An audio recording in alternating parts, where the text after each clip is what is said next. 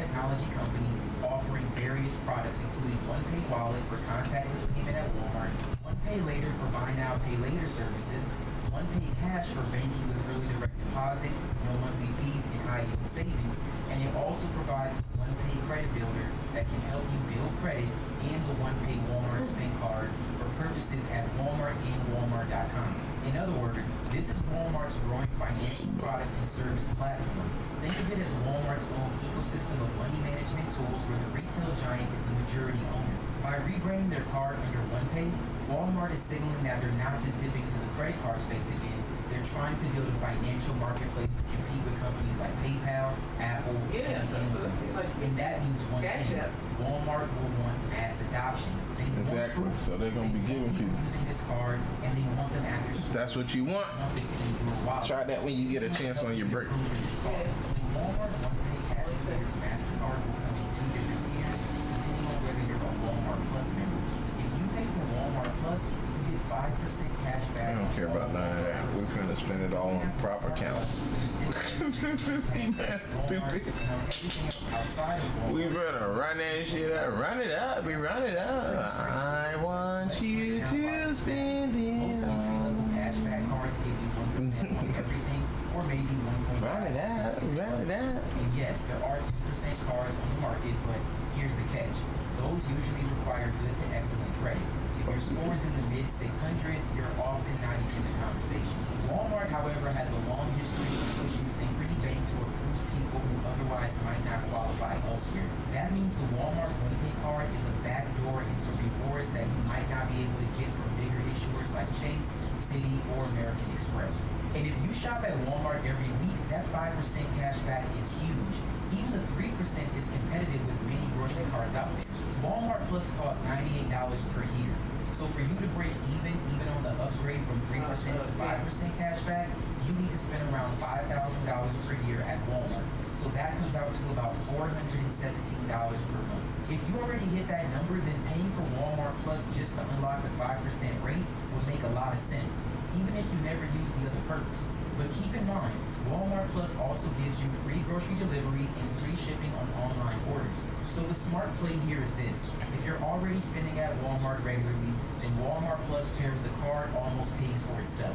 The sign-up bonus isn't going to blow your mind. If you spend at least $75 in the first 30 days, then you'll get $35 back. That's not a massive bonus compared to other premium cards on the market. But remember, this card isn't really aimed at... One thing I like from Walmart is their fishing gear. It's built for people that want to gear.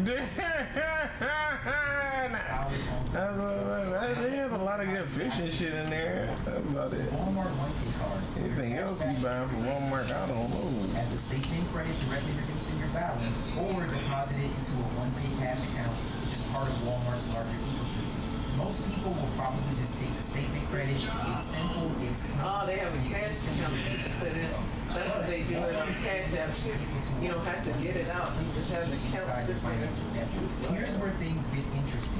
When you apply for the Walmart OnePay credit card, it's a soft pull, like most other Synchrony cards. Synchrony Bank first considers you for the full rewards MasterCard. And that hard pull, soft pull shit is not a big deal, bro. It's really not. Unless your account's already down, unless your credit score's already down, it don't make a difference. That shit only is like 2-3 points, even if it do bring your credit score down. Yeah, but if you're doing a plus number, It's only one. It doesn't accumulate. This is very similar to how cards have always worked. For people with low credit, it's not ideal, but it's better than denial. And more importantly, it can help you start building or rebuilding your credit. Based on past Walmart approvals, here's a general rule of thumb. 700 and up, you're almost guaranteed to get the full MasterCard. 650 and up, you're very likely to get approved for the MasterCard. If you're 600 to 650, you're in the gray area. It could go either way. You might get the MasterCard or the limited spend card. Below 600, your odds drop, but it's still possible that you'll get the Walmart only card. Personally, I was pre-approved for an $8,000 limit. Now, does that mean that everyone is going to get the same $8,000? Well, nobody cares what you got, you faggot ass nigga. Personal card with a $20,000 limit currently, which is also backed by Synchrony Bank, and of course, niggas be thinking they tough shit when they got the little credit limit. Niggas think they done came up. I do is one thing wrong, and you're gonna bring it down. Oh, we goddamn, Bree. All you do, you talk about me being negative. Shut the fuck up. Goddamn. All this nigga do is come up with some shit this thing. Shut the fuck up. Nobody give a damn where you been. This nigga here, boy. Blackie.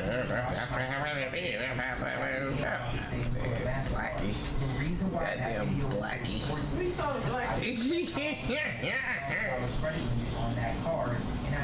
This motherfucker Blackies, bro. About a 12-month time frame. Now the cool thing about Synchrony, they can basically That's what happened to me back in 07, 2023. That's what happened to me. They took my house and they sound like one of them black. Look at a black ass nigga. That's what happened to me back in 07. So again, highly recommend that you watch. They took everything. They came and they took my land and that's what they documented my credit limits and I created a strategy. Again, I believe that They took all my land and they took the share. I was a sharecropper first, if you're and already they took my land. this card is obviously a no-brainer. I was a sharecropper and they took all my land. Card that rewards you for it.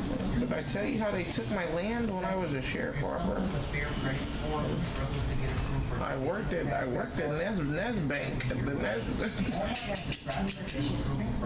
I worked at Nest Capital. Of course, no card is perfect, so let's look at the drawbacks. I worked at the Nest Capital Bank. 1.5% rate outside of Walmart is okay, but not usual. And if you fall into the Walmart spin card tier, you're locked into Walmart purchases only and you don't earn any rewards. That last one I think is the biggest frustration for many people. If your score is borderline, you need to be prepared for the possibility that you won't get the full MasterCard and instead you'll be stuck with a glorified store card. Here's how I believe that you can make this card work best for you. If you're already a heavy Walmart shopper, get the Walmart Plus card to unlock the 5% rate. The math makes sense. If you spend more than $417 per month, then essentially you're getting Walmart Plus for free. You want to use the card for all Walmart purchases, including groceries and online orders. For non-Walmart spending, decide whether 1.5% is worth it. If you already have a 2% card, use that instead. If not, this card can serve you as an everyday card until you qualify for something stronger. Redeem your rewards as statement credit to help keep your balance low and to help with your credit utilization.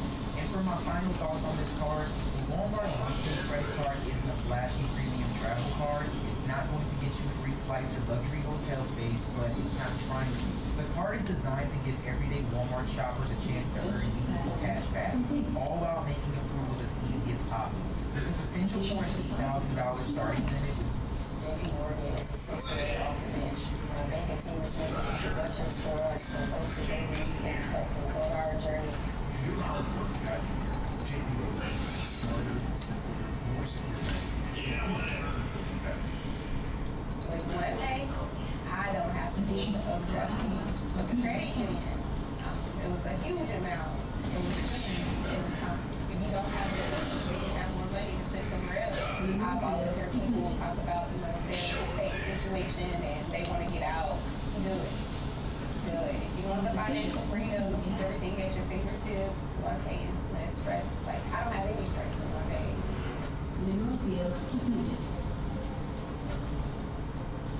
Oh, it did something did go through. competitive rewards To at take Walmart. profit It's from a card that fits a $116 real need in the market. So It if did you're go to the rebuilding capital or you're one. starting from scratch, just That was old. your Walmart spending. That's a One card 2009. could be a surprisingly strong That was addition. That would have been that last card, the one that we just lost. Remember, I'm at $100 one now. That should have been the 200 Yeah, one. but that's why when we try to go get it next time, we wouldn't take it because you already got the 260. Cash rewards card. Credit with unlimited cash back. Now, if you want to get started, you can click on here, and then it's going to take you to the application pop-up. With this application pop-up, you can see if you qualify. You'll easily just click on that button, and then you'll enter your information. After you enter your name, you'll be asked to enter your phone number. Once you enter your number, you'll receive a code. Now, I got the code. My information is right here. It's showing showing my email and my home address. That's going to be the first option. You'll want to enter that in, or it might auto-populate if you already have some information on one page. Now, this information will be blurred out, but it's going to have your date of birth, it's going to ask for your social, and it's going to ask for your annual income. You'll want to enter that information, and once that's entered, you will see if you pre-qualify. Again, it may pull either TransUnion or Equifax. The first time I tried this, I had my reports frozen, and then I received a letter like a couple days later, and it told me, hey, you couldn't qualify because we couldn't access either Equifax or TransUnion. Now, you could unlock one and freeze the other. For me, I unlocked both, and when I went back to do the application again, I pre-qualified for $8,000. And once you enter all that information, you can see if you pre-qualify for this card. If you were pre-qualified, please drop that in the comments below. I want to know what everyone else is pre-qualified for. That does help other people. You can also leave data points so others will know kind of what they need to have in order to qualify for a certain limit. Or if you got the store card, you know, all that is good information, and I would love if you can share that with one another. I want to thank you guys so much for watching this video. If you enjoy this content, please let me know in the comments below. I'd be more than happy to start making more videos on credit cards with guaranteed limits. It's been a while since I've done a video like that, but a lot of you have been saving bank cards, so if you're familiar with something like that, you know that pre-qualification is very normal for these types of cards. And again, I can always make a list of more options for you towards the end of this year. Once again, thank you so much for watching this video, and you guys have a wonderful day.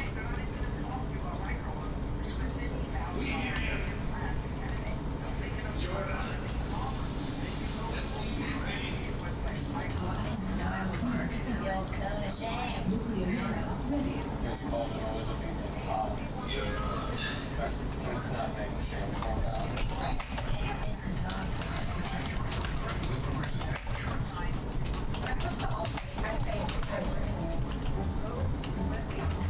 My old insurance company raised my rate, so I started looking around. Also made it really easy to switch, and I was able to get better coverage and a better price. SBA loan is one of the most popular types of loans for small businesses, and a good reason, because SBA loans typically offer low interest rates, long payment terms, and various loan programs to fit almost any small business. Now, I'll be upfront. Getting an SBA loan isn't hard. There are requirements and steps that must be met before you can be approved for one. If you want a sneak peek into the SBA loan process and a better chance of approval, this video is for you. Stay tuned.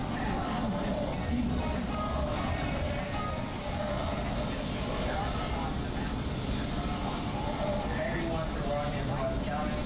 We help you save on taxes and increase your wealth. Okay, so we already know that SBA loans tend to offer low interest rates, longer payment terms, and various loan programs. But here's something else I want you to know.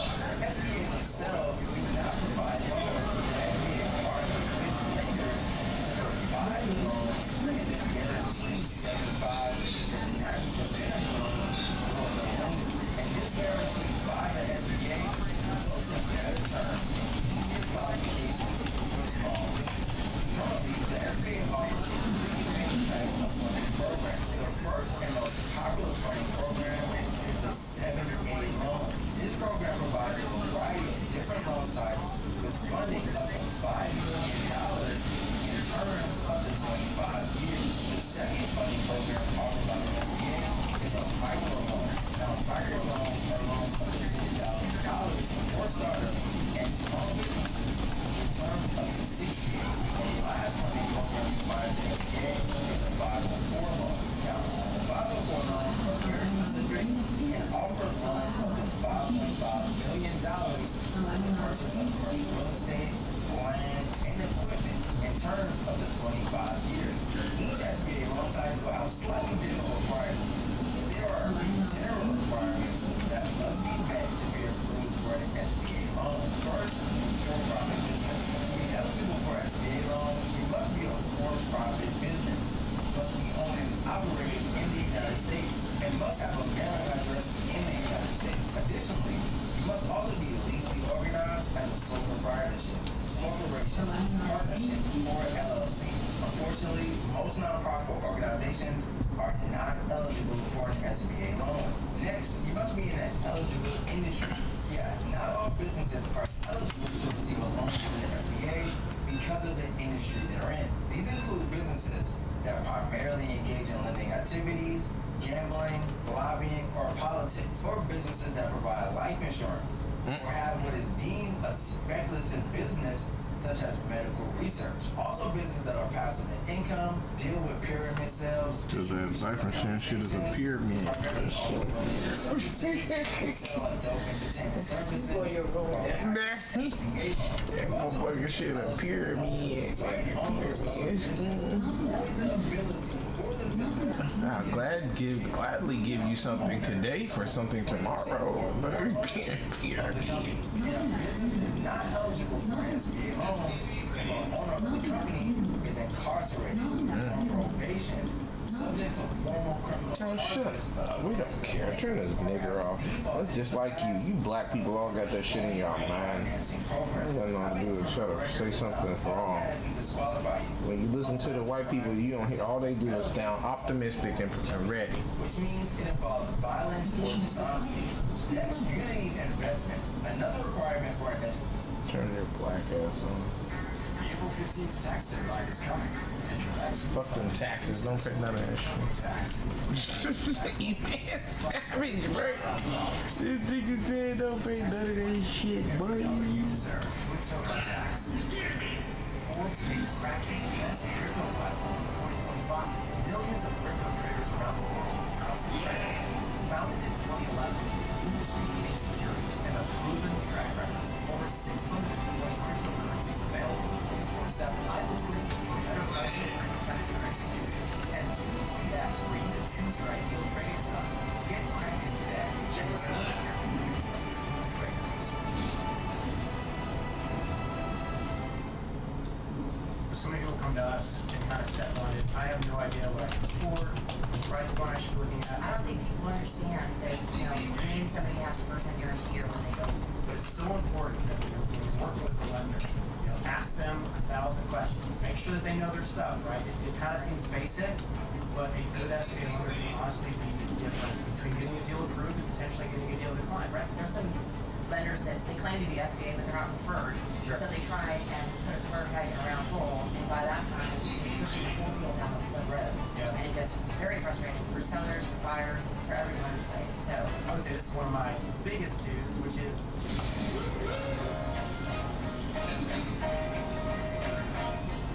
welcome to SBA University. I've got another guest professor, Audrey Wendell from T-Bank, a fellow longtime SBA lender. Audrey, thanks for coming on the podcast. So I asked a very specific task of you, which was to put together kind of your top 5 dues of people that are looking to buy a business and obviously looking to get an SBA loan. I put my list of 5 together, put your list of 5 together. I thought we could compare, kind of throw out each one, and then we can obviously discuss. So as the guest professor, feel free to kick us off with your first due. absolutely. Number 1 for me is get pre-qualified. To get pre-qualified, you typically get your personal financial statements, get some background information on you, and discuss what you're going to be looking at, what kind of businesses you're interested in. Sometimes that is going to require a 10% injection, which we usually see with SBA financing. So we want to make sure, do you have the funds? Do you have the liquidity? Do you have a partner? How are you going to manage that?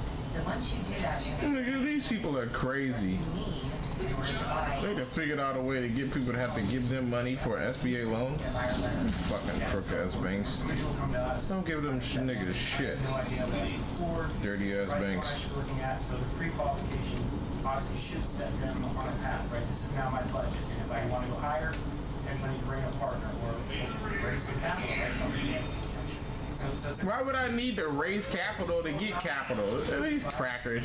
This is why y'all have to stay away from white people. lender that is not only a preferred lender, but is an expert, right? And I like to think individuals like us, this is what we do. If niggas had that, they wouldn't need that, dummy. Loan program, we're we're up to date. They mad. They just don't want niggas to get no paper, bro. Bank's own credit policies and preferences. Knowing that they fractional reserve lend anyway and don't have to have any capital on hand themselves, but then have the nerve to have to they go in these motherfucker. Good SBA lender. Dirty ass crackers. Between getting a deal approved. That's why when God come back, they all going as a hellfire. Information. God damn, you gonna sit around there and tell somebody what they need to have when you don't yourself have to have that. Does the banks have to have any of that on hand? Come on, bro. Make it make sense, bro. Dirty ass cracker. Yeah, there's some lenders that they claim to be SBA, but they're not preferred. So they try and So what? Does it matter? Now they want a gangbang, huh? They're not, but they're not preferred. What is the fucking point of the preferred? You're not doing anything better, nigga. You come on, bro. Nobody give a damn. Run me my jewels. Run me my jewels. And working with a lender that's not really comfortable with the process. Nah, man. Nobody cares what these niggas are comfortable with, bro. You shouldn't be a lender if you ain't. Man, what the hell? So that's my Losing deals. This isn't a deal, nigga. That's none of your I would business. say it's cash flow. Understand your cash flow. What does your cash flow look like? Zero. Do you understand what seller discretionary earnings is? No. What does that mean to your bottom line? Nothing. You want to get paid. This is going to throw off enough income for you to not change your lifestyle and to be able to. Don't worry about my lifestyle. None of your business. So, people don't necessarily understand that STE sometimes can get misconstrued. So just make sure you have a good understanding of how it works. Nobody cares. You need before just be able to make the payments and also be able to maintain your lifestyle. Yeah, super. I mean, it's the 7A loan is a cash flow loan program. If it doesn't cash flow, it doesn't work. And you're obviously taking on a loan to buy this business. You have to make sure that we have enough money to pay back the loan. But then, like you mentioned, pay yourself, right? You've got living expenses. And so No it's shit, cash brother. flow. And again, kind of go back to my last thing, right? We're an experienced lender who can help kind of sift through the financials with you and try to get you the most accurate picture possible of the cash flow. All right, my next, you have, again, have your financials in order, right? Your personal financial situation is going to be put under a microscope. So make sure, it's as simple as free credit report, making sure there's nothing on there that you need to know about. Clean that stuff up. There's no way to clean it up. Why do they always say that? Clean it up how? Approval. How are you gonna clean it up? This isn't a dirty dishes, nigga. Get yourself from an assets and a liability standpoint. You want to make sure that you put yourself in obviously a Dirty ass. And that's what I'm saying. Y'all still hang around them filthy fucking crackers. Right? Don't want to buy something in cash and drain potentially your liquidity. That's what a lender's going to look at. Don't worry about my liquidity, nigga. Down. Don't worry about my liquidity. You sound like a market maker. Don't worry about my fucking liquidity, nigga. Suck my So dick. making sure that you have your financial situation in order is super. I would also say, going back to your credit report, I always have everybody run their own credit first. Any buyers who come to me, I say run your own credit. Don't have a bunch of banks running your credit because that's going to affect your credit score. But it also isn't like, say buyers say, right, find something, I'll kind of get something, but they can get ahead of, right, before we'll pull the credit report. So I talk about that a lot, and then revolving availability. That also is good. You have to have a good understanding. I noticed that your revolving availability is so low. What's going on? Might be a one-time situation where they ran everything through their credit card and kind of pay it off. Just discussion points. Yeah, and that credit card debt, even though, to you might not seem like a problem, but it's high interest rate debt. We've got maxed out credit cards, and it comes to a character thing, right? Are you responsible for spending your money? And so little things like that, you get that stuff cleaned up. Again, it's all about Yeah, how you gonna clean it up? Niggas ain't got no paper. That's why we running it up. Slick ass crackers, bro. They so slick. Like, this shit is a fucking ruse.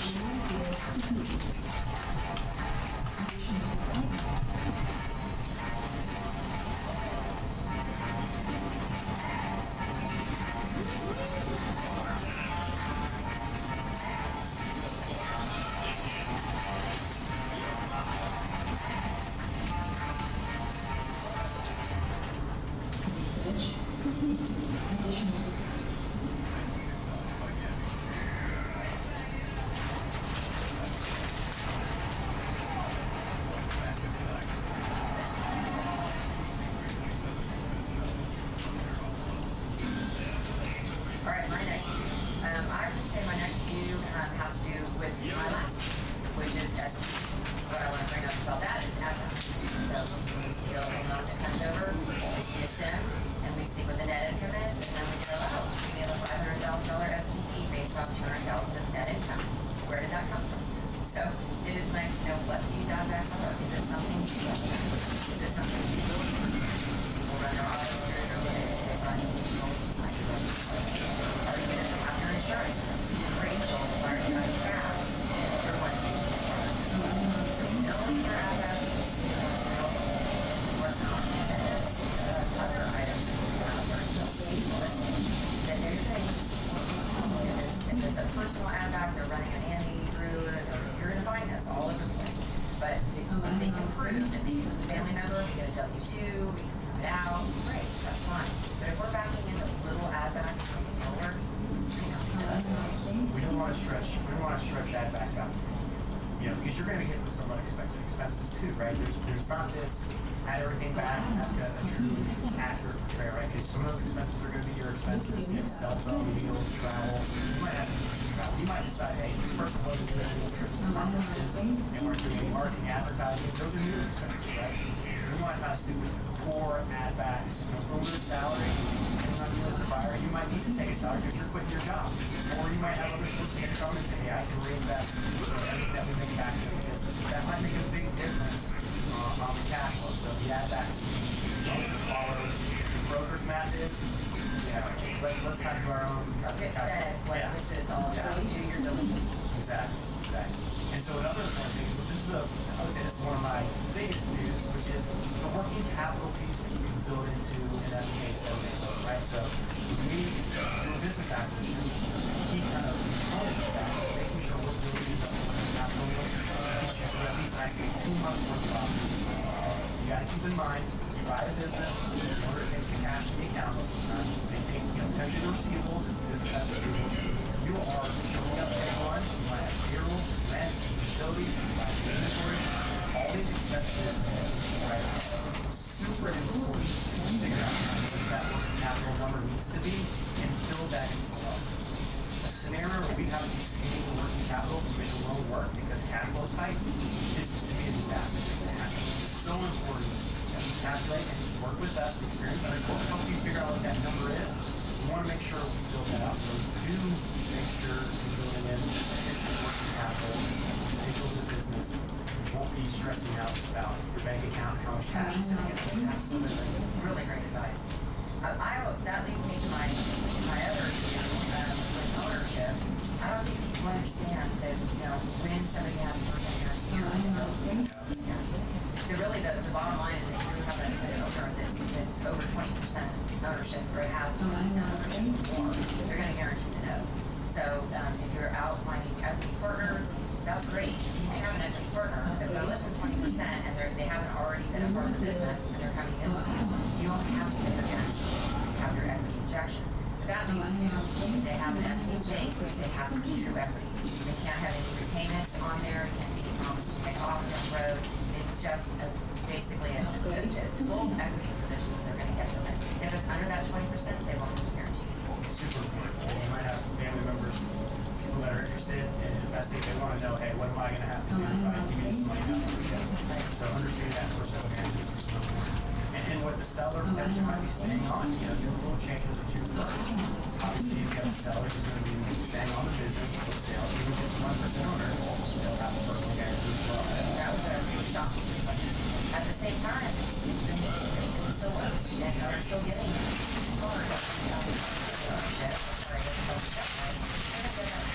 So they might want to know that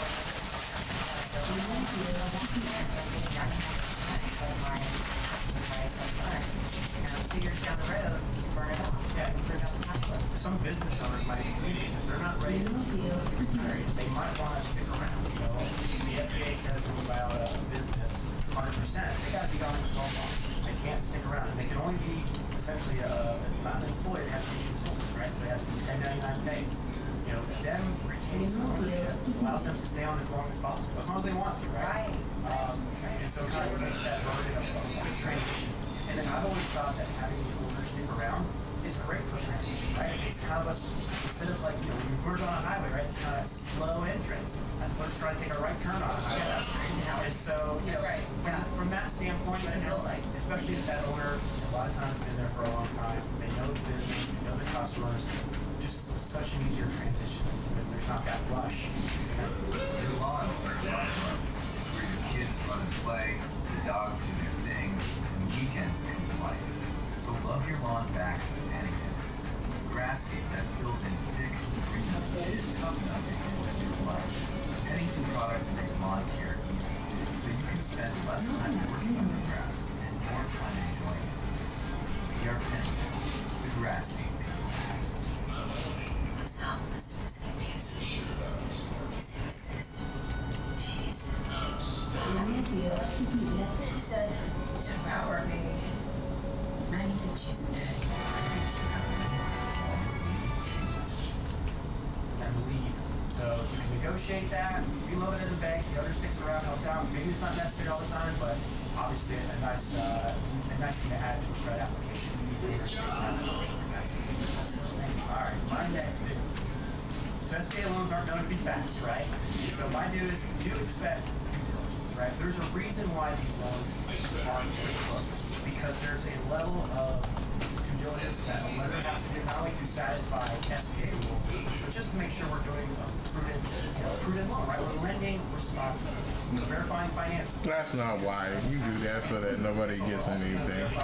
They such a liar, bro. Right? We're gonna order a business valuation. That can take a couple weeks. We want to make sure you're offering fair price for that business. We're gonna make sure that there's no UCC liens against the business you're rated by. We make sure all that stuff is clear. If they have a line of credit, if they have some outstanding loans, those things need to be cleared up before or at closing.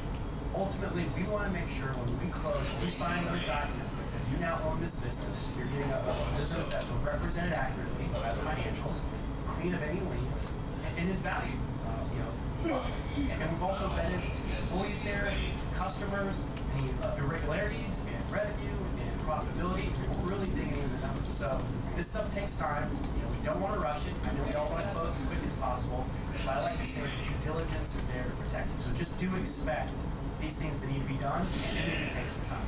Well, and it's interesting because everyone wants that magic number. Yeah. How long will it be from today? Okay, well, what happens between today and the next time I talk to you is I could have asked you for 2 documents, and it took you a week and a half to get it to me.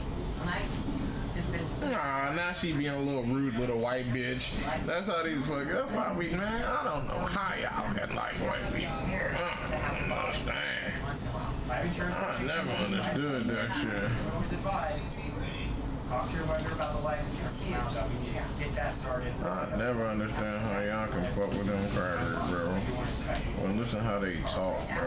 Look how they conduct themselves. And you niggas are gonna be like, oh yeah, that's all great, yeah, they white people. They're all right with me. Bro, listen how they think. They talk like they God. They talk like this shit is the, in the beginning it belonged to them.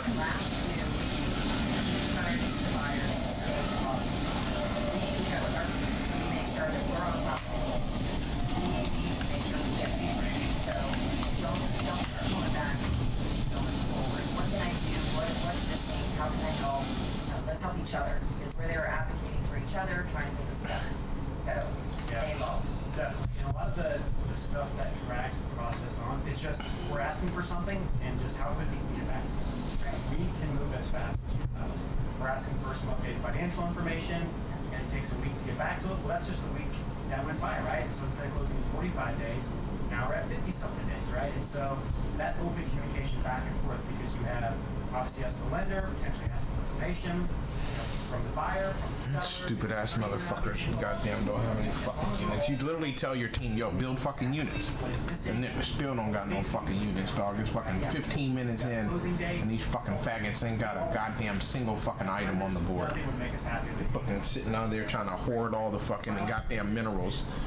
Make sure that you know the transition plan, right? So come up with a transition plan. We'll want to review it. Kind of understand what the seller's role is going to be post-close. Do you want them to stick around? A lot of times you're going to want to put something in writing that says, hey, stick around for 3, 6 months, 9 months. Depending on the complexity of the business, maybe you want them to stick around for the full 12 months that the SBA allows. You might negotiate some compensation. What does that mean from an hourly or a fixed income standpoint? Obviously, I want to know what the management team is in place there. Just really get a good sense of how that business is going to operate once you take over. It's super important. Understanding the employees, understanding the employee's role. Is there a key employee? potentially want them to have some sort of employment agreement. I mean, those are things that not only are going to help you be successful, but the bank potentially is going to want to see as well. You've got that long-time manager who's been at the company 15 years. See if you can lock that person into an employment agreement, right? We're going to love that, and you're going to want that. Worst case scenario, your key employee leaves 2 weeks after you take over the business and potentially goes and wants to do their own thing, right? And so these are the little bits of due diligence. Why would someone ever allow you to lock them into anything? Plan that we want to see. These crackers talking about Of that as well. So super important. I love the key employees locked in 12 to 24 months. That gives you a little bit of relief knowing that, okay, things are going to stay status quo, at least with the key. Yes. We don't want to go in there and disrupt. We want to go ahead and make sure things process as usual. Yep, absolutely. So great dudes. Those were 10 incredible dudes. I think we're going to come back with some don'ts, but Bitch, the whole thing you kept saying was don'ts. Thanks for having me. until next time, class dismissed. Kraken is the easiest way to start exploring crypto. Sign up in minutes with no complicated steps and zero stress. Just a few tabs and you're ready to go. Trade your way with access to over 400 coins. And when you're ready, withdrawing funds is just as easy. Hi guys, my name is Sarah. I'm doing the Apple one. And I'm making this for TJ. But TJ's not here.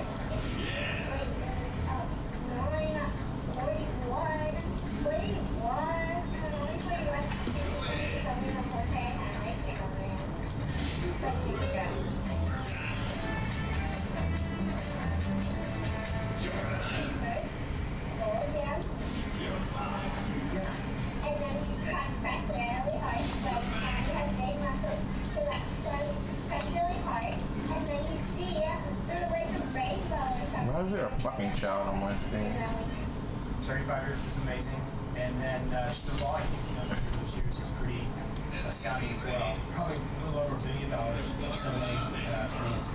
You got to be careful about stretching the ad backs to make a deal cash flow. I always say year to date they can kill a deal. Again, the key is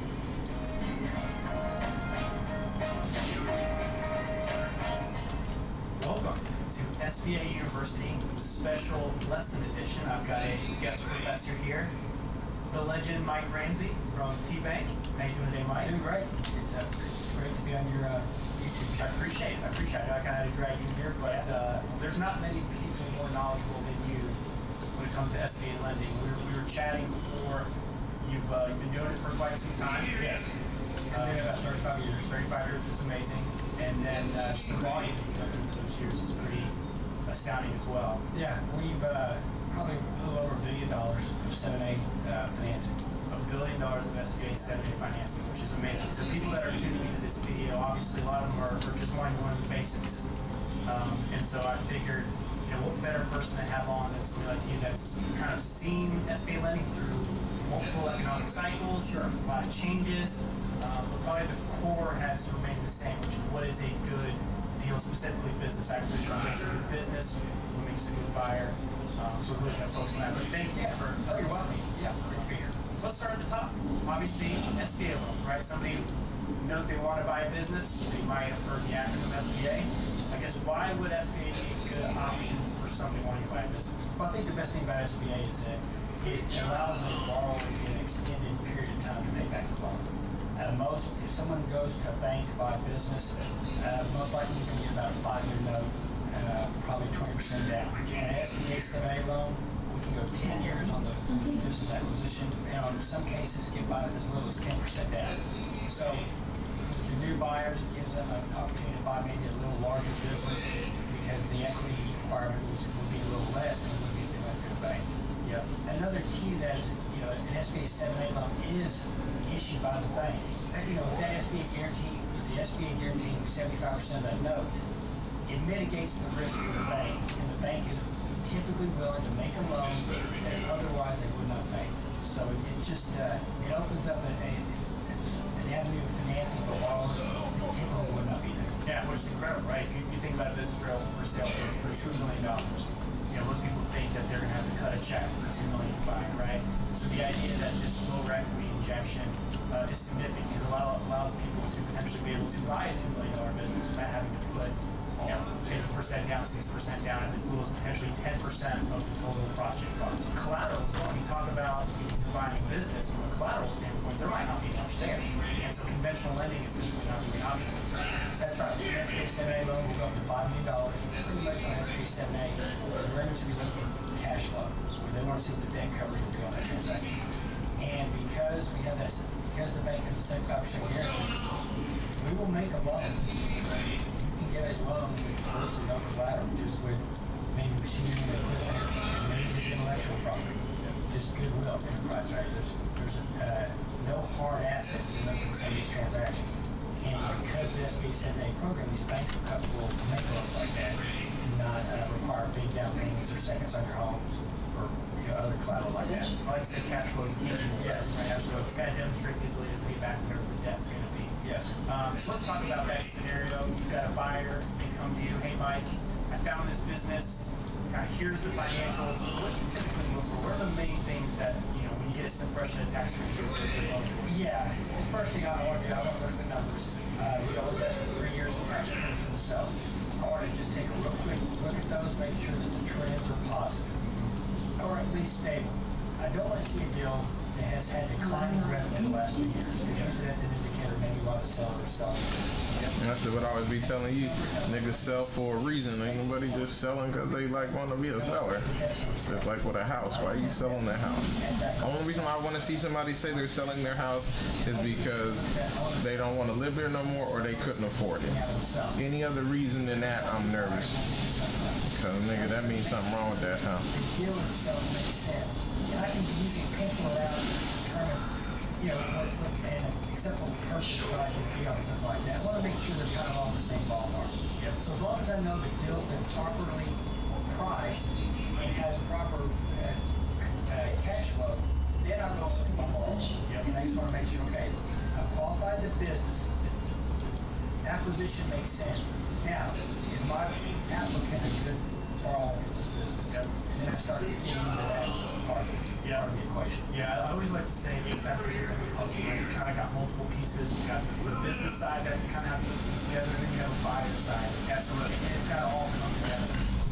As far as business financials, how far back do you typically like to look? We look at 3 years. We concentrate mostly on the most recent 2, and it's easy to say the most recent years was the most weight.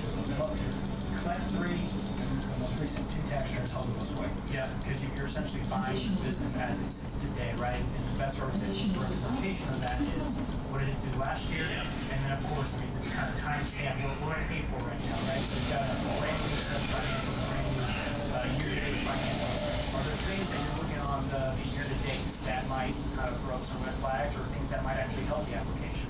Well, I always say year-to-dates can kill a deal, because sometimes they'll really show a big drop in revenue, which might be an indicator that things are not going as we'd like to see.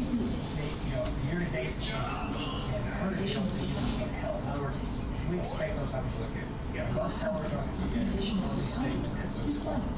So we focus on those, make sure they haven't bumped up cost, lower cost goods sold.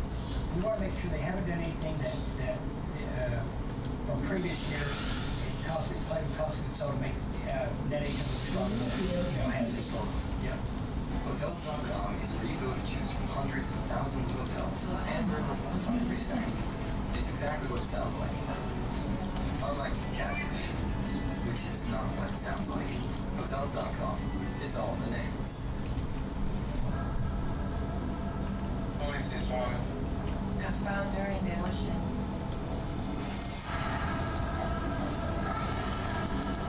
In Miami.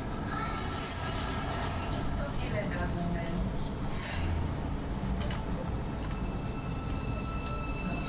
Put on some music, will ya? Almost the entire family was killed. What about the daughter? She was one of the victims. She might have seen something. You know how many cartels operate in South Florida? I need a new identity. Why? 12 men killed my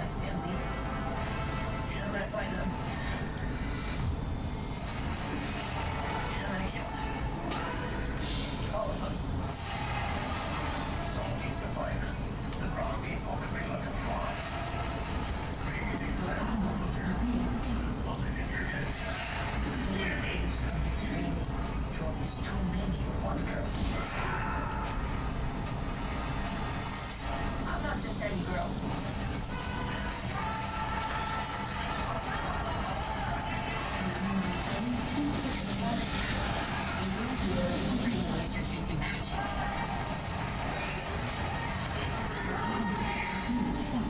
Everything has a price.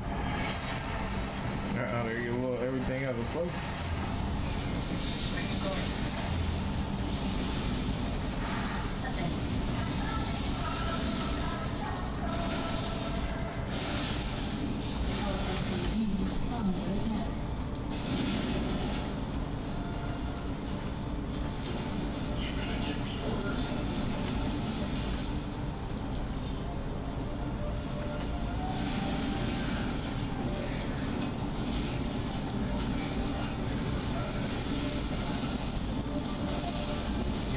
Outside of obviously revenue, basic add backs, are there other things that you might look on a tax return, just maybe pull out some numbers that potentially could change the deal from a positive or negative standpoint? You know, I always like to look at employee wages, and I do a lot of retail deals on gasoline convenience stores. We look at those deals, and we like the deals that have a large corporate overhead, maybe multi-unit operators. They have a pretty heavy staff, which eats up a lot of the SG&A expenses. If they've had a heavy salary, a lot of times we have buyers that are mom and pop operators can go in there and operate that store with a lower wage multiple. So that's, we can look at that deal and say, okay, you've operated stores in the past $100,000 worth of wages. This store has 200. We can maybe add back some wages. At the same time, I've looked at other deals where the seller has been, he shows profit, but his wages are nothing because he's been paying people on the side in cash. And we have to go back in and contribute a high salary, customary salaries to that deal, and it doesn't cash flow anymore. So we kind of try to get the full picture on it, but every deal's a little different, every industry's a little different. And that's really important. As the lender, you're trying to protect the buyer as well, right? We're doing due diligence to make sure that they're getting an accurate picture of what that cash flow is going to be.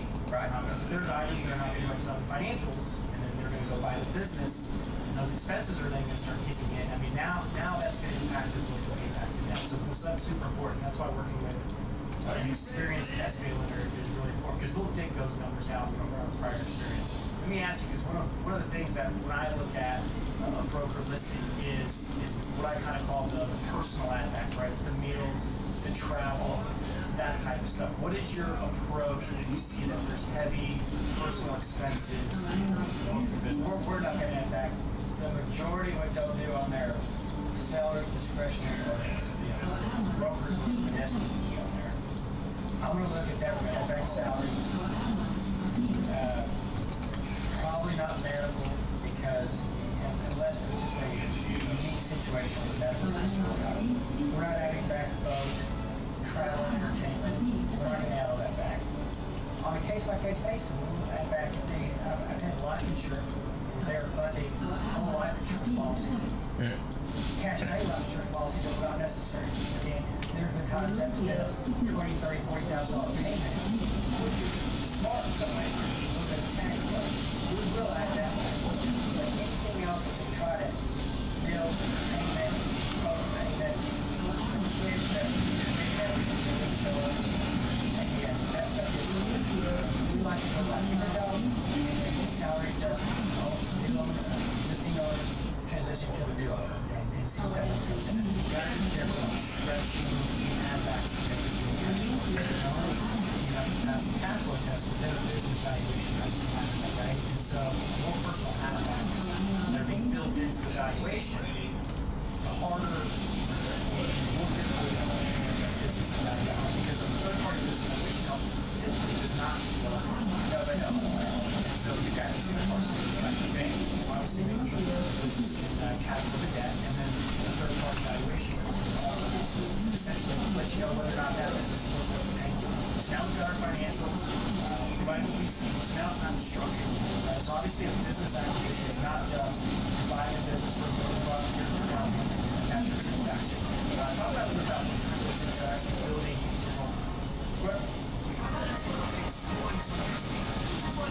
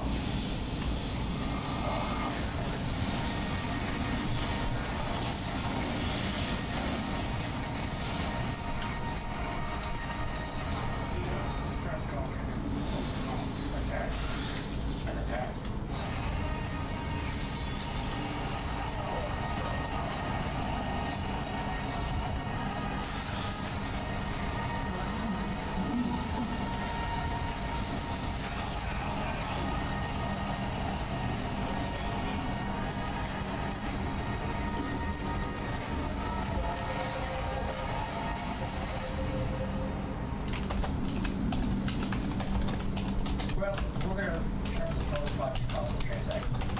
Depending on the industry, we want to be able to capture the cash cycle and the working capital needs. Because the last thing we want to do is have someone take over a business and they open up, the transition happens, and they're short of cash. Or an unexpected something happens, and the power goes out, and closes, or something like that. We want to make sure that we need cash to address normal operations, plus if somebody comes out, they can handle. So we're going to look at the acquisition cost, factor in working capital, all closing costs. We're going to take that number that's total project cost, and the maximum we'll advance on that is 90%. And if it's like I was saying earlier, if it's a business only deal, only the operating company, 10-year note. If there's real estate involved, preferably if there's 50% or more real estate, you get a 25-year note. But the maximum advance is 90%.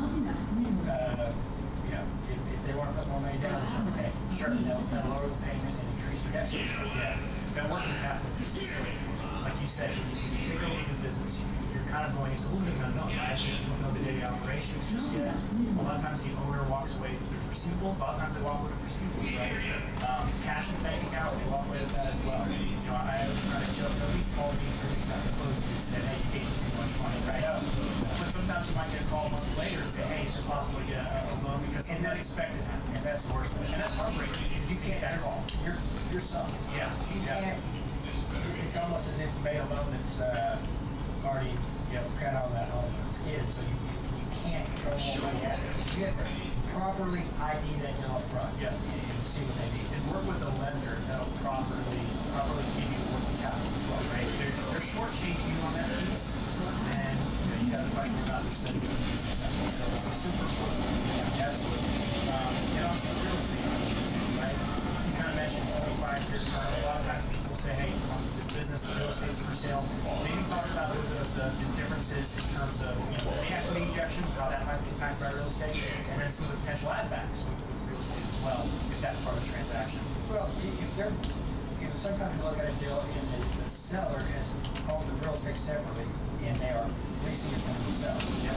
That's great. You analyze that transaction, you're going to add back that rent expense that the operating company's been paying. Yep.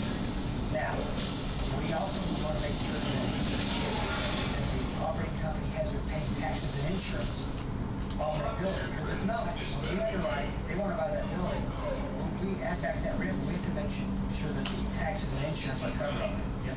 And in today's environment, especially Texas and all through the South, hazard insurance on commercial property has doubled in the last 4 or 5 years. And that's a very important component to capture, because like you said, we don't want to put someone in a deal. We're not just a transaction. We want customers.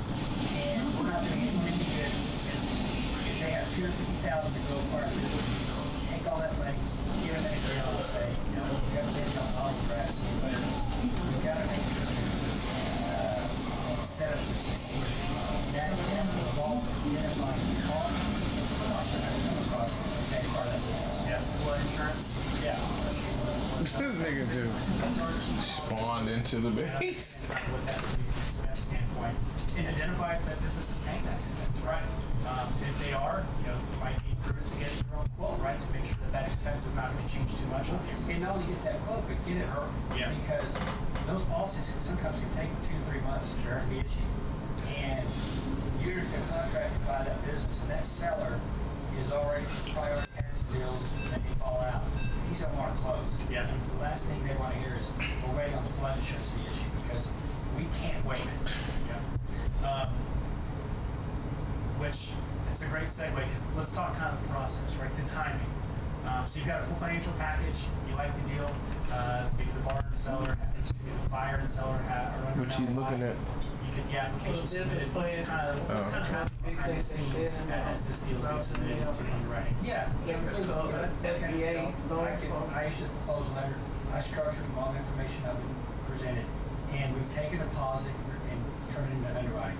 Our underwriters take anywhere from Equifax, Experian, LexisNexis, and when they see discrepancies, it throws fraud alerts in their systems. So what causes these discrepancies? Well, what you put on the application doesn't match everywhere else your business is listed. I hear some influencers say, forget convenient packaged foods, grow your own. So I tried it. Seller are under an LOI. You get the application submitted. What's kind of happening behind the scenes as this deal is being submitted into underwriting? Yeah, typically when I look at a deal, I issue a proposal letter. I structure from all the information I've presented, and we take a deposit and turn it into underwriting. Our underwriters take anywhere from, I'd say, 8 to 12 business days, depending on the workload, to get the transaction, the loan underwritten and presented to committee. Yep. Everybody's on a very tight timeline. We want to get deals in and out the door as quickly as possible. So we'd like to have a decision in 2 weeks, and then it goes to, upon approval, then it goes to loan closing. That process right there can take anywhere from 4 to 6 weeks on average. Yep. Now, you can expedite the process. If you're comfortable that the loan, you'll be approved, we can pre-order appraisals, environmental report, if there's real estate involved. We can pre-order the real estate appraisal, the environmental reports. If it's just a business, we can pre-order the business valuation. There's things we can do to make the process go as quickly as possible. Yep. But I would say, if you have a very motivated buyer and seller, you can get in and out the door in about 6 weeks. Yep. But there's just things happen. UCC filings come up with prior. That's a UCC 1, UCC 2. That's the person first in line. Tax transcripts, and that's our job. We handle all that. Right here, be talking about that shit, that UCC shit. 6 to 8 weeks from start to finish is a pretty good goal, and I think we achieve that on most deals. Yeah, and it's super important, kind of going back to being an experienced SBA lender, is understanding what a full package is, right? The more complete package you submit to underwriting, the less items that'll have to go back and forth, the less questions go back and forth. I think it's really cool that at T-Bank, the underwriter actually gets on the phone with the bar, right? Yes. The buyer. And I think think that's an awesome kind of relationship that can form, and questions can be answered straight from the buyer, right? They can kind of explain why they're interested in this business, why their experience obviously is gonna make it so that they're gonna be successful with this new venture, and that can help speed the process up, because instead of having to email back and forth 10 times, get clarification on questions, it just keeps the process moving. But setting proper expectations as well, right? One of our jobs at the beginning is to kind of give that timeline and let them know, hey, it could be 60 days, or in some unforeseen things, it could be 90 days. Sometimes, if it's real estate, there's some environmental issues. I mean, it could be, until that gets fixed. Or construction, 3 or 4 months, depending on how far along they are with their plans and specs and permitting and things like that. But yes. Mike, I couldn't let you read here. You're actually the master of a very specific type of transaction, and that is C-stores, so convenience stores, gas station companies. Nobody probably has done more than you have. Well, there is somebody, maybe one or two, right? Since you have done that transaction so many times, anybody that might be interested in a convenience store, gas station type deal, what are kind of main things that you advise them to look for as they're kind of on their search? Yeah, if you're looking for a gasoline convenience store, first thing I do is just make sure that one of the big boys is about to come to the market. Quick Trips, racetracks, quick ways. Some of your big regional firms are, especially in Texas, are all coming here. There's still a lot of available product from mom and pop. When I say mom and pop, those people that own 5 or less units. Yep. There's a lot of opportunity for them to still acquire good stores and make a very good living. But first thing you want to do is just make sure that there's not one of the big players coming in the immediate area. The unique thing about convenience stores, if anyone knows security, it's me, which is why I like Triple Five Wireless, a phone plan that has industry-leading security, so I can give a damn about the name without worrying about anything else. Triple Five Wireless. Switch to them. Come back anytime, unless you're drunk.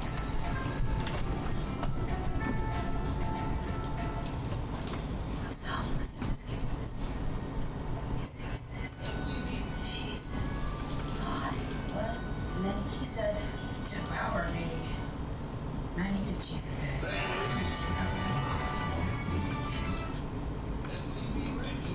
if you're gonna buy it, you better run it. Yep. There's a lot of handling of cash. Even though we're going, moving towards a cashless society, the convenience store industry is still a lot of cash and a lot of shrinkage. Lots of product going out the back door. So when you buy a convenience store, you better be on site every day.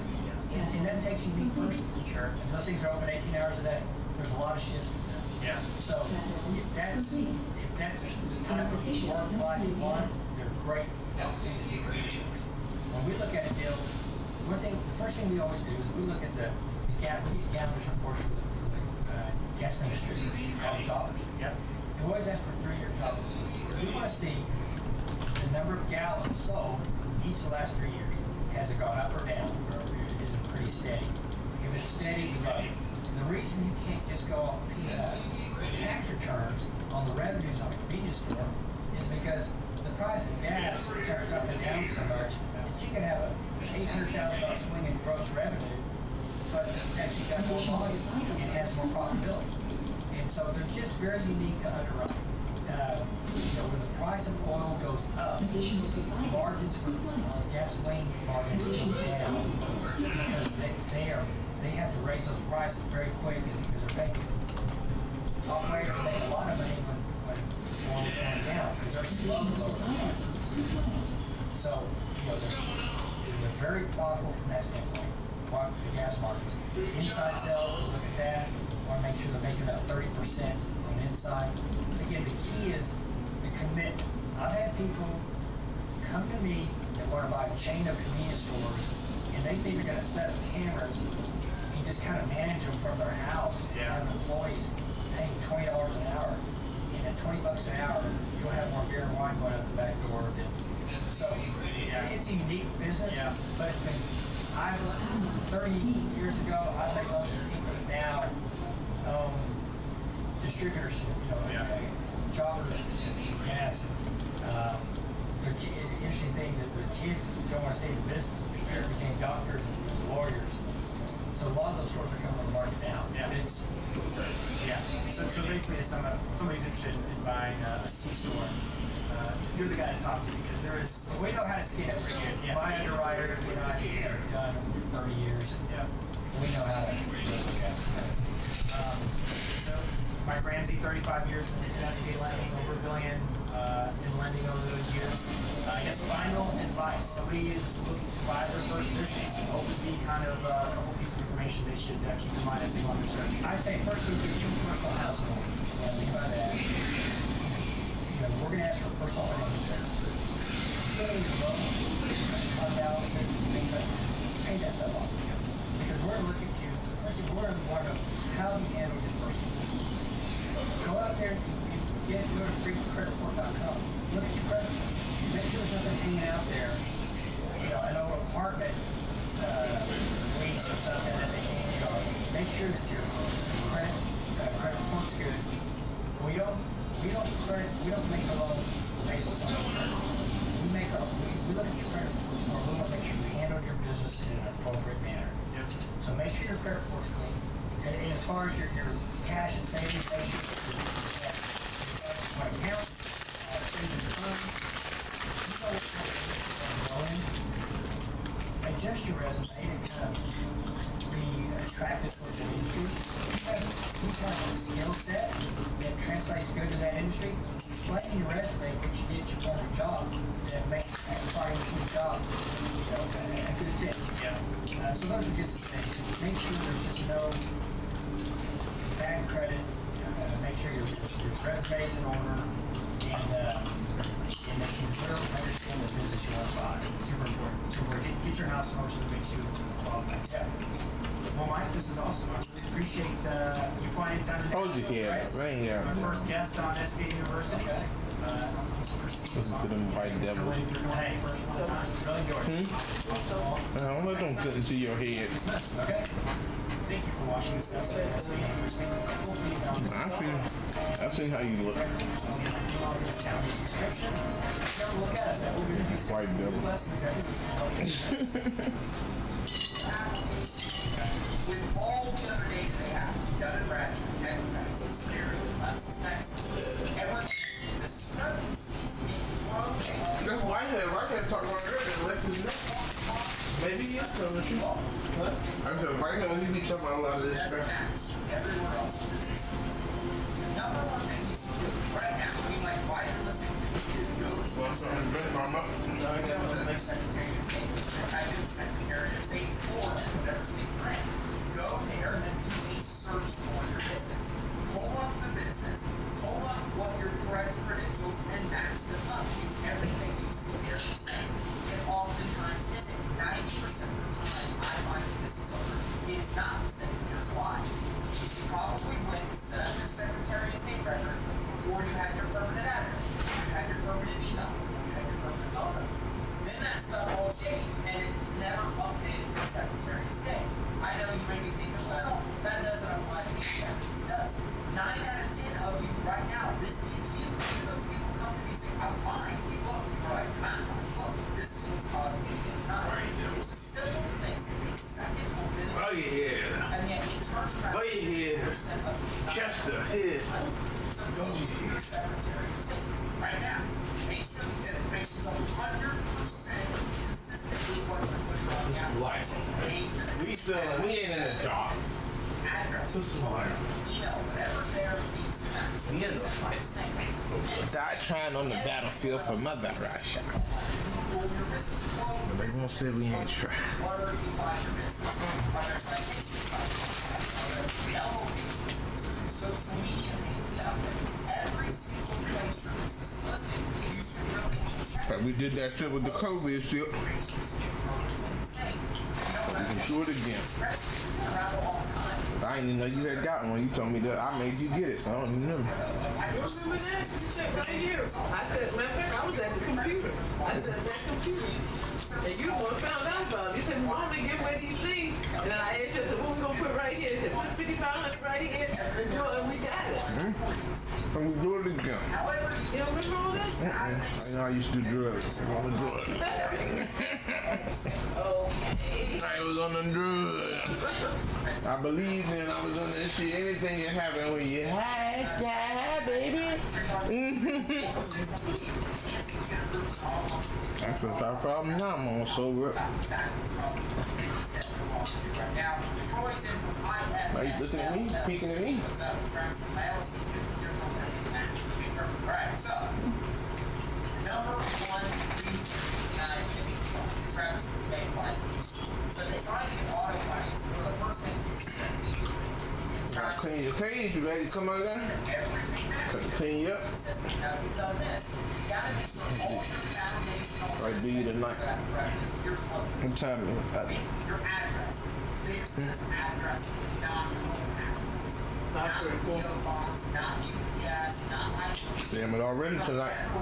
I was gonna do something. Somewhere around. No, that's supposed to look, it's like the days are real long. Because it's not the sun ain't going down at 7 something, then 7:34 something. Yeah, we got it went around the earth, the moon, and sun again. That's why time moves slow in now, though. I mean, fast during January, February. Because we're moving in that elliptical orbit, so it moves quicker. And now it's moving slower, it slows back down.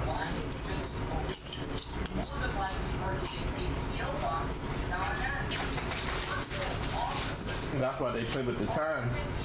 You do that daylight saving time shit.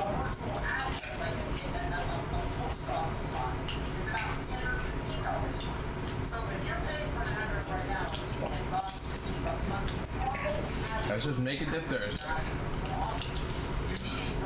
We'll deal with the next phase.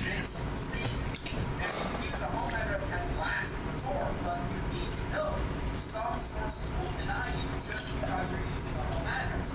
Walmart will never approve you for a corporate credit card with a home address. They won't do it. Amazon will. Walmart won't. That is the way this works. It's if your credibility. What happened to the Amazon? I mean, the Walmart thing, we checked that out yet? And that's why you think you're okay. You get approval. Did you write it down, Reese? Oh, okay. I don't remember the name no more. I don't remember Reese. Something that was this way.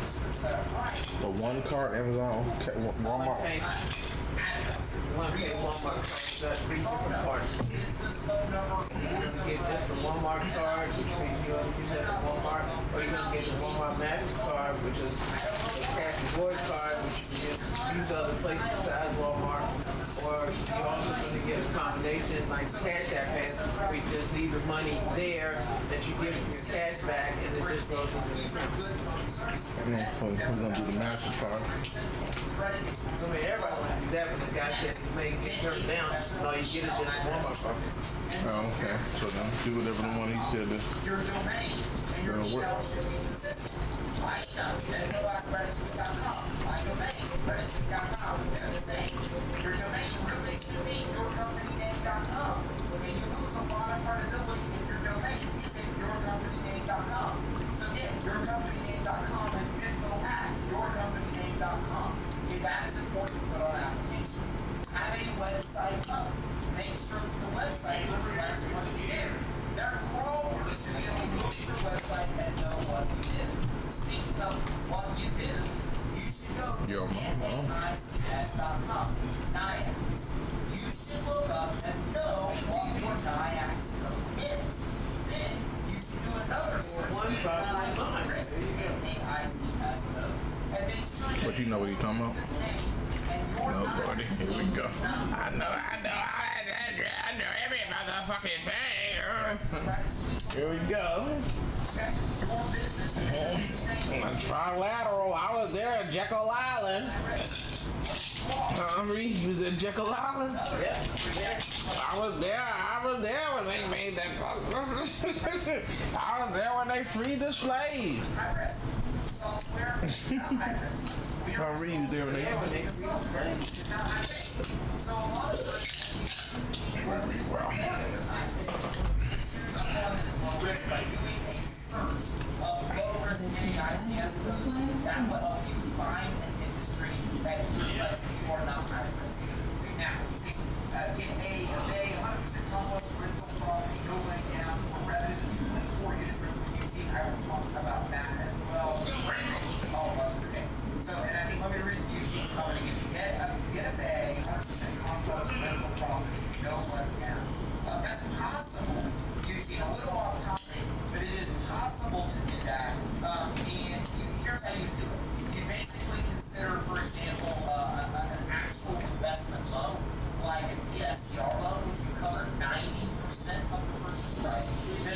you can get from a seller held note or another kind of financing like credit line hybrid. Credit line hybrid to cover the 100% down, and a type of financing like DSCR to get the other 90%. That's a waiting to okay, so foundation. Right now we've got an address for a business, a real business address. We've got a real business phone number. Okay, we want to get that phone number listed on 411 in any directories we can. We want to make sure that anybody looking online can find our phone number. So directories, 411, great places to list them. Now we have a website set up. Flexible. We have a professional email address. The next step, you've got to make sure you have an entity set up, preferably an LLC or a corporation. You need an EIN. You can't build business credit without a guarantee, without an EIN. So you got to have that EIN number set up. Now, two extra steps you should take. Have a business bank account set up. Not a personal bank account, a business bank account. Super simple, easy to do. $25, $50 deposits all it takes to have a business bank account. This is something you will hear. But it's, I advise that I work by helping 50,000 business owners through this process. You should get a license for your business. Even though it's not required, get a license. And when you apply, submit the license to the application. But I'm going to teach you about starter vendors today that will give you $2,500 credit lines just because you have a license. So get a business license. How do you get one? Go to your county. If you go to Google and type in your county, then I'm in Hillsborough County in downtown Tampa. So if I type in Hillsborough County business license, then it will pull up a license I can get in my county. It's usually $50, $70, and it shows the state of Florida and my county that I'm a real operating business. If you're filing state taxes anyways, they already know that. But this is a way to solidify your business as legitimate, and that business license goes a long way to helping you start getting improvements. Now you're set. You have a strong foundation. Now, heed my warning. If you ignore any of what I just told you, what you did, you're going to get denied. You're not going to get denied all the time. You're going to get denied more times than you should.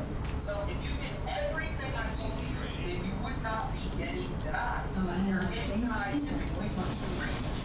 You don't have enough accounts on your business credit report to get the credit you're applying for, or you did not follow my formula for foundation. Those two things account for 99% of your credit card accounts. And remember, the topic today is not building business credit, it's building business credit fast. If you want to build it fast, you have to stop denials.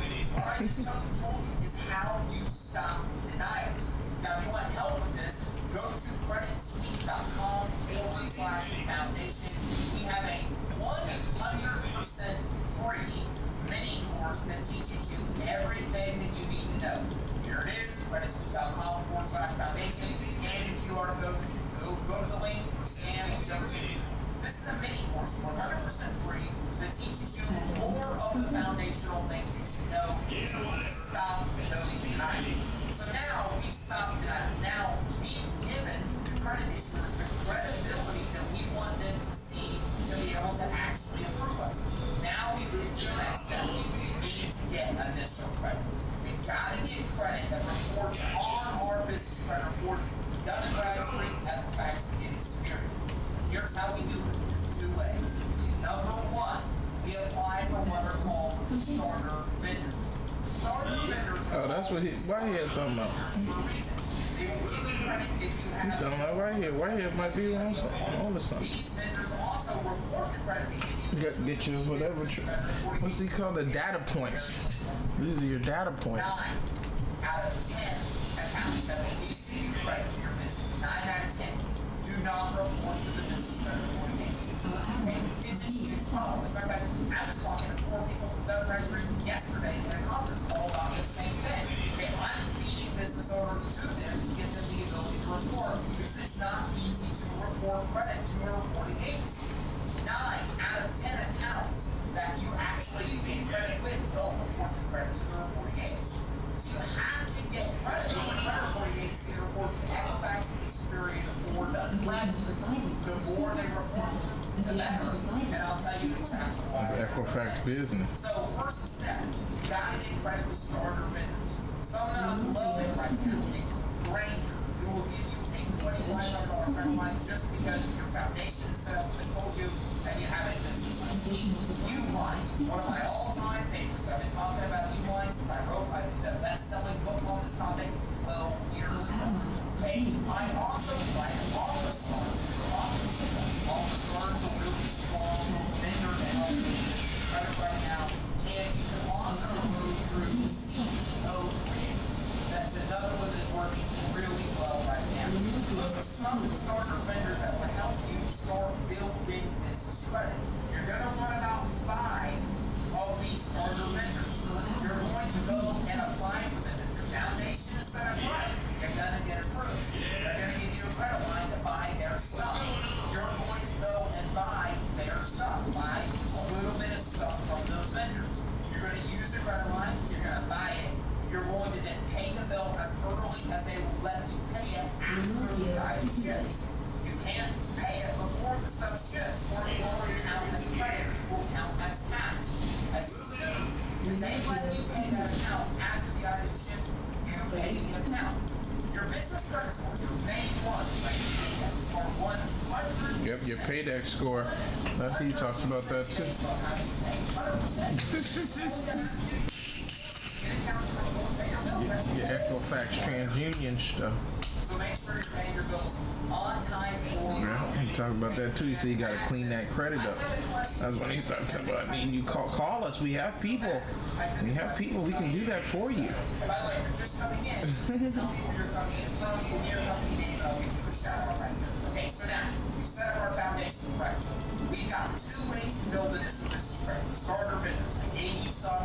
If you want more, go to creditsuite.com/EIN or scan this QR code. I might save him. That's something like that. He's giving you the play. It sounds. Oh, it's Credit Suite. Didn't we have something to talk about Credit Suite? Yeah. I thought I seen that man before. Now, Credit Line Hybrid is a program where you can actually get credit lines even as a brand new startup business. You can get $50, $100, $150,000 in credit lines for your business using this program. Now, Credit Line Hybrid is different than starter vendors, really a couple of ways. First of all, they give you high limit, real usable credit lines you can get right now, even as a startup. You can get $50, $100, $150,000 in financing, 0% rates, no doubt. Works for brand new businesses, okay? But here is the thing to keep in mind. The thing to keep in mind is that it requires good personal credit in order to actually get approved. So for Credit Line Hybrid, you need to have good credit to get approved. For starter vendors, your credit doesn't matter. There's no guarantee. There's no credit check. So you have 2 paths to go. The better, faster path, the fastest way to build this credit is using Credit Line Hybrid. Then it may not work for you. You might not have good credit. You might not have a signer or a guarantor who's willing to sign the hazard. And in that case, go to starter vendors. If you can't get Credit Line Hybrid, go to starter vendors. I've given you 2 paths to build your initial business credit profile and start. Oh, one other thing I forgot to mention. As part of setting up your foundation, you also need to have a DUNS number set up with Dun & Bradstreet. Dun & Bradstreet will not create a credit profile unless you actually have a DUNS number. This sound like what we used to be on in the beginning. Remember that? We tried to do all this. That's what I was saying. To build initial credit on your actual business. Remember, getting credit, using credit, paying the bill on time early, that is the key. Now again, going back to here to have that question initially, I think it was answer. I think it was let me go back to the answer. I'll answer this question. Travis, remember, I'm about to tell you the second reason you might not be able to get auto financing. The second problem you're going to get to. The first problem, Travis, you got to make sure that foundational stuff is set up. You got your DUNS number. You got to make sure that stuff is set up. Exactly as I said, that's probably what's causing the denial. The second reason I'm going to go through in a minute. And Eric's saying, I already have a business credit credit unit. Would that allow me to get more funding from other vendors? My business is automotive repair technology. Eric, thank you for asking that question. So here is what I will tell you. Eric, it depends on if the credit card reports to a business credit report agency.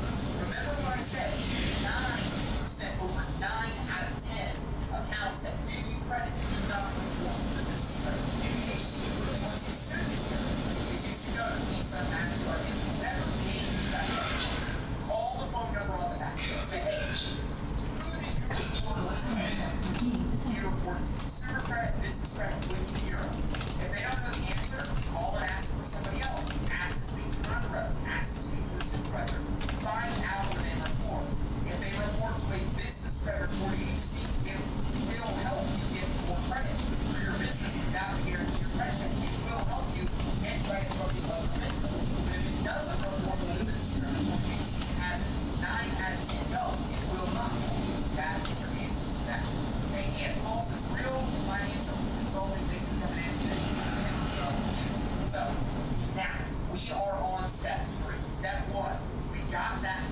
should build where we are credible. Step 2, we've got additional accounts on our business credit reports. We've got 5. Remember, as part of the foundation, we got our DUNS number. Because in order for Dun & Bradstreet to create a credit profile for us, we need 2 things. 1, a DUNS number. 2, 3 accounts reporting to Dun & Bradstreet.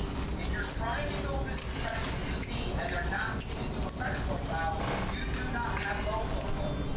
You might have one, you don't have the other. 3 accounts reporting to DB and a DUNS number. You gotta have both to build that initial credit profile with scoring with Dun & Bradstreet. Now, Equifax and Experian will set up the credit profile before we have one account. So when you're getting your starter vendors, try to get at least 3 accounts report to D&D. 1 that reports to Experian Commercial, 1 that reports to Equifax Small Business. You gotta make sure they're reporting to Equifax for Experian Business Hero, right? Not the consumer. So if we've done this, now we've got 5 accounts on our business credit reports. We've got credit with D&B, credit with Experian, credit with Equifax. Now we move on to the next step of the business credit process, which is to start getting like real usable credit with vendors. Some of this will be at terms, at 30.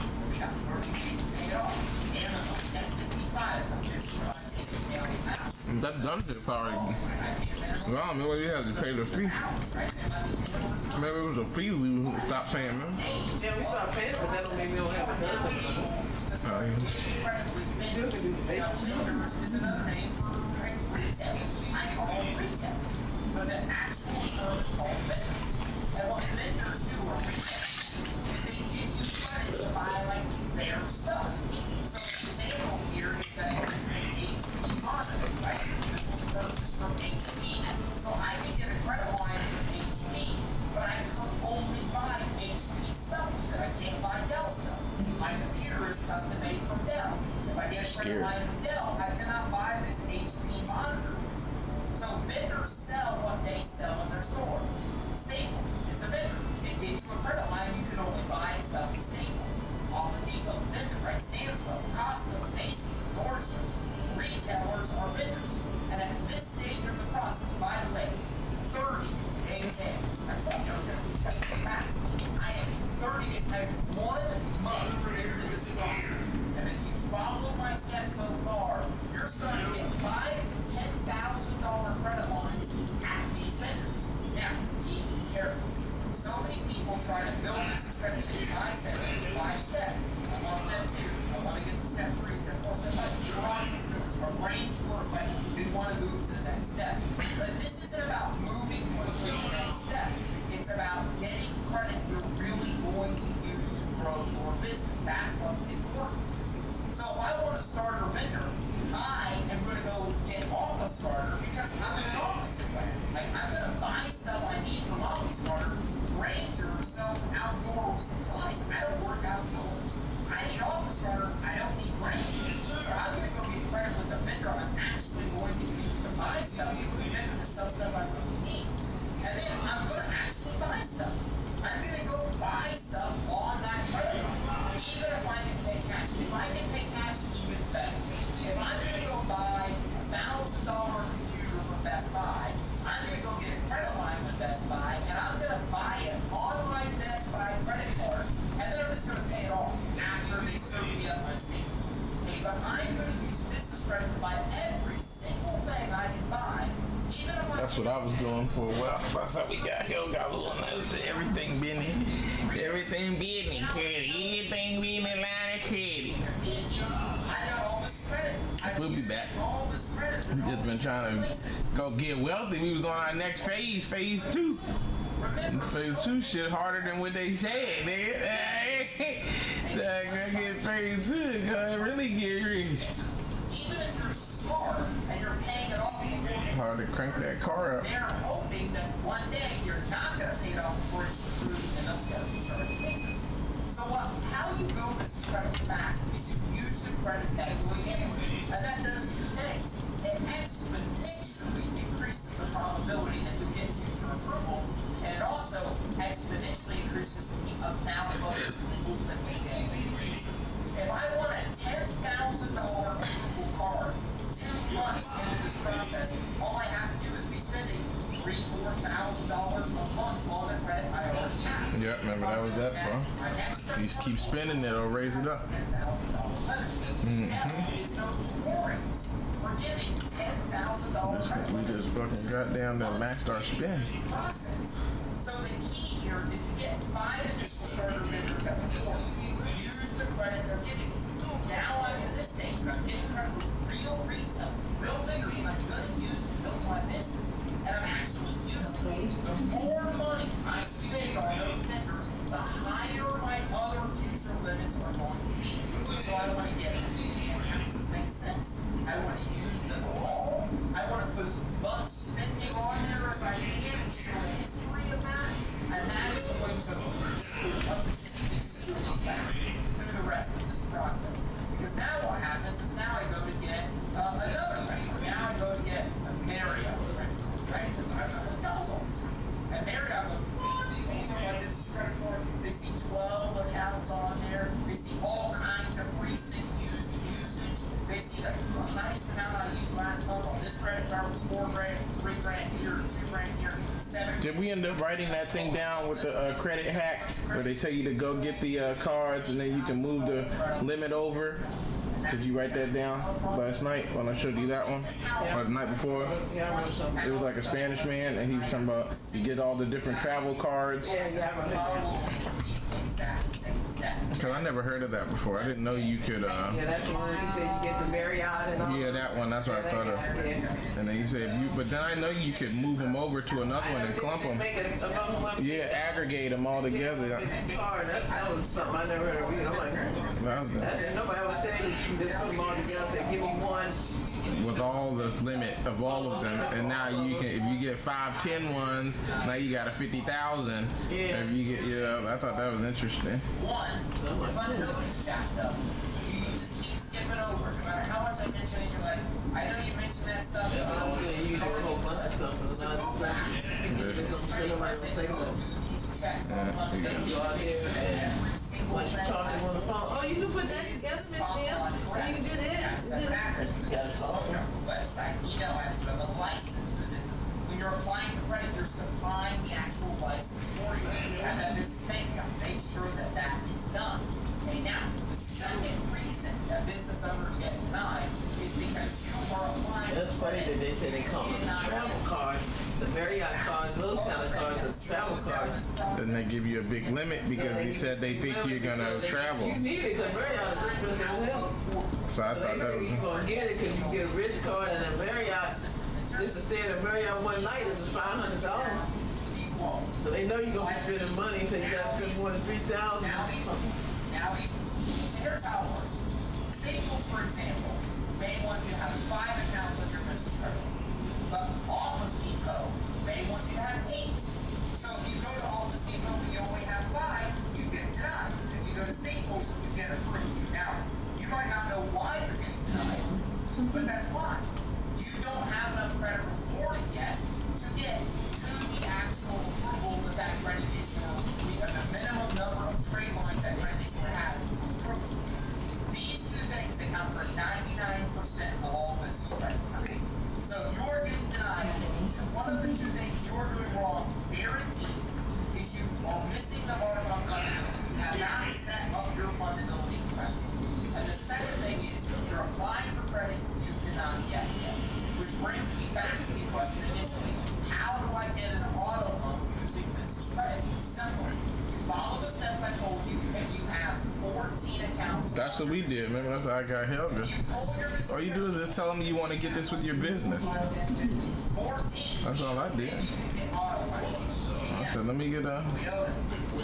I want this on my business now. I don't want to buy this as an individual. And he said, okay, sure. Nigga, them niggas was fucking 300 that day. Yeah. And I said, no, what about my down payment? I didn't charge you that. I said, oh, that dude. I'm thinking shit. When I was on my belt, I'm a businessman. Like Whitehead said, you're a businessman, you're a businesswoman. Now the bill on my business shit then. Stop getting credit, right? But you can get to the final tier of business credit building Our clients get their. I was on my business shit then. That's when I fucking shit couldn't tell me nothing. Only gonna take years because you probably. I got fucking platinum card, business platinums. I fucking had every damn fucking American Express. I even had the limited edition rose gold. The rose, I don't even hear them even talk about that. They thought they stopped that. I rose gold back, bro. I had all them jumps. I even had the damn American Express motherfucking Amazon card. I had every damn card, bro. I was doing another thing, boy. I was gonna fucking hit that bitch. I just fucking. It's just when you try to go to that next level, start to get to you when you try to go to the next level.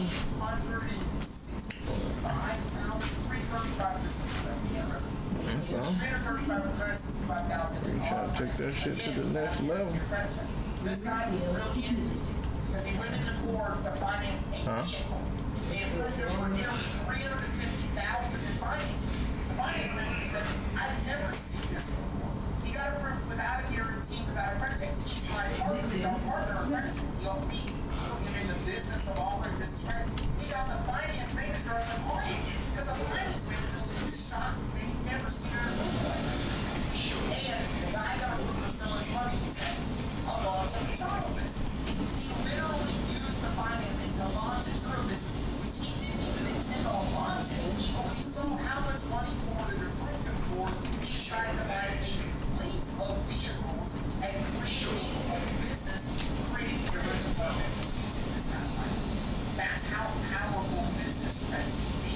We've got clients with individual credit lines of $300,000 from vendors that use the most. We've got credit cards at places like Best Buy and other major retailers that are $50,000 limits. And to get to all of those places, all you have to do is every single thing I say. If you follow my steps and my tips, like use the credit you're given, and get credit that actually reports. If you follow the steps and advice I've given you, then you will make it to the end of this process. Maybe not as fast as our clients do in 4 to 6 months, but you'll make it to way faster than if you're trying to do this without this advice. By the way, I'm trying to self-promote. The best self-promote is credit. Here's how long I've been in this game. I'm going to build my grandfather all kinds of crazy terms from the people that are in the industry now. And I can tell you this, that if you want experts to help you, it's way faster to do this and everything else on the road. So if credit school can help you along the way, let us know. We've got a free finance assessment where we'll actually walk you through and give you individualized, personalized advice on how to actually build business credit so you can get even faster results. So if you want business, if you want it, we'll tell you what's wrong with it. We'll do a lender check and tell you what's wrong. We'll give you tips and tactics to build your business credit. We'll even qualify you for financing on the assessment call. Other kinds of funding approvals are like, I didn't even go to get a loan pass. Tips on building business credit and that long $50,000 credit. That happens on the finance assessment. It's 100% free. You can check it out right here by scanning the QR code or on the website. That is it. Those are the exact steps to take to build business credit fast for your company. If you missed any part of this, go back and watch it from the beginning on YouTube, on LinkedIn, on Facebook, on whatever platform you're actually going to get into. I want to make sure that I got everybody's questions answered here. Okay, so Michael Woods is saying, change EIN good or not? Okay, it depends on what your problem is. So, I think you're probably trying to make out me. But I don't know exactly what you're asking about because again, do you change your EIN? There's no reason to ever change your EIN. Once you set it up, you probably want to leave it. Maybe set up a new business. If you mess up your age, that's why he's saying that. Learn that too. So there you have it. Look, credit school, we help you improve your fundability, build business credit and financing. So if we can help you along the way, look us up, creditsuite.com. We are here to help. Don't forget, creditsuite.com, touch console, our team will give you tips and tactics that are personalized to you and your business to help you as well. You can get those at creditsuite.com/console. Did you get value? If you got value from this, punch the like button, punch the subscribe button, and I will see you next time to talk about more cool ways to get It's between the US and China is investing big.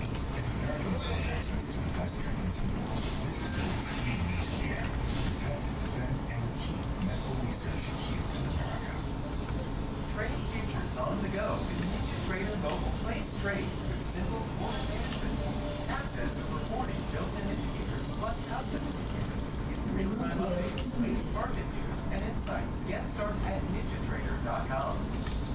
Welcome back. We have a really good one for you today.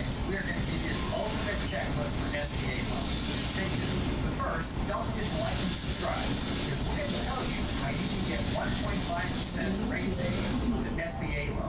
You're listening to Financial Sense, Arizona's financial podcast that gives you insights that you can only get from a friend in the business. Recorded and brought to you by National Bank of Arizona, the bank of the community. Hello, I'm Brent Cannon. I'm the Director of Community Banking President here at National Bank of Arizona. Thank you so much for joining us today. Today we have Kelly Stutzman joining us from our Camelback branch. She is a business banking specialist. Kelly, welcome. Thank you. Happy to be here. Great to have you. Kelly, are you a professional podcaster or influencer? We're just two bankers, and we're here to give people insights that you can get from having friends in the business. Does that sound like a good plan? Sounds like a good plan. Let's get right into it. Talk us through what the process is to obtain an SBA. So the process is going to start with You have to be with a contract, right before you have to deliver on one. You need money immediately. Small business loans and funding options for working capital and cash to operate your business successfully. Then comes the late night Googling. How do I get a small business loan? With bad credit, no credit, or no credit. That's funding options. No credit financing. Can I still get funded? Come on, y'all. We've all been there.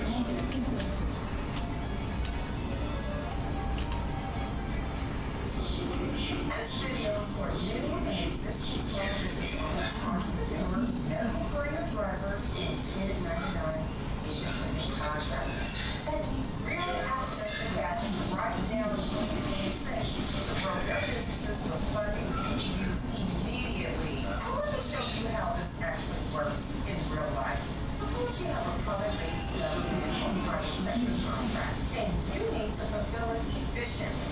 On January 1st, using paper or PO, you place an order with a supplier like Ranger, which gives you a net 30 terms. You need products and supplies like GPS for couriers and drivers' fleet, PPE, equipment like printers, balance, machinery, office tools like computers, scanners, payroll system outsourced to your preferred provider. So on January 11th, the government receives the products and you submit your invoice.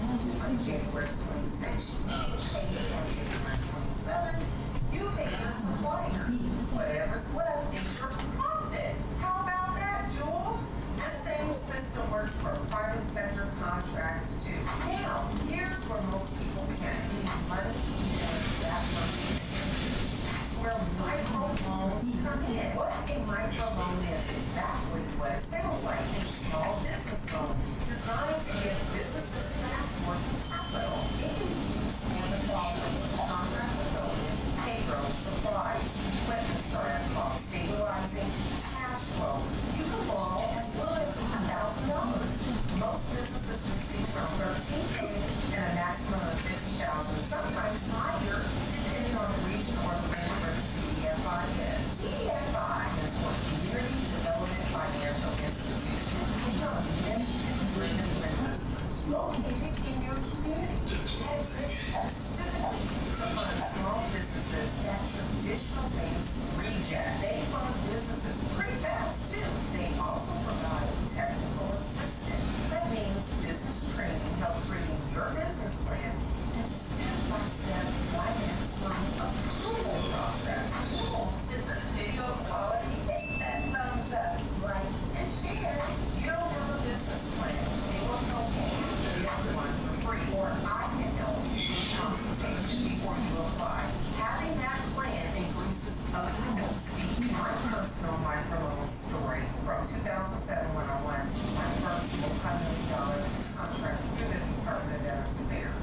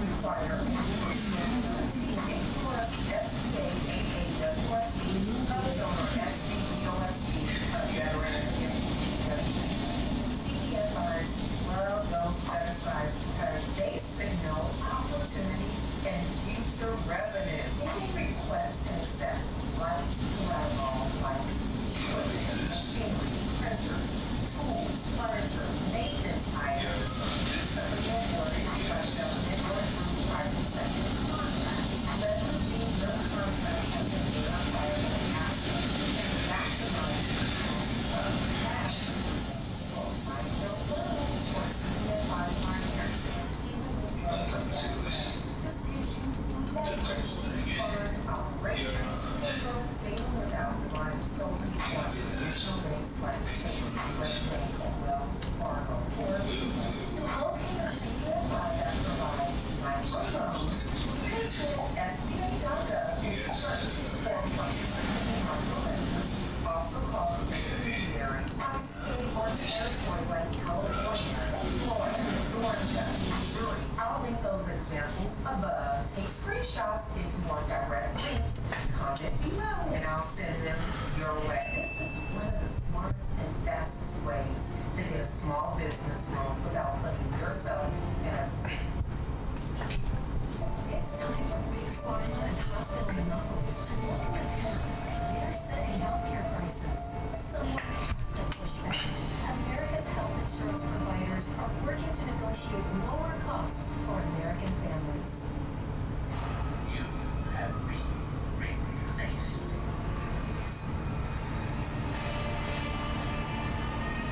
I must enforce them full safety.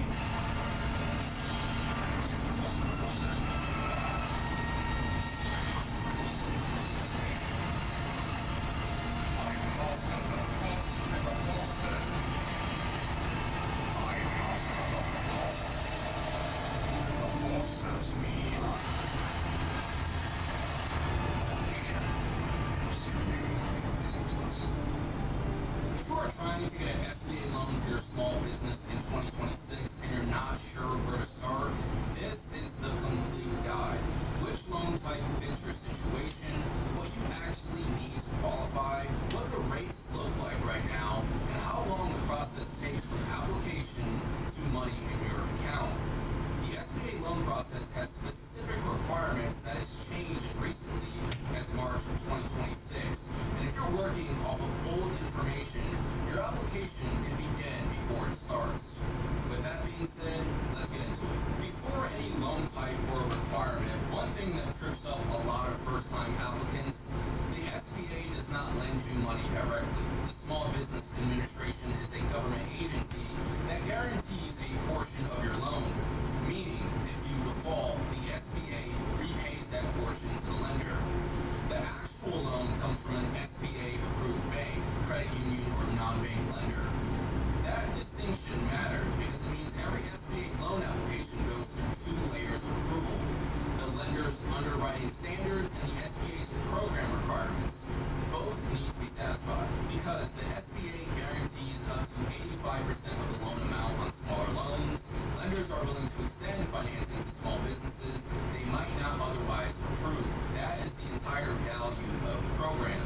Access to capital at terms most small businesses cannot get on their own. There are 3 main SBA loan programs worth understanding. Did we do this one already? A different situation. Which one applies to you determines everything that follows. The first and most flexible loan type covers almost every business need. Working capital, equipment, acquisitions, real estate, and refinancing existing debt. It's also the most commonly approved SBA loan in the country. Here's exactly what it covers and what it costs. That loan is called the SBA 7A. The SBA 7A loan is the flagship program, the most popular SBA loan available, and the one most small businesses are referring to when they talk about getting an SBA loan. And let's talk about exactly what it covers. Working capital, equipment purchases, business acquisitions, commercial real estate, and refinancing existing debt. The 7A is the most flexible of these programs if you have a legitimate business purpose for the That's what we want to do. We want to refinance. that the 7A I'm going to roll it into a new bigger one.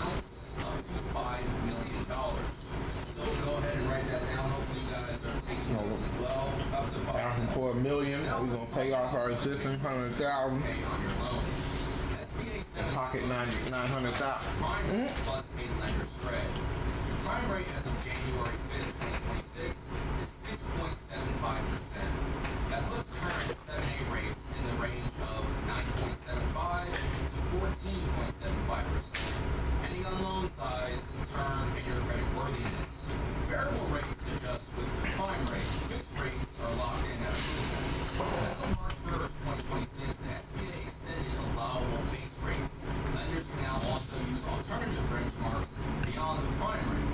Confirm the rate structure with your lender before signing. Please do your research. Repayment terms: up to 10 years for working capital and equipment, up to 25 years for real estate. Guarantee fees for fiscal year 2026. On loans up to $700,000, the SBA guarantee fee is 0.25% on the guaranteed portion. On larger loans, that fee increases 3.5% on the guaranteed portion up to $1 million, and 3.75% on the guaranteed portion above $1 million. These fees can be financed at all times. Now, who is this loan for?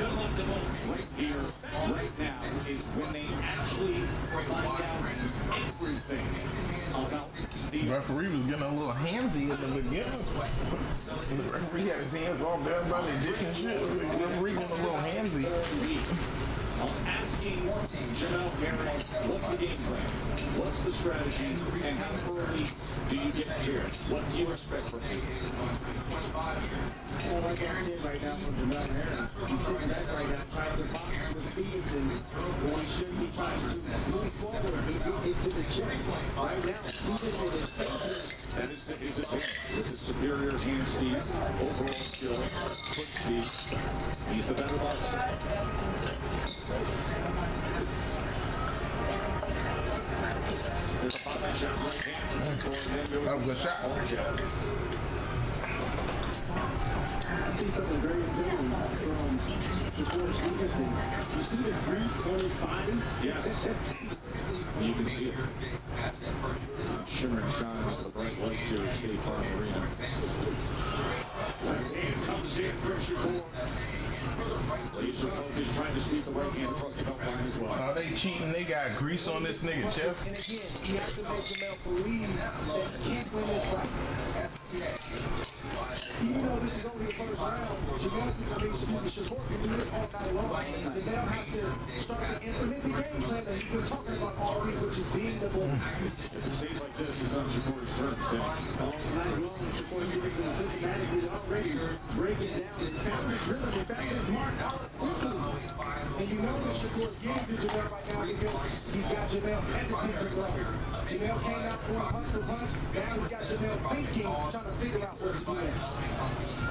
That's the right hand, that left hand I'm talking about. Jamel doesn't see things coming from that side, and he's walking that way at the moment. He's listening straight up hand for Shakur lower than the 20 to 30% most conventional lenders require.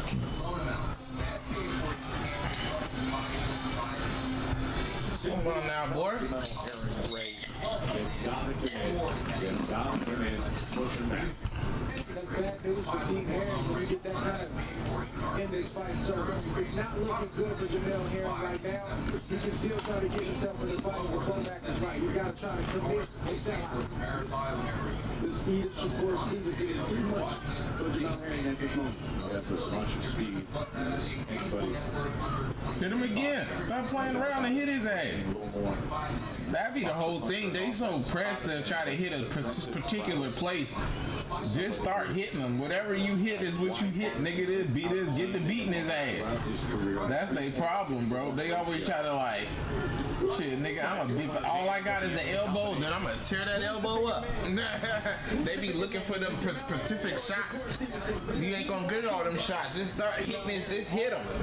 Put some thunder to them. It'll find it eventually. It'll open them up. It'll open them up.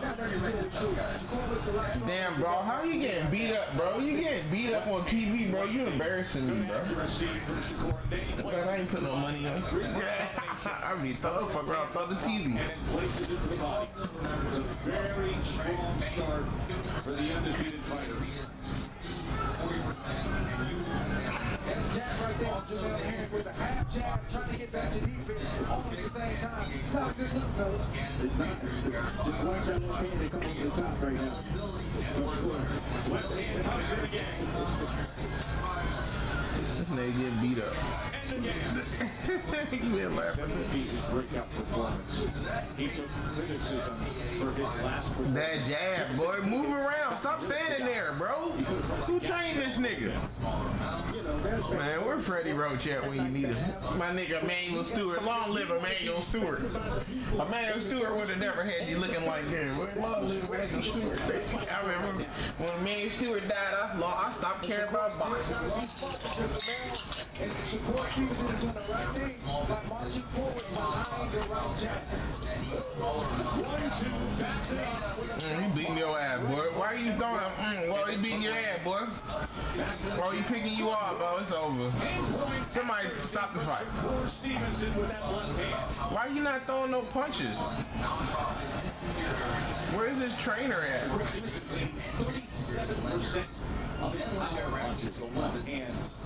Oh man, what are you doing, bro? Did nobody teach this nigga how to box? He came over here and didn't know how to box with his lanky ass?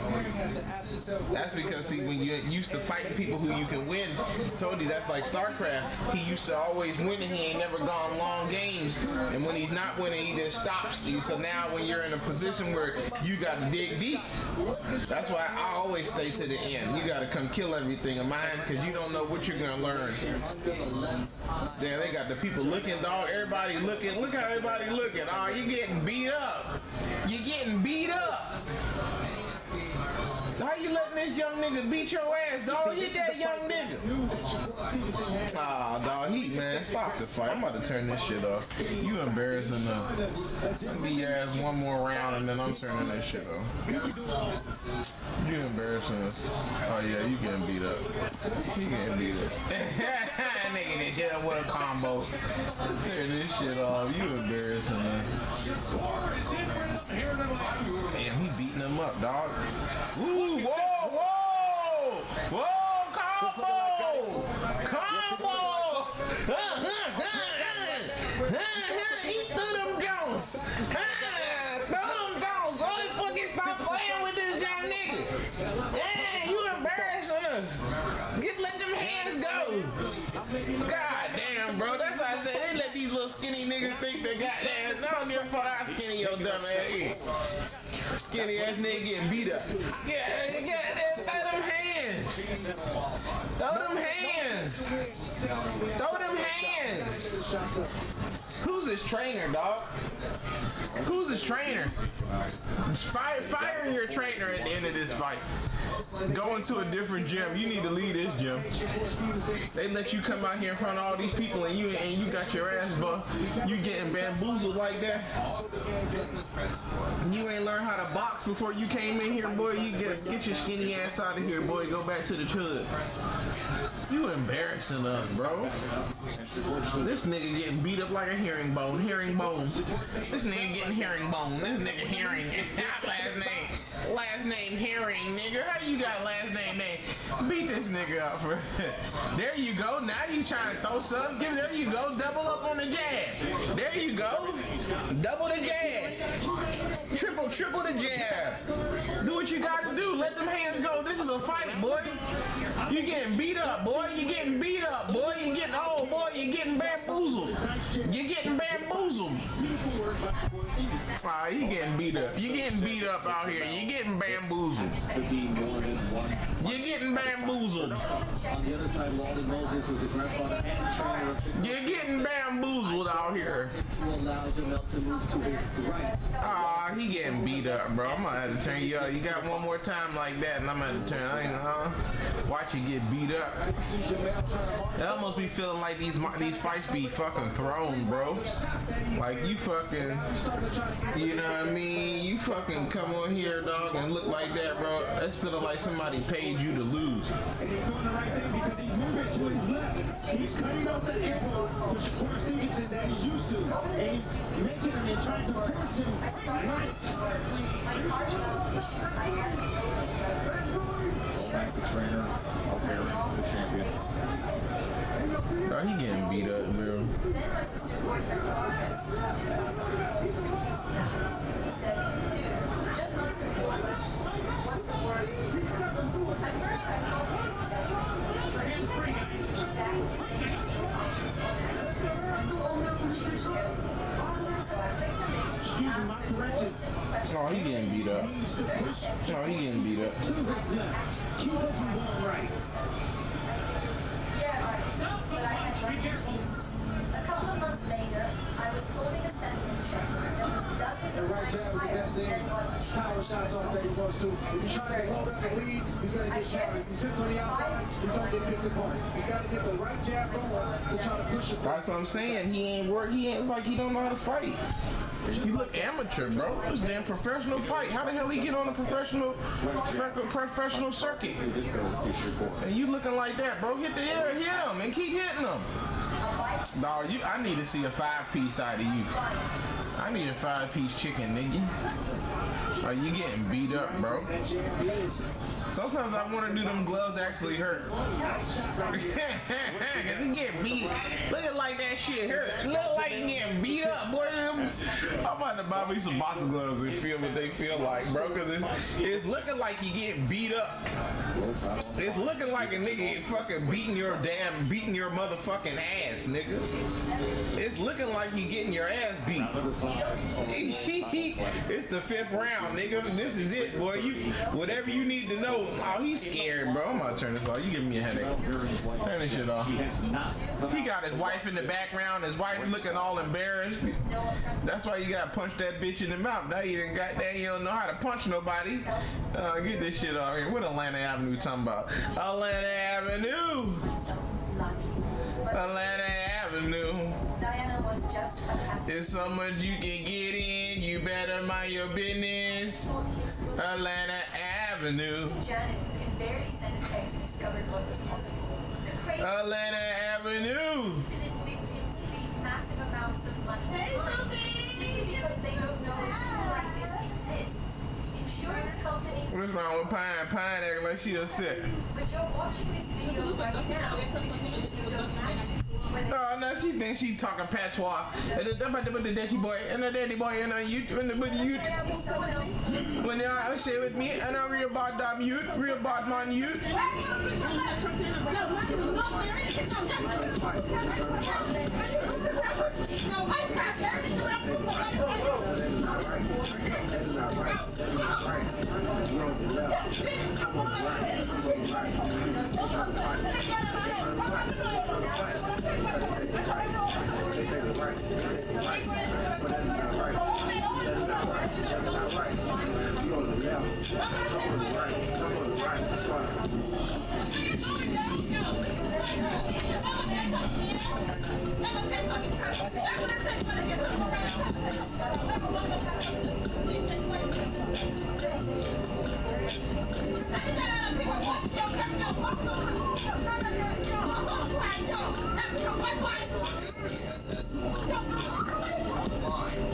A strong personal credit does not guarantee a passing SPSS score. Also, time and business. She said, oh, you want to pick up a weapon? You pick up a... When you pick up a weapon... And a bumper clock, and a man out of control. What the hell man got going on?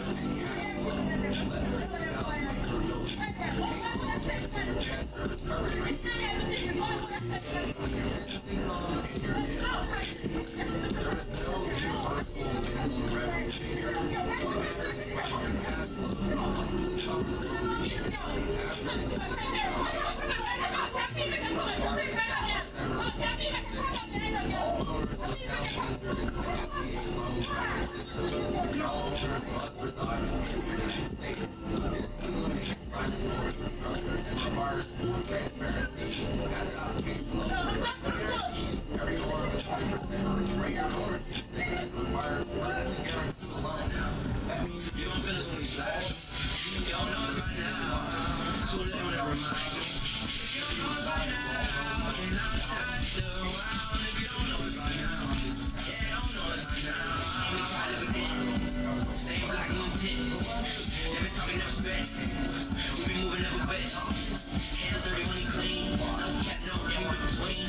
Everybody acting seen till the real ones hit the scene. Late nights, long days, same circles, small range. If you wasn't there, then no cash. Legendary morning explorer, America's all-time best-selling SUV, Ford Expedition, and the iconic Bronco and Bronco Sport. Good selection, great offers, means a good time to imagine. Get 1.9% APR, or $3,500 cash on a Ford Explorer.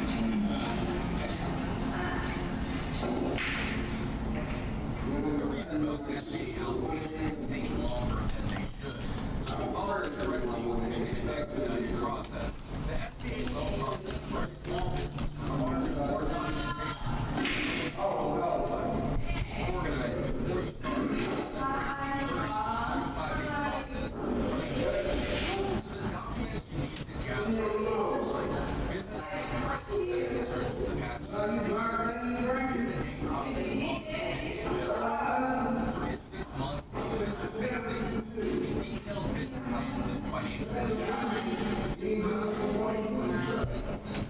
Please be sure to keep that in mind. Personal financial statement, business membership, licensing documents, a copy of your business list, a physical location, for acquisitions, a purchase agreement, seller's financial statements, business evaluation, SBA forms you will complete, the SBA Form 1909, borrower information form, the SBA Form 403, personal financial statement, SBA Form 2002, a statement of personal history. Of course, your lender will walk you through this. The one thing that shortens the timeline the most is having every document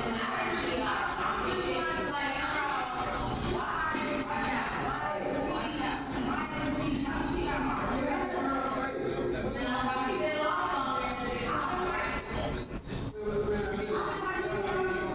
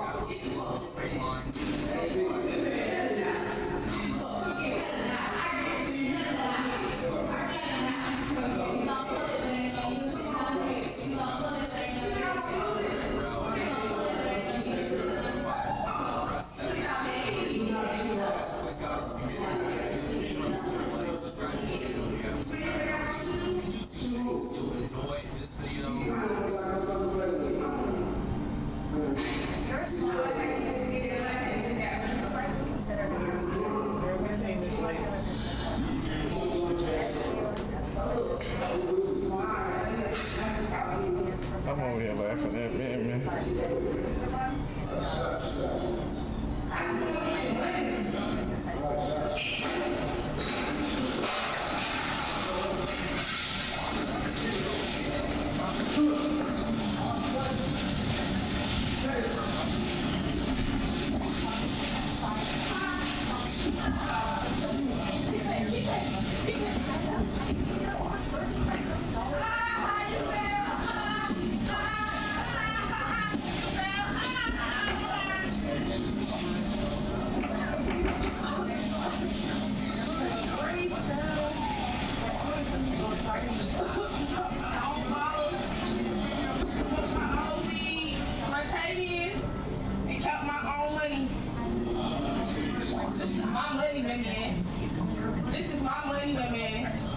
You're signing up as fast as Goodbye.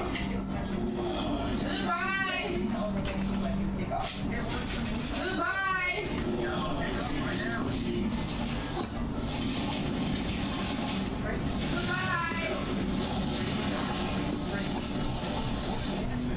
access 4 fleet indicators plus custom.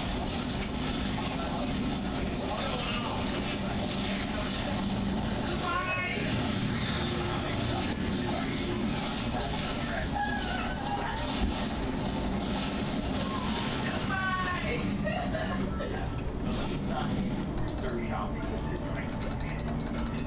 Because not all SEO owners will be the same. Hey! In fact, Get off my door! Please!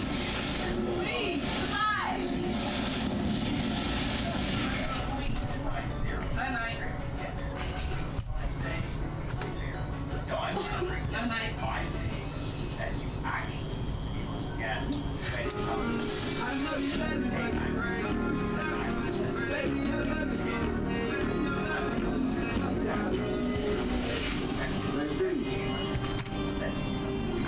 These mistakes I've seen too many business owners learn the hard way over the years.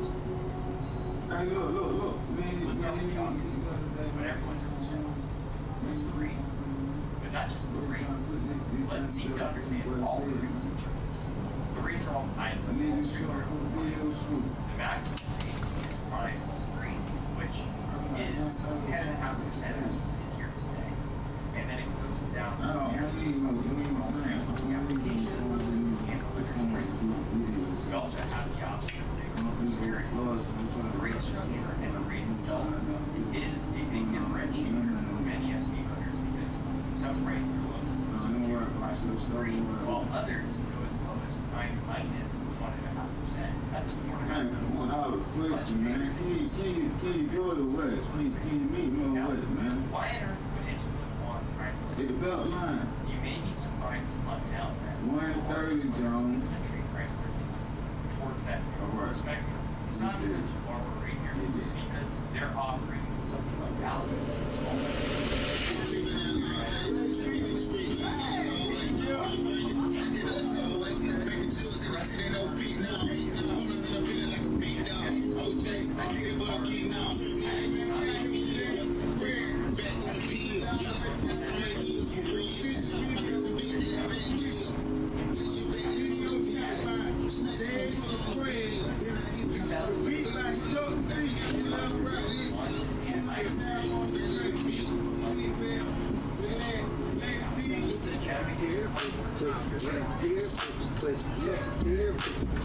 Come here, kid. Come here, kid. Come here, kid. Be quiet. Dear pussy. Dear pussy. Dear pussy. Come here, kid. No. Come here, kid. Come here, kid. Alright, number 2, experience. Ask the lender this. How many deals like mine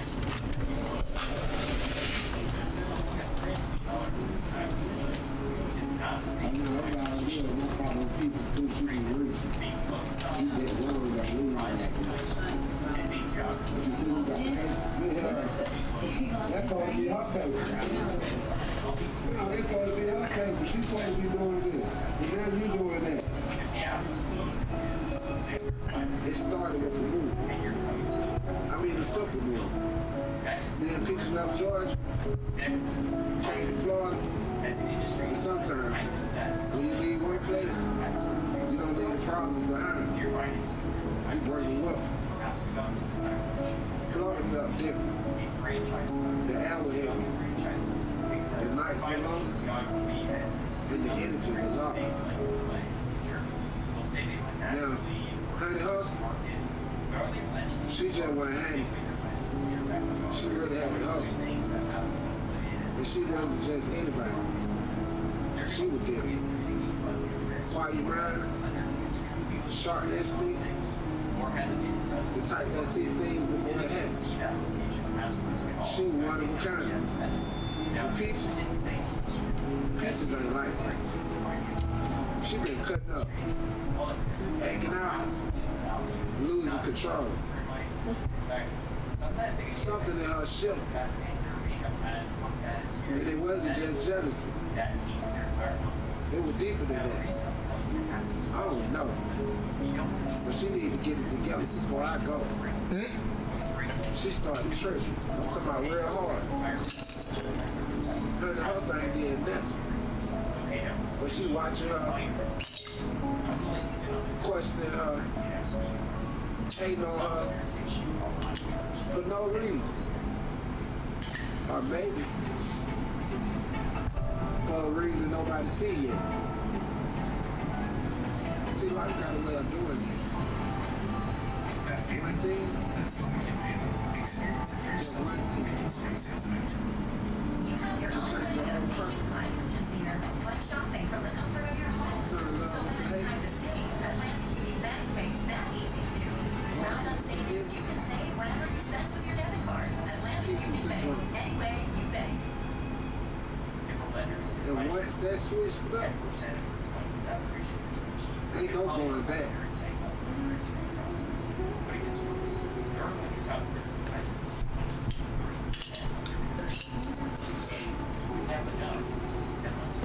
Simply ask the question, how many gigabytes have you had once? And trust me, nothing hurts and remember, these declines are happening after you've wasted 1 to 2 months running the face Atlanta Avenue is all I see.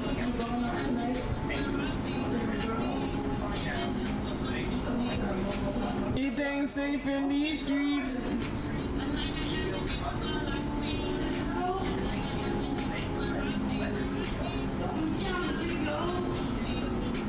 It ain't safe in these streets. But Batman and Fiji. I'm going to the man, but then I'm in the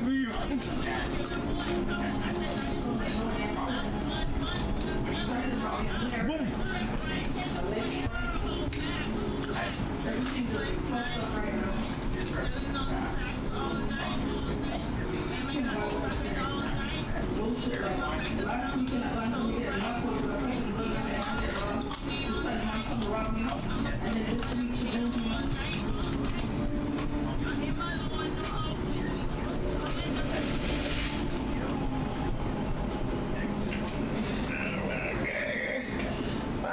From the church,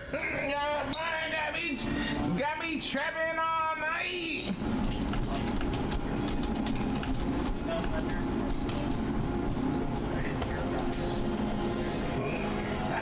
Got me trapping all night. Sleepless night. Got me trapping all night. The real heat ain't in the pot. It's in the tension. Steam floating. The honey horses sitting in the hot tub, calm. Unbothered. Eyes low. Wawa not the Baba. Then, here come Peach. Step in slow. Water ship. Her voice low. The shit think honey hustle don't know. Peach is slick. But not only is she slick, she trick.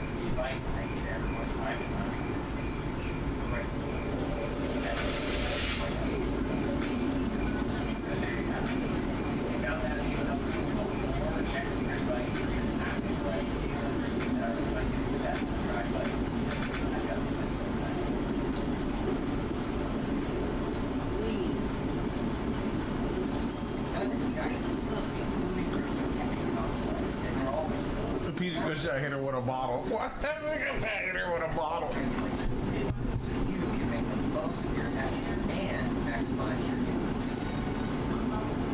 When I switched to Allstate, I saved in countries. My old insurance company raised my rates, so I started looking around. Allstate made it really easy to switch, and I was able to get better coverage for a better price.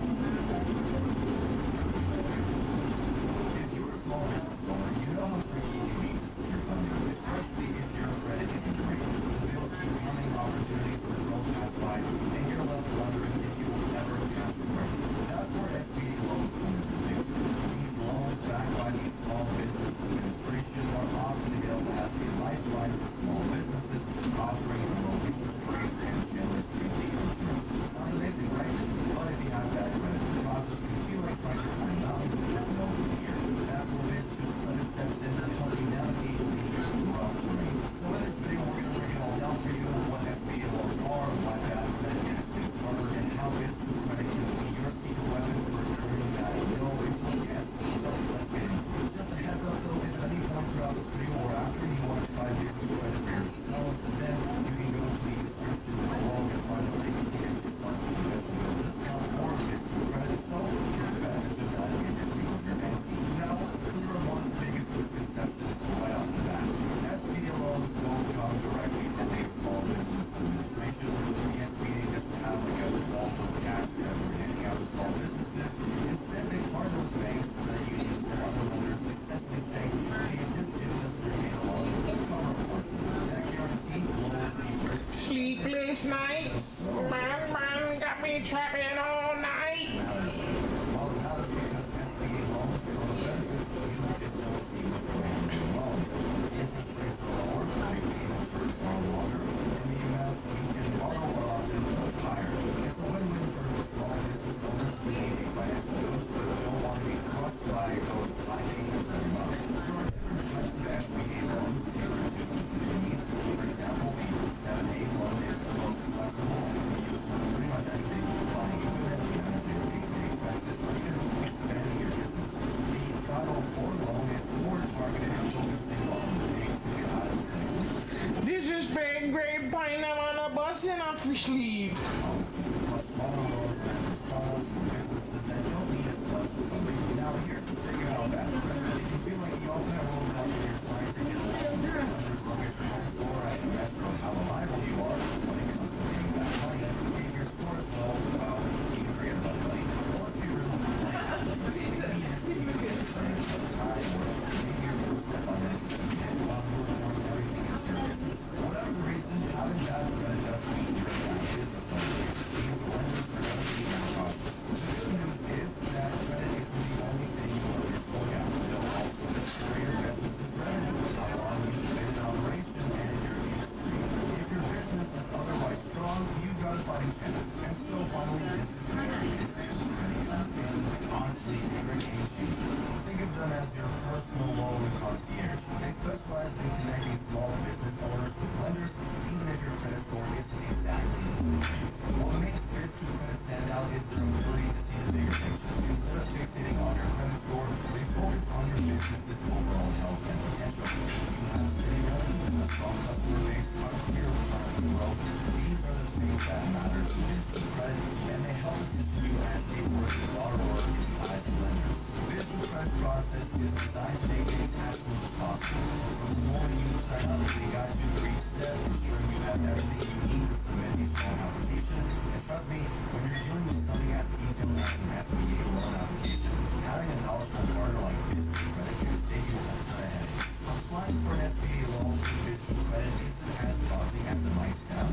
The process starts with a pre-qualification phase where Biz2 Credit evaluates your business's financial health. They'll ask for details about your revenue, expenses, and overall operations to get a sense of where you stand.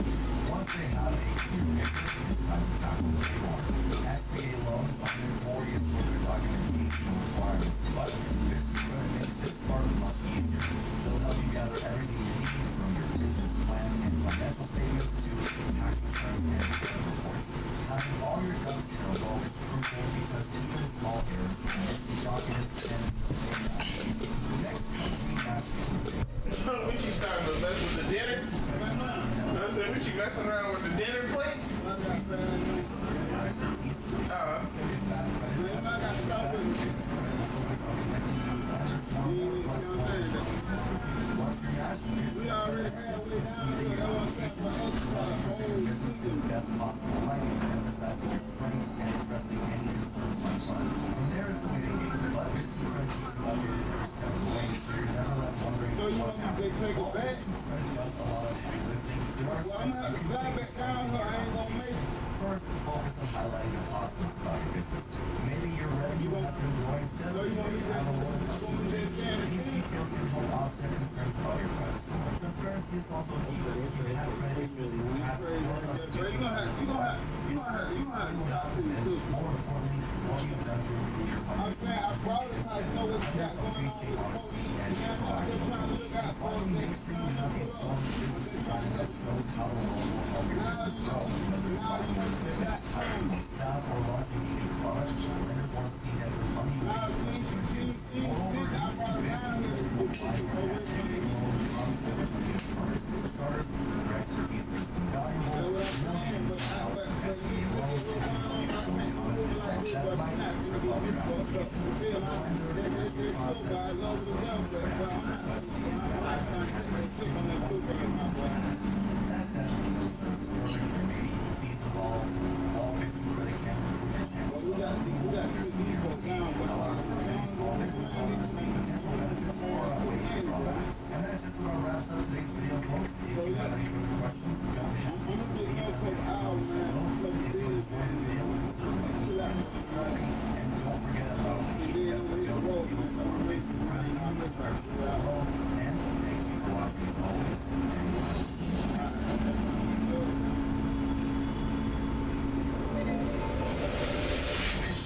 And I am the Director of HR. I spend a lot of time handling personnel issues, making sure that everyone is squared away on their trainings and time cards, various things. I don't necessarily have to remember exactly which form or which report to go to find something. I can just type it in right there and it gives me my answer. Type it in and I will have it immediately. Mind your business. So we wait on you. You tell her what you feel. Don't you doing so down there? You already know what I'm doing. I gotta get my money. I don't know what you're talking about. Don't worry about it, brother. You talking to me, brother. You know what I told you. Man, listen. I'm already doing business. Who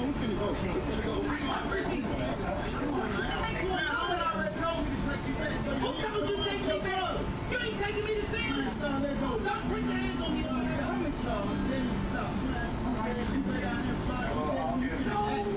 told me you was going to take me to my brother's house and make up with it. Where we come? Back to the city. We need to go to my brother. You supposed to tell me what's going on. You want to stay down here? I tell you what, you stay down here, you go to your brother. You pay that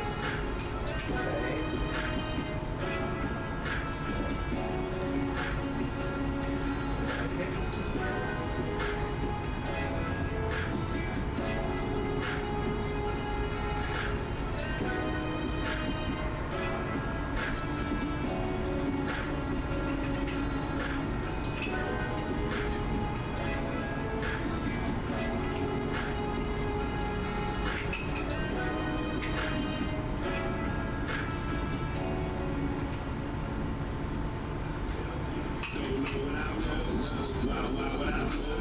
Real ones what I know. Get the money they know. Looking out for them folks. Keep drinking cut on. And like what I know. I said what I tell. Don't know what I roll. What I know. Real ones what I know. Get the money they know. Looking out for them folks. Keep drinking cut on. Man, we out here, man, we holding it down, man. It's real, man. Coming at you, man. Yeah. I'm a Georgia boy, I know where I'm from, boy. Don't make the movies like my papa. Over quiet. This the real deal in the field, boy. My dog got killed by his own boy. I ain't come to have fun, I come to get some money. Peace at the fight, so I call Hank. Need the real work, I want that Florida money. Palm trees and the real sight. Did the wild, not the baba. I gotta seal the deal, I came too far. I'm in trouble, but I'm a Georgia boy. They call me man, I remember Queen, I remember Bob, I remember Duke, I remember Doc, I remember Casey Collins, Killer Jordan, I remember 50, that's when I'm stirring. I remember Paulo Collins, Life City, my nigga to their friend, man, we both flame. I never see the town, my damn fight, I swear life is so you ain't get on else. Yeah, I know they wanna see me fall. Taking losses, but they watching like the sun. So, $1 trillion in my brother, holding 20 toes. You're gonna send an NDA that's a confidential information or a memorandum. It's right. You like this seller?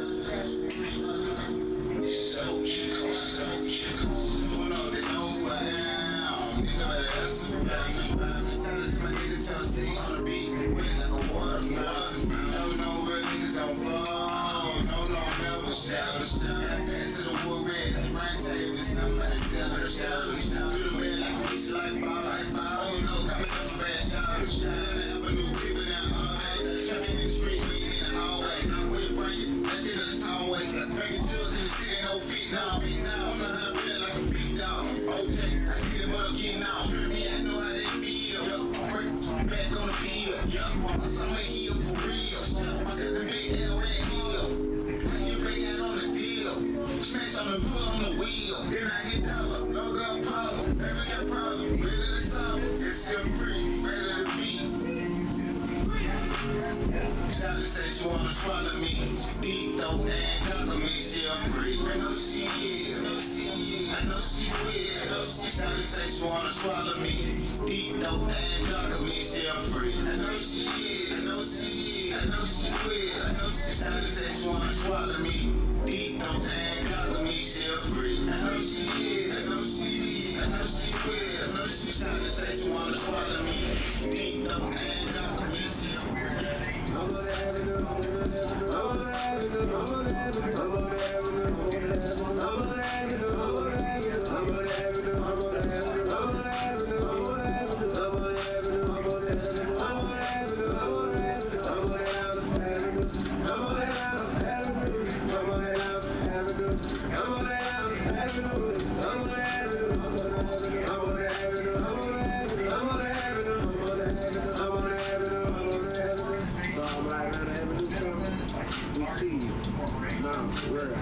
Your dedication don't go unnoticed. Your motivation keep us pushing. And your celebration of every moment, every story, that what make Atlanta Avenue bigger than J. Country. Y'all ain't that bad. Y'all family. Straight up. From the comments to the shares to the showing up every time we drop. Listen, y'all been rocking like crew cut out stock. And because of y'all, Atlanta Avenue keep growing, we keep grinding, we keep shining, and we keep telling real stories. We appreciate y'all, we respect y'all, and we doing it for y'all, not just us. It's just the beginning. Anything can happen on the air. Swap. My credit score really strong, so I had to make some again. They became the president, and it strengthened my financial position. The bank's going to issue a commitment letter. Everyone signs the purchase agreement, and you close. So those are the 7 steps to get a loan to buy a business. If you have any questions, leave a comment below. If you enjoyed this video, like it, share it, and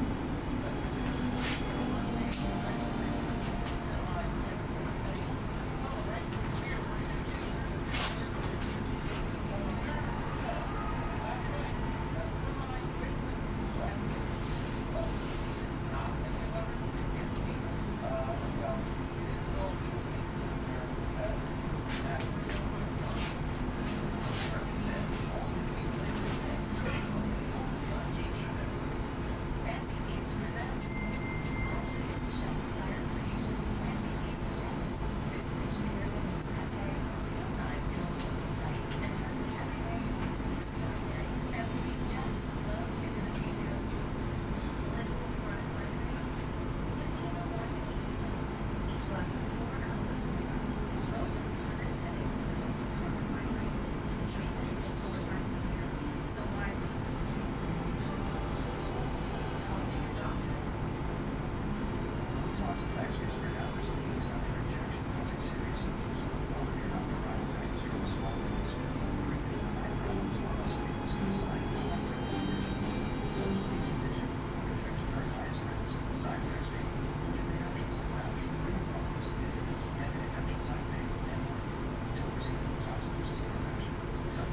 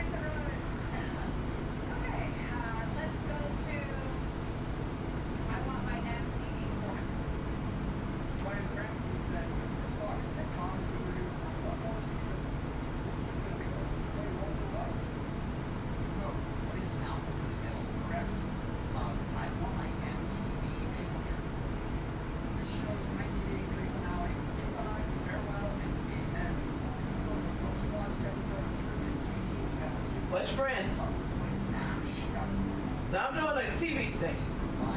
Oh man. This TV character inspired a bird meeting roughly to make or repair something when it's conveniently on hand.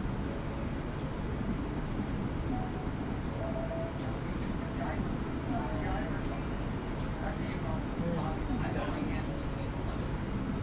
Ad executive Greenberg Daniels was the inspiration for the name of this drawless main character, Don Greenberg. Kira. What is that? That's right. Shout it out for children. Though it costs in his head, Mel Gibson and Greenberg refuses to beg for mercy and yells this word instead. He says, freedom. Back to you, Kira. Road trip. I spy. I Spy, Area 51, Burning Man Festival, and the Bellagio Hotel and Casino. Oh, right. Reasons for 400.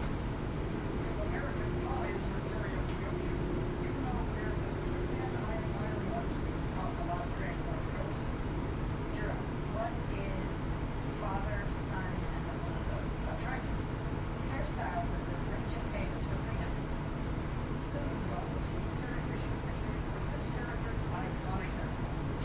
Who is Princess Leia? That's right. Star Wars question. All right, let me get 3 sums for 5 minutes.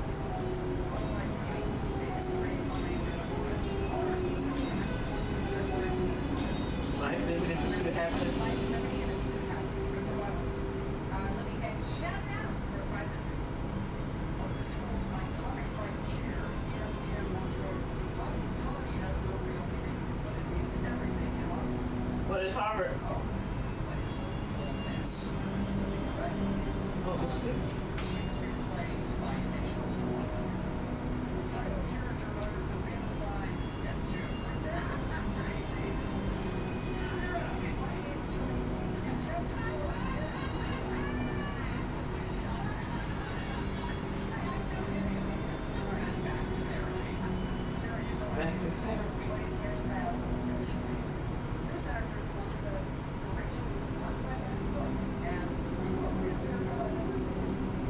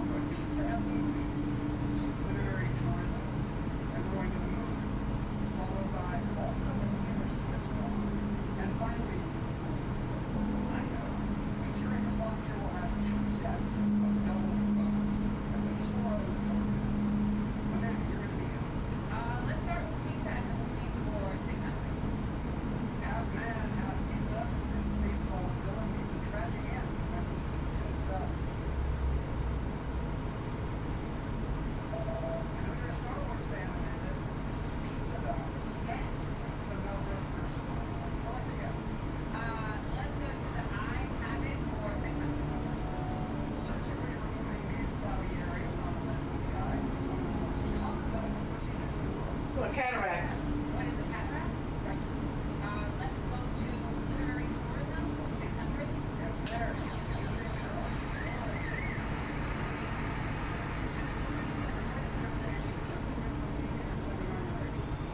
Let's wager 600.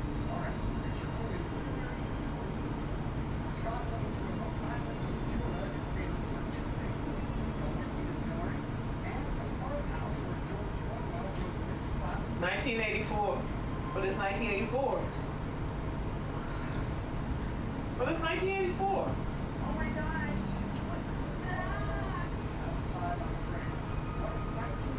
You didn't lose that much, there's plenty of games out there. Let's go to. I know, for 600. Kevin Bacon once said that when he attends a wedding, he bribes the DJ to not play this song from a 1984 movie he started. What's Spec? I'm dancing. What is focus? How did you know that? Yeah, what is Footloose? Just as a reminder, these games are all randomized. That just happened to come up by chance. I'm glad you got first 10 on. Select again. Pizza at the movies for 400. Renowned surfer Jeff Spicoli orders a pizza history class, but Mr. Hand is having none of it in this 1982 team comp. Kira. What is Dazed and Confused? No. Look. This Fast Times at Ridgemont High. Yeah, different high schoolers. Literary tourism for 400. Romantics at heart still come to see the cover bridges made famous by this 1992 book by Robert James Waller. Oh, What's the bridges in Madison County? yes. Literary tourism for 800. Writer Peter Mayle put the French village of Menel on the map with his witty memoir chronicling a year in this wine region. Kira. A year in Provence. What is a year in Provence? In the nick of time, yes, rephrasing. You got it. The moon for 400. NASA describes these phenomena as bulges in the Earth's oceans caused by the moon's gravitational pull. By the way. What is a black hole? No, sorry. No, or Amanda.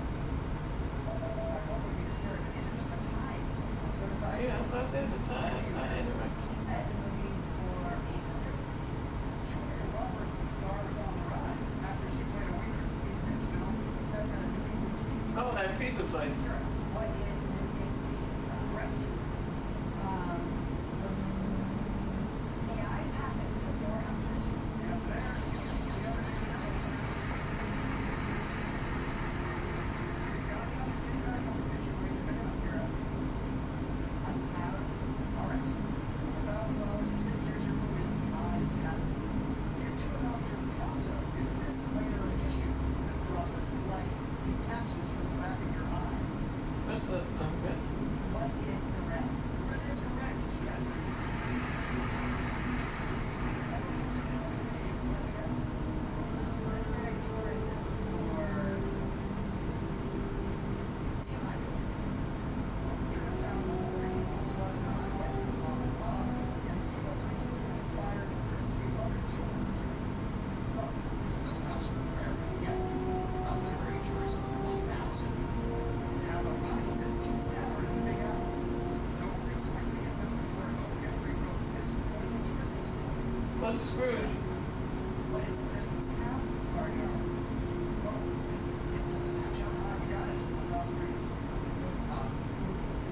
I know for 400. It's the type of publication Irma Rombauer, Julia Child, and Edward Lewis are famous for writing. But a cookbook. What is a cookbook? Well done. The eyes have it for 200. An inflammation of the eyelids lining, conjunctivitis is more commonly known by this colorful name. What is jaundice? Whiskey Cloud. Right. I know for 800. Dolls and amulets are among the items sold in a New Orleans store called Reverend Zombie's House of this religion. That's correct. Well, you Voodoo. your lead and your rest card next break. We got more of the double tailway round right after Voodoo is a religion. In our nation's 250 years, our greatest achievement is a game show,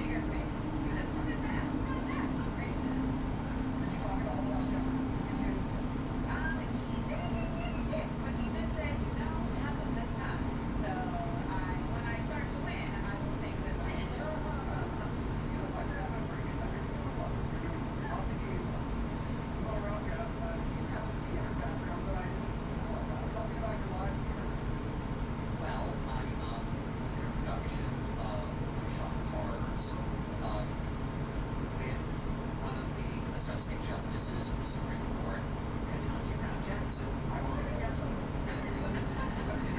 Exactly. And let me tell you, she was fabulous. If she ever gets tired of the Supreme Court justice thing, she could do Broadway. Fantastic. And it's over you. I don't want to pursue. That seems like a problematic nerd stereotype thing. I'm okay being pigeonholed. I guess you're forever going to be the second most accomplished person in the campaign. I think that's Not what you do. You're Cedric, you just got to do but that also connects you to Jeopardy, right? He just played a very good Jeopardy player on screen. Yeah, brilliant would-be Jeopardy player in the movie Diner. He's sitting there on the couch and he's very stoned. And he is answering all the questions and laughing at people who don't, the contestants who are not getting the answers. And he's a genius at it, and it's absolutely incredible. So, Is that going to be trouble at home now that you're clearly a very accomplished real life Jeopardy player and not just a screen one? no, I think, he knows a lot about a lot of things, and I know a little about a few things. So I think that, he would do really well here, I think. Maybe we'll see him sometime. Maybe we need a rematch. Yeah. All right, let's get back into the double Jeopardy round. I'll pick up your streaming devices. Who's going to make a selection? I know 200. The sound will sound is sung several times in the jungle song One of His Wars. The cockatoo will do. That's got two pairs of bows. Oh. I know for thousands. Typically played on the piano, this musical style with a rhyming name was popularized in Chicago honky tonks in the 1920s. What is well, where'd you now? Not to Pink Floyd, though one hemisphere of the moon always faces away from Earth. This nickname for it is inaccurate. Amanda, What is dark side? correct, the far side is not always right. Let's go to the eyes have it at 3,000. LASIK surgery corrects vision problems by using a laser to alter this dome-shaped tissue at the front of the eye. LASIK blasts your cornea. Back to you, Amanda. Let's say the eyes have it for 800. The most common form of color blindness affects a person's ability to see shades of red and this color. What's green? It's green. That's it. Pizza at the movies for 200. Doing his iconic pizza strut, John Travolta scarfs down a double-decker slice in the opening credits of this film. It's Saturday Night Fever. What's the film? Pizza at the movies for 1,000. In Home Alone, Kevin pays the pizza delivery guy and then plays audio that will engage you delivering this memorable line. Keep the change. What is keep the change, you filthy animal? That's correct. Let's go to the moon for 1,000. The Apollo astronauts didn't fire muskets on the moon, but they did report that moon dust smells this burnt explosive. What is gunpowder? What is gunpowder? Correct. The moon for 600. Stargazers once thought the moon's dark patches were oceans. Today we know they're pools of this hardened volcanic substance. What is ash? What is lava? They're lava. Also a Jefferson song for 200. Saved it for last. Careful, this washing machine cycle using cold water and low spin speed is suggested for lingerie and soup connectors. What is Symptom? The song here is called Delicate. Delicate. Yes, delicate. Cycle. You're elected. The moon for 800. Why all the craters? Blame it on the moon's thin one of these, the gassy layer offering scant protection against meteorites. Kira. What is ozone? No. Amanda. What is atmosphere? You got it, yes. Also a Taylor Swift song for 600. Sitting here wearing his signature hat, this Hello. country singer was inducted into the Headwear Hall of Kenny Chesney? Yes. Also Taylor Swift song for 400. This color appears in the names of two different Major League Baseball teams, one in the Northeast, one in the Midwest. Amanda. What is red? That's the song.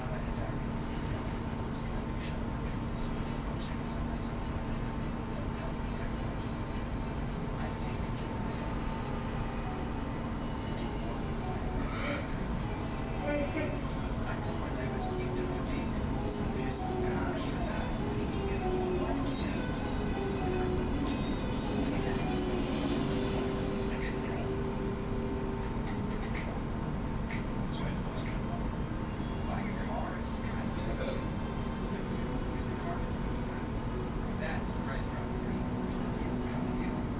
Oops. Big deals right now. Car dealers. Download the app today.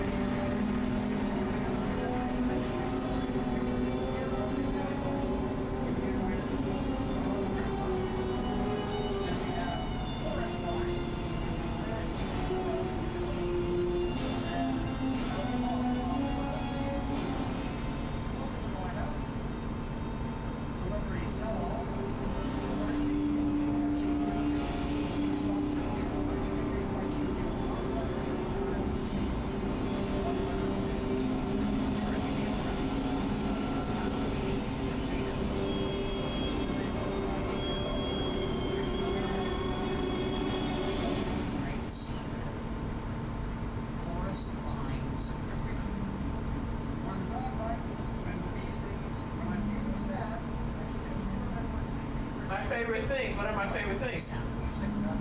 Oh.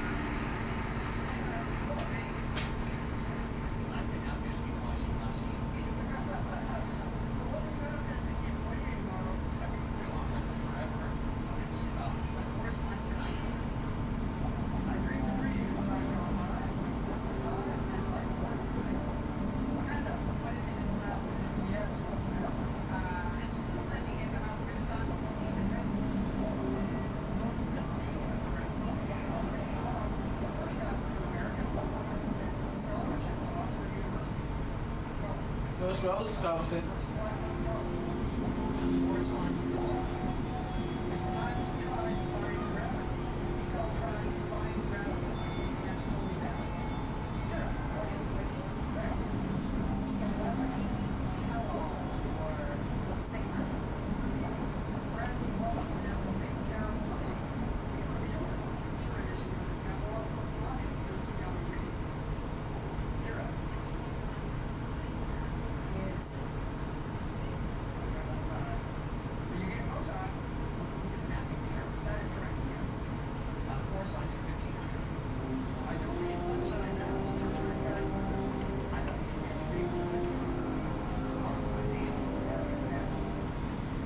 Celebrity tell-alls for 900. Life. This seemingly immortal rock star claims he once went 9 days without sleeping. Who's Keith Richards? That's right. Celebrity tell-alls for 1200. Green lights. His father brought a dead cockatiel back to life by giving it mouth to mouth. Daryl. Where's Bruce Springsteen? Oh, sorry. So you're missing by not reading Matthew McConaughey. That's a great story. Back to you. Oh, everybody talking about that story. Celebrity tell-alls. Spare. On a trip to the North Pole, he got frostbite on his royal tundra. Who's Prince Harry? That is the Conjuring questions. Celebrity tell-alls for 1500. The last black unicorn. She estimates that she worked over 500 Mark and Smiths in her younger years. Matt.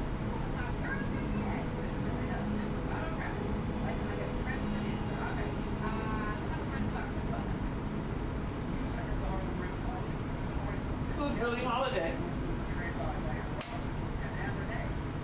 Who's Billie Holiday? Holiday, you get that? Spelled wrong on purpose 300. This fast food chain claims the A in its name represents the grade A quality of our chicken. Daryl.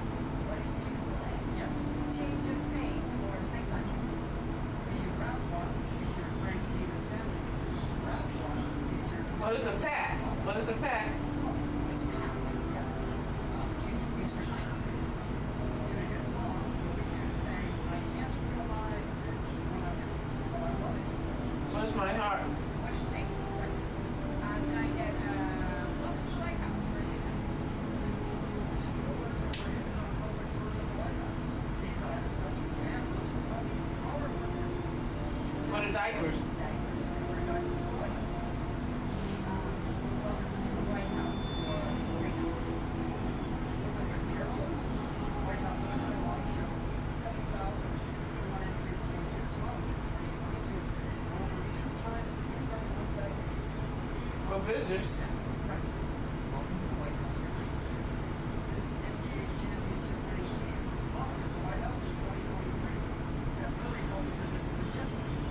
Is it green tea? It's the Knicks. No. Four points. It is the Oranges. Next wish, baby. What is the Harlem Renaissance 900? I mean, can I get the Harlem Renaissance 900? You can't and let's just start looking right to second match. I look like Marcus running away, but you can maybe get one here. All right, here's your clue. Historians cite this event, which began in 1929, as one of the main reasons for the demise of the Harlem Renaissance.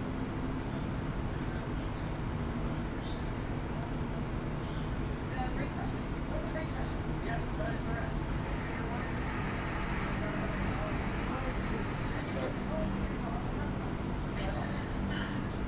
Masters in African Studies. One tour. All right. The Harlem Renaissance for 600. F. Scott Fitzgerald popularized this musical term for the lively era that coincided with the Harlem Renaissance. Daryl. What is ragtime? No. Oh, It's jazz. What is the jazz age? we'll take a guess. Spelled wrong on purpose for 600. Jazz about this one feature films misspelled title. Quentin Tarantino once explained it's a movie thing. Amanda. What is it? Glorious Bastards. Yes. Spelled wrong on purpose for 900. A drizzle of this red yellow dip from Kraft may get kids to eat their veggies, though it won't improve their spelling. Amanda. What is Velveeta? Oh, it's cheese mix. That's the weirdly spelled part. Oh, cheers. It's there. And finally,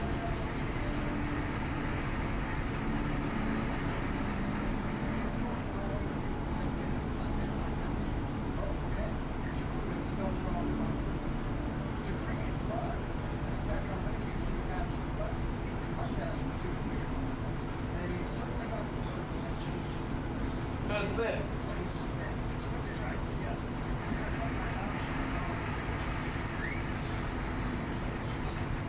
Spelled wrong on purpose for 1500. This fuzzy cryptocurrency's name was inspired by a meme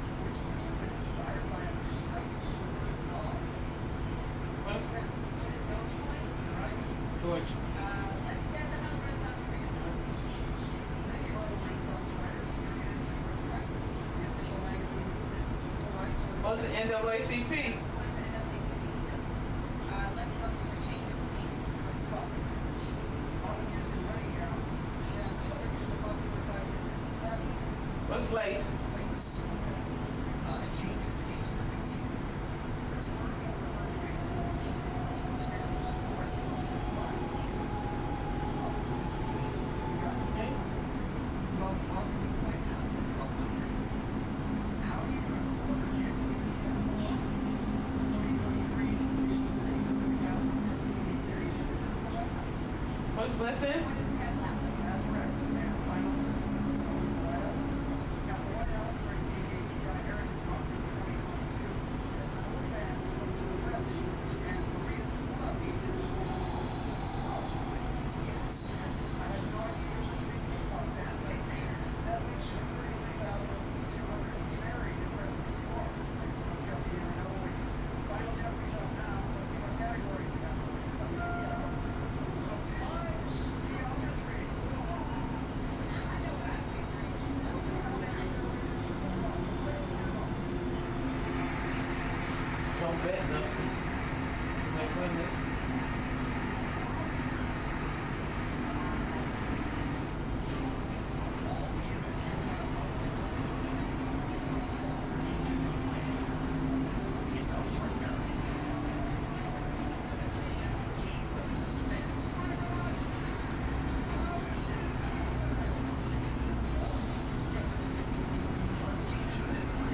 When allergies throw a sonic punch, the power of Claritin punches back.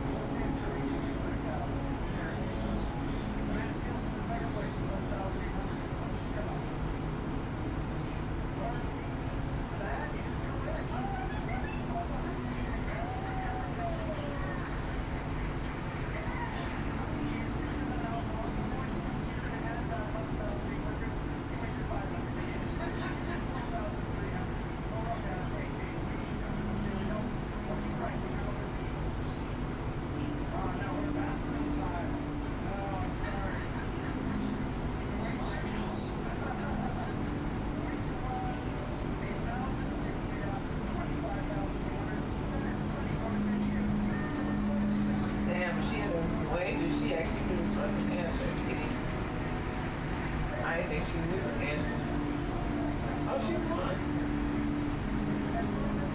Oh, she won.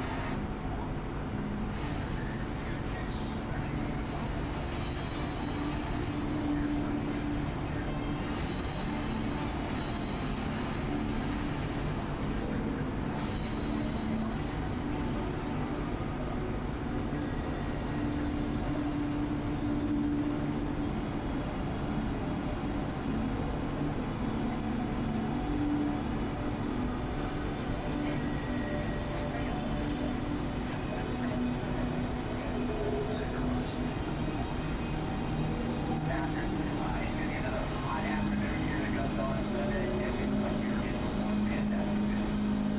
Alright, it's gonna be fun, it's gonna be hot, there's gonna be a lot of golf, Andy Schultz will be there. Thank you so much for that update, we really appreciate it. And thank you so much for joining me this evening. I'm Jessica Dino. Remember, if you're here with us in the US, you can now stream CNN whenever you like by using the CNN app. Just go to CNN.com/watch for more on that. Real Time with Bill Maher is headed your way next. Have a great night, everyone. We'll see you back here.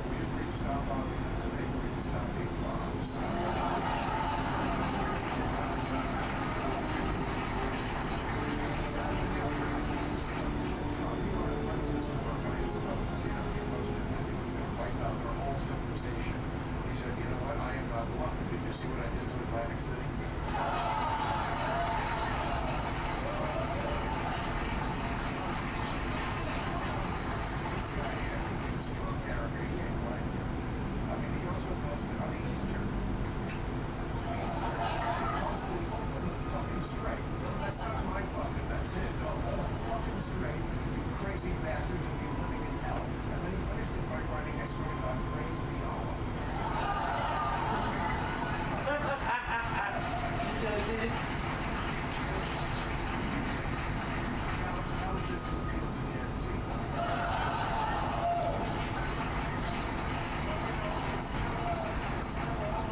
This string of hormones when we get all the oil, we need the oil. And, apparently we have to save face and not, kill everybody in Iran by pretending that it's open, although it's kind of not. Iran is charging a toll. It's $2 million to get in. Same as Disneyland.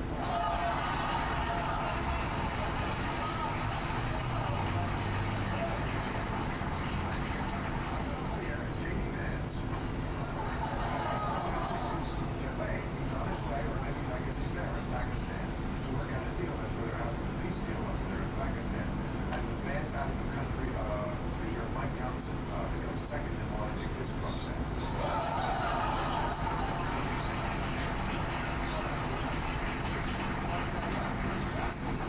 Over there in Israel, Pakistan, Vance, and the Iranians, and I guess it's hard to sit across from the table with, people who've called Trump reprehensible and an idiot and put the Americans in it. And that's a Jimmy man.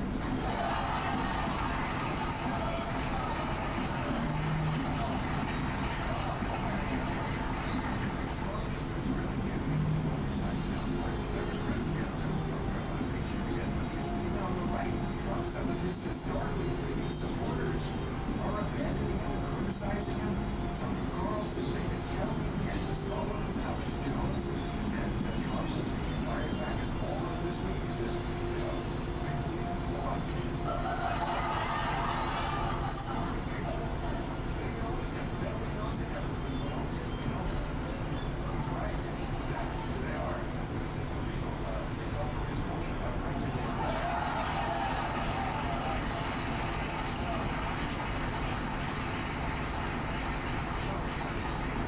So bad now in the administration that they're trying to talk about Epstein.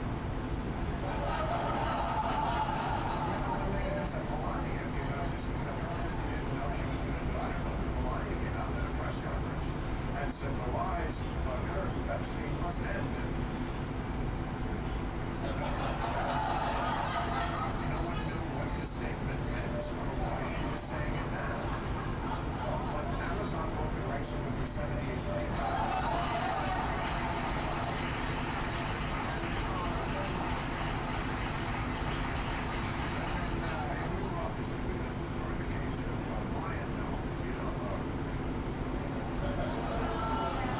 Christine Owens' husband, nice guy, just trying to make a business. Found out he is I don't know exactly what, but he's a guy who likes to wear big fake tips. That's what we know. As the Bible tells us. Today, the story proceeded. This can be found on the Daily Mail. Of course, Daily Mail, they released audio of Brian Owens' dominatrix. Apparently, he was very much the confidant of this decision. He really talked about this dominatrix. And he had been telling her that he very much wanted to do the surgery and get the hormones and become a woman. He is now leading in the polls for the Democratic nomination.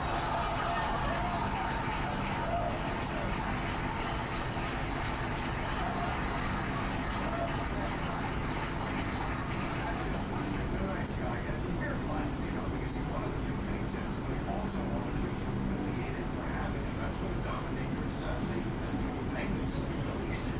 One time she told Brian to drink from the dog bowl. He said, that's a little dangerous around here.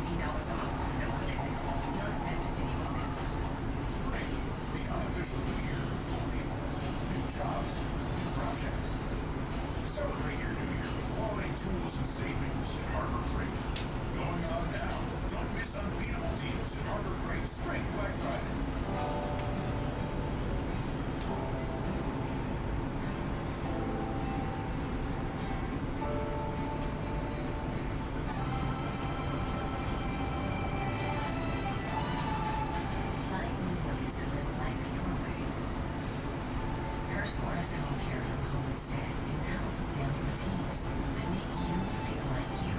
Contact Home Instead today and begin knowing better what's next. Hey, have you heard about this prediction market, Kalshi? Yeah, why don't you trade on anything from sports to culture? What about UFO sightings? Yeah, that too. Why?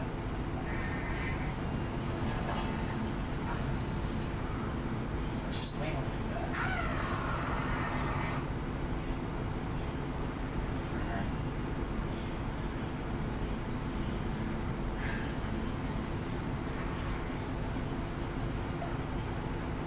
Did you take your Shield? A test for colon cancer? No, what? It's just a blood test. No. Exactly.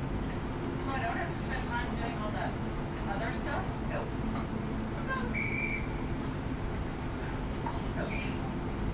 Shields for people 45 plus on average is not high risk for colon cancer. Ask your doctor about the FDA approved Shield.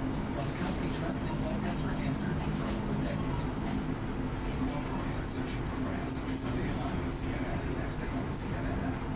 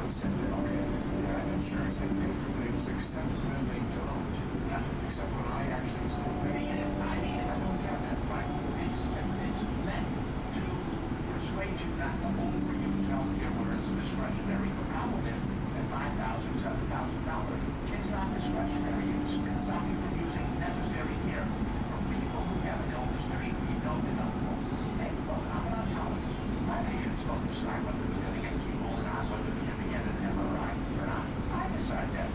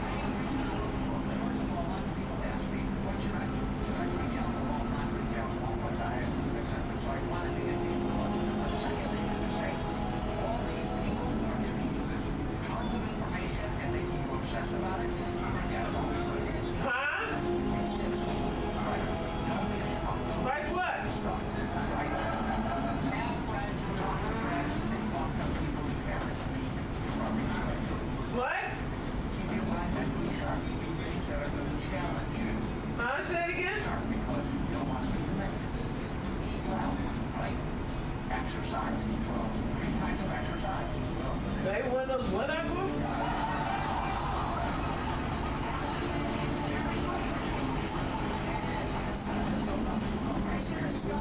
They did a study in 2014 of the thing that prevented type 2 diabetes the most.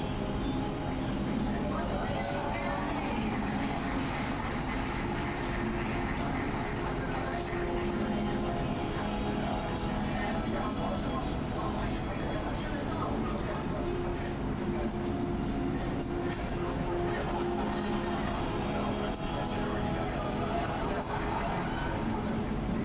It's a trade-off between present happiness and future happiness. When you're happy, you're happy in the present, and you are going to pay a price in the future. It's not denying, of course. There's no penalty for eating shit and fat and sugar. Oh, no, sugar is full of sugar. Sugar's the worst thing for you, Doc. I totally agree with you, except it's sugar with dairy and I'm a data-driven guy. Everything in that book is supported by data and by studies. And that's why I put it in the book, because it is counterintuitive. It has got sugar in it, and it's got dairy, including saturated fat, and it turns out it's actually good for you. Like the rest of a lot of sugar, it turns out good for you. No, well, it turns out to be complicated, which is why I said yes and no. So the fact is, it can be good for you if it lubricates your social interactions, which are very, very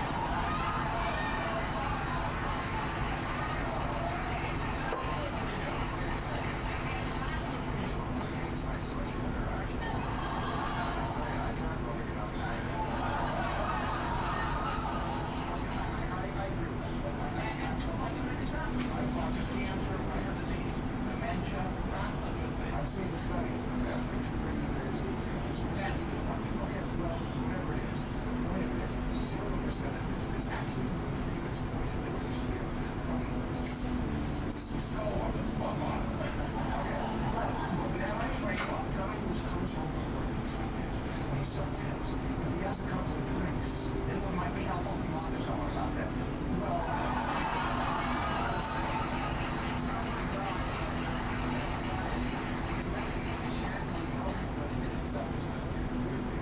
that's one of the other thing that you said is like the number one predictor, which was very surprised. Maybe I shouldn't be, because in this day and age, with the cell phones and everything else, and people losing contact with you, right? You say that the number one predictor of good health is socialization. You know, like dining solo now is like something you see more than ever. Half the meals are eaten alone in the country, and especially among Gen Zers, they have like 80% of them eat majority of the meals alone. It's a disaster. We went from 7% of the population having 0 alone friends, close friends, to almost 20%, tripling in 3 decades. That's a disaster. People don't know how to relate to other people. They don't know how to make friends. They don't know how to talk to friends about things that matter to them. And it is the most important thing for a long, healthy, and happy life. And it's just getting worse, because I don't see that a lot of the kids want to change. I mean, there is a movement, so I'm going to get rid of social media, and that's great, and get rid of the phone. Okay.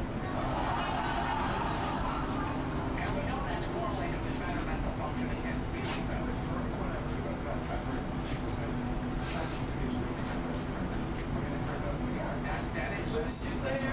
No, it isn't. It actually portends really bad in the future. Because it's going to be bad, first of all, bad cognitive functioning and bad mental health. And we have things we can do here, you know. We have to protect our kids. They're the most important thing in our society. And one of the things we can do is get rid of phones from all schools.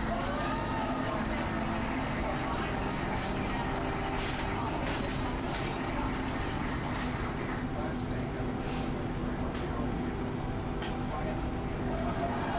We're about the same age. I'm 68. Okay, so you said you were 56. You know, you want to look past 75. So yeah, 7 years in it. That's what I said is I didn't want any medical treatment.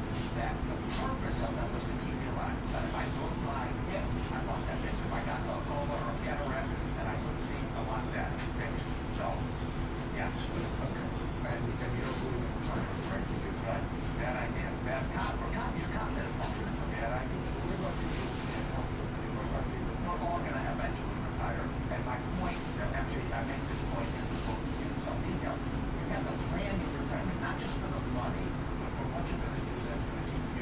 mentally engaged? Where are you going to volunteer? What hobbies are you going to take up? What are you going to do with other people? How are you going to keep your social network? So what we don't do in this country, we always think about the money, the money, the money. What we have to think about is the brain, because that's what really deteriorates when you retire. And you have to actually think it through and plan it. That's one of the recommendations.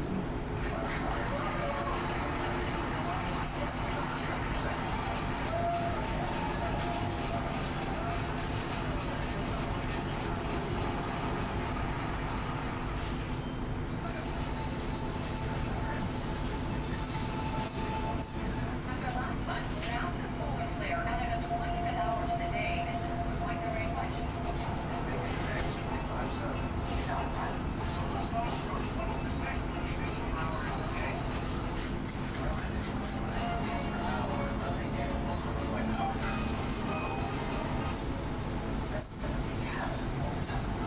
Anything can change the world.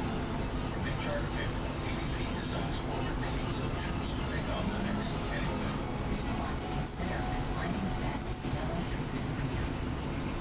Brukinsa brings clarity to your path ahead. Brukinsa is an oral targeted treatment for CLO. It's the only BTKI proven superior to both another BTKI and to chemotherapy. Side effects were manageable, with most people staying on treatment. And Brukinsa had low rates of cardiovascular events, including AFib. Brukinsa can cause serious side effects from treatment with death. Bleeding problems are common and may increase with blood thinners. Serious infections may occur and may cause fevers, chills, or flu-like symptoms. Decreased blood counts, new cancers such as skin cancer, and liver problems may occur. Heart rhythm problems such as fast and irregular heartbeat, lightheadedness, fainting, shortness of breath, or chest discomfort may occur. Tell your doctor if you have bleeding, infections, heart problems, or any other side effect, or if you are or plan to be pregnant or breastfeeding. See your future clearly again. Ask your doctor if you might do better with Brukinsa.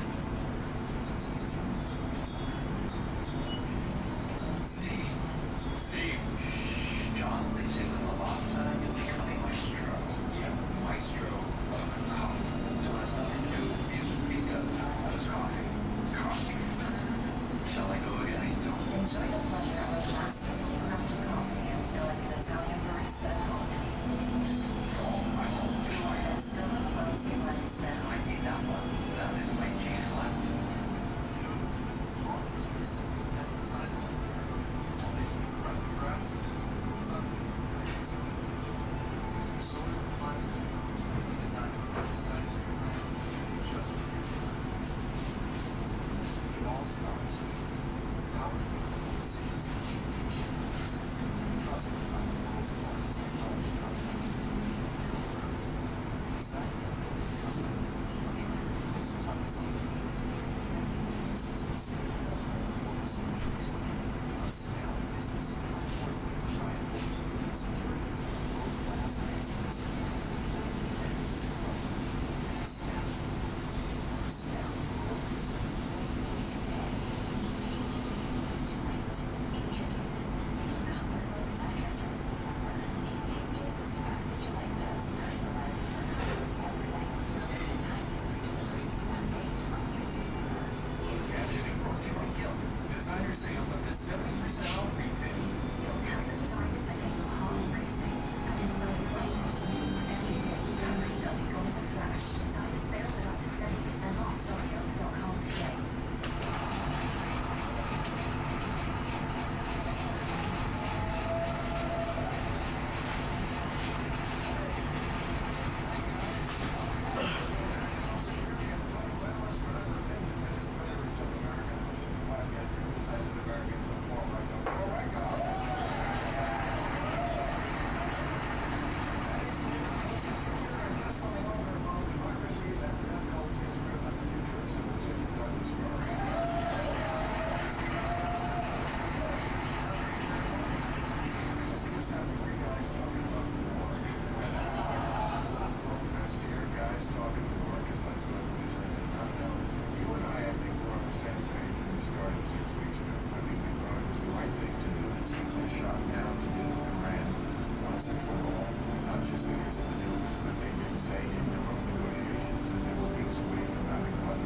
To me, that was pretty clear. Not to mention what they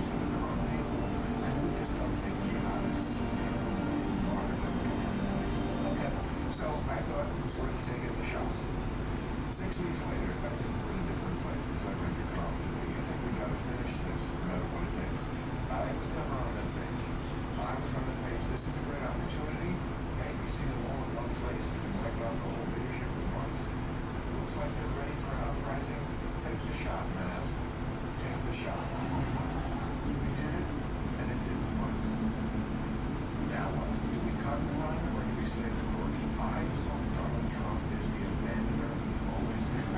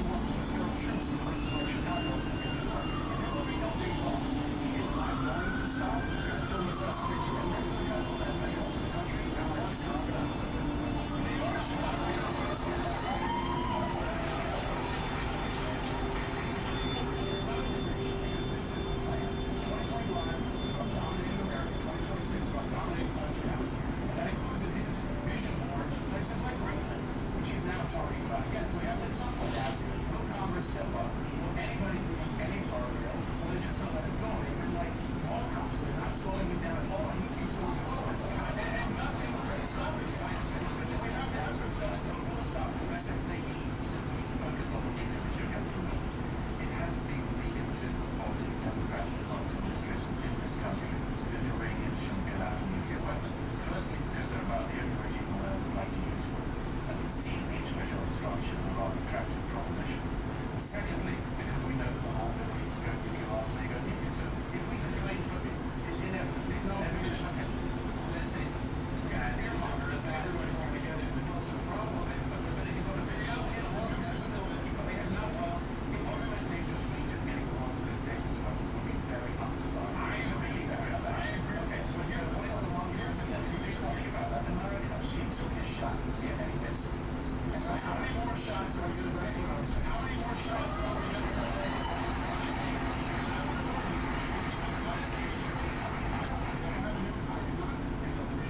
powerful, I would be happy to see them removed. The question is, can you achieve that objective? And he has failed in achieving that objective. And there's a right way to go about it. To get the country behind it, to get congressional approval, to get an alliance of allies who can stand with us, to have a country that has the stomach for what might be a very long fight. And the biggest mistake a president can make is to send troops before they commit a country. And the country is not committed, but our troops are. And every time that happens, it leads to disaster. From Afghanistan to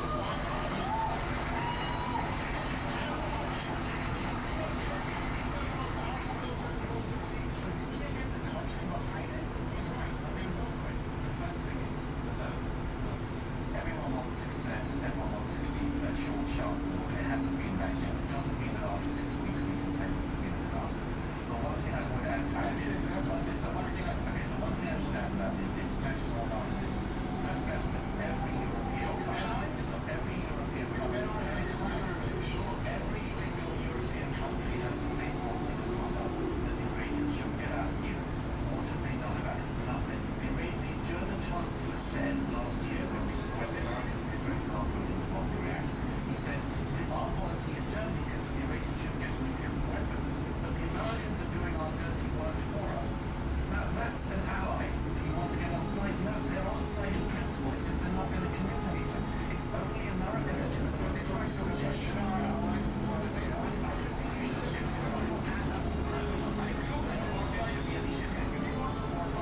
every friend you can have. And he's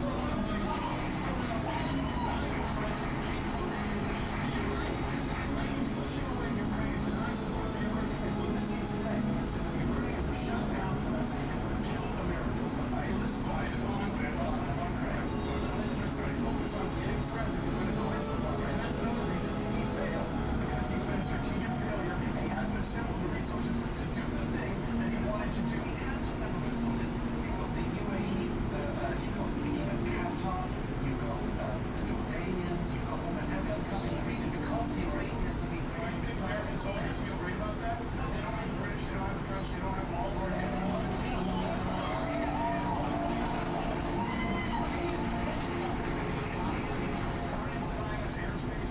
Spanish aircraft are denying us airspace. The whole world is pissed off at us. And so pissed off. Okay, well, notice how the world is pissed off. Innocence going down by the day. He is destroying the trust that has been built over generations. And he's taking the reputation of the American military down with him. When he says he wants confidence. We said we're going to take the oil. We are not marauders. We are not mercenaries. We're Americans. Send men and women to die. The only thing we ask for is a place to bury our dead. Nothing else. Nothing else. And that's how it should be. But that's how all that apart. And the world does not trust him. So therefore they don't trust us. And no matter how admirable his goal is, the outcome matters. And right now the outcome is not victory. At best it's incomplete. We're 6 weeks in.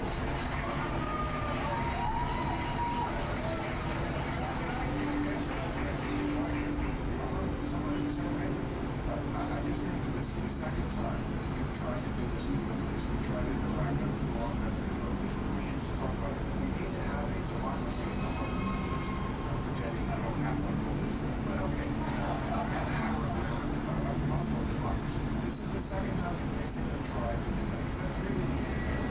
It's not a democracy, it's not a theocracy in the Middle East. It just didn't work. Now we have what we call sunken cost fallacy. In the Iraq war, they had that saying, don't go all the way to Baghdad, because that's what George Bush's father did. I just plugged in my radio, I didn't know what I'm talking about, but I just love the metaphor. Like I said, it's like, don't go all the way to Baghdad, you know? You don't have to marry him. It's not fun, don't go all the way to Baghdad. I went to Baghdad. That was the easy part. This is security pieces, and here's the question. This is the just the first, this is second. This is what I think is the truth. Don't go all the way to Baghdad, like Bush the second did, which is a mistake. We're going to do what his father did. I'm going to go all the way to okay, sorry, we're trying to get in another 20 years. It's just not the right time. And as I said, it's not happening. These people are not giving up. And we're going to be fighting the Japanese in World War II. That's the kind of tenacity they have. And it just is not going to look good. And the question remains, right? Who's going to secure that country? Let's say you eliminate the threat. Let's say you remove the regime. Who are going to be the boots on the ground of the country?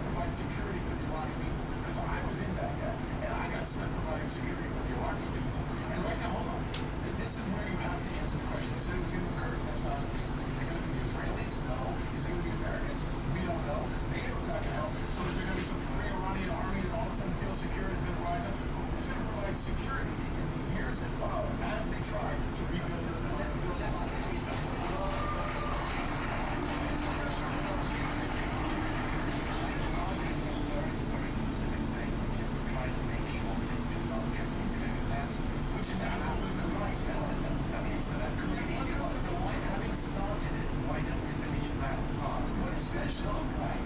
Make sure that in our lifetimes and in the foreseeable future they do not have the ability to break out. Because to reach that goal is just too high a price. That's why. To reach, I agree with the goal. We tried it. And if to pay the price that of only a 6-week war, we just aerial bombing and then the people rise up, I was all for it. The price for this is capital. There's something about this place. It's magical and majestic. Searching for France. Somebody up on CNN. Next thing on the CNN app. So, Dale, you really need to get that call in cash.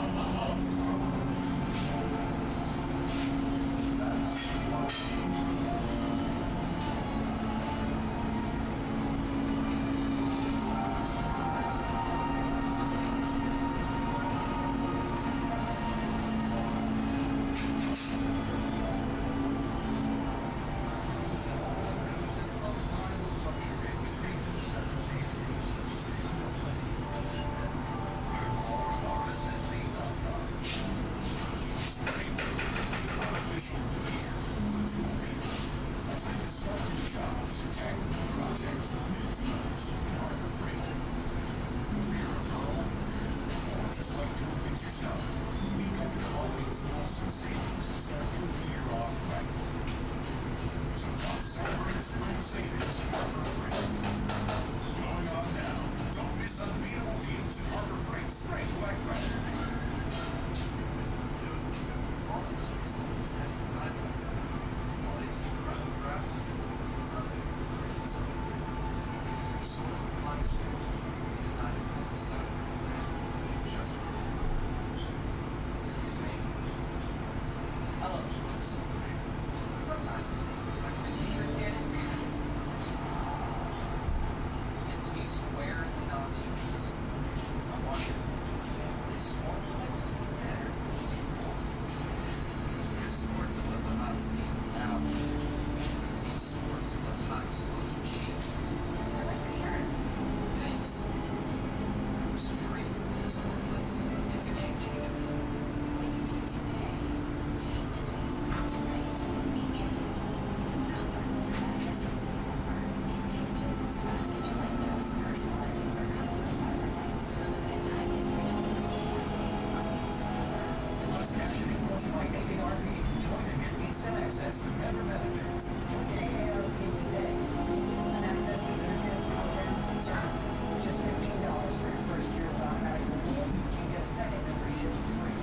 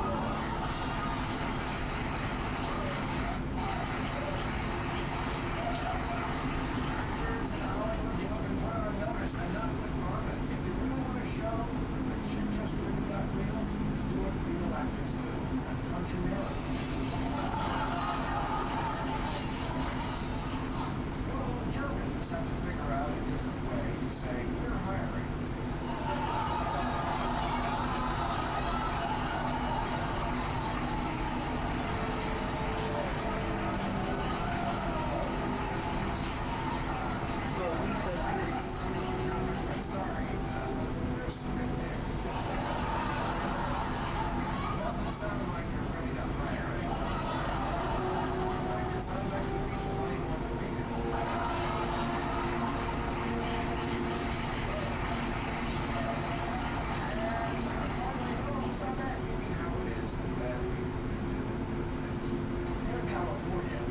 see lately scraping a name off every building in the state because famed labor leader Cesar Chavez turned out to be not the folk saint which we had been told, but more like the Latino Jeffrey Epstein. Saint? He was more like a priest, if you know what I mean.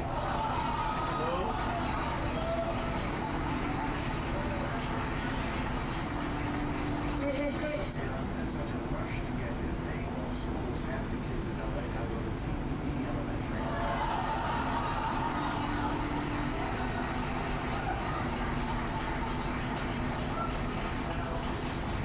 Such a man as Cesar Chavez presents us with the age-old quandary of purists versus utilitarians, or people who believe above all else numbers matter. Chavez undeniably made the lives of millions better. So the question is, if you could go back in time and kill him to spare the young girls he assaulted, would you? A purist says yes. I say no, which is also what Dolores Huerta said. She was Chavez's right-hand aide in the movement, also one of his rape victims. And she said she never reported his crimes because, quote, the formation of a union is the only vehicle to accomplish and secure farm workers' rights, and I wasn't going to let Cesar or anyone else get in the way. The farm worker movement has always been bigger and far more important than any one individual. That to me is pretty heroic.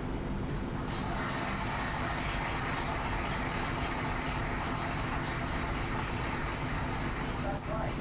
Being an adult often means choosing between two horrible options, like the food on United.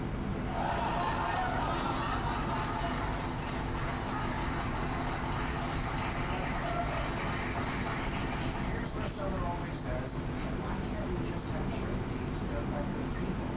I don't know, because we live on Earth. Things are really imperfect here. I'll see you in the Michael Jackson movie.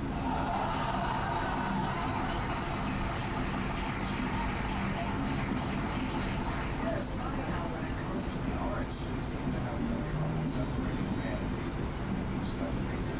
Kanye just sold out so fine. He could perform on a floating swastika, and his fans would say, I don't support everything. I'm just saying. What? And it was such good money. I'm fixing the food! What happened? Everything in there is frozen. What do you think happened? Great if all pop stars were pure and societal against them all, led by an exemplary human being with a benevolent heart and an incredible head of hair. Of course, but I only have so much time in the day.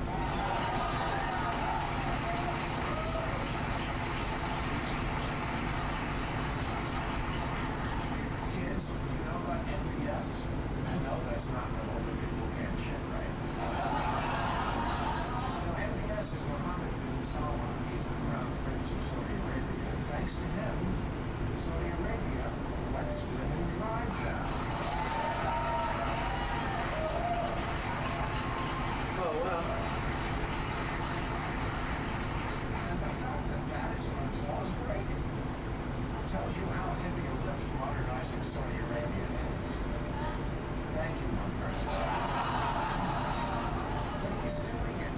On the flip side, he absolutely did order the decapitating of a journalist with a bone saw. Now, the purist says get rid of him, no compromise with wrongdoing. Yeah, Biden tried that. He wouldn't shake his hand. And he said he would make the Saudis pay the price, make them pariahs. Yeah, and then we remembered we need their oil, and the price of pariah dropped through the floor.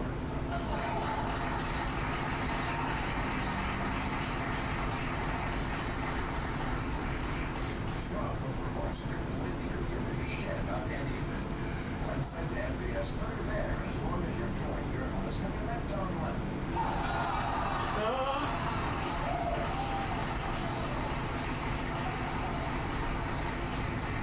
So, kill MBS if you like, but just know you've also been killing the dreams of millions of Saudi women to not live like chattel. Because MBS is also the reformer who defanged the religious police there and let women leave the house without a male guardian. He allowed female students to carry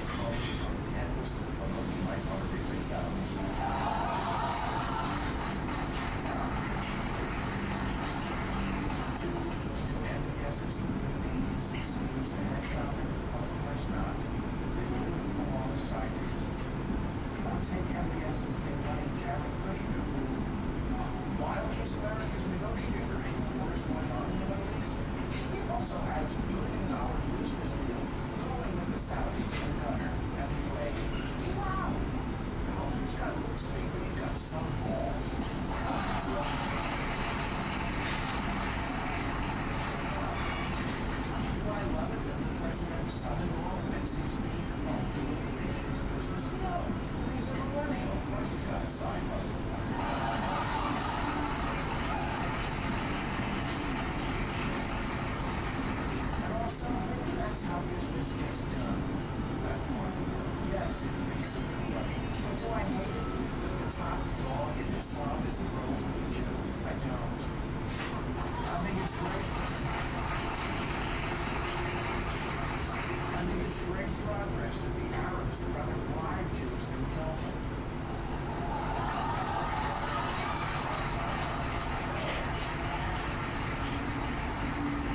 Kushner got the Abraham Accords done. That's a good thing, even if you think the wrong team did it.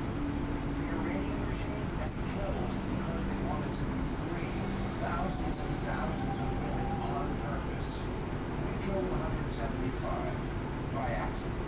Horrible. But do the moral math. Do the math. People get killed in almost all big undertakings. Death is almost always the price for emancipation. Would you argue that our civil war was worth the lives lost? Don't answer that, Stephen Miller.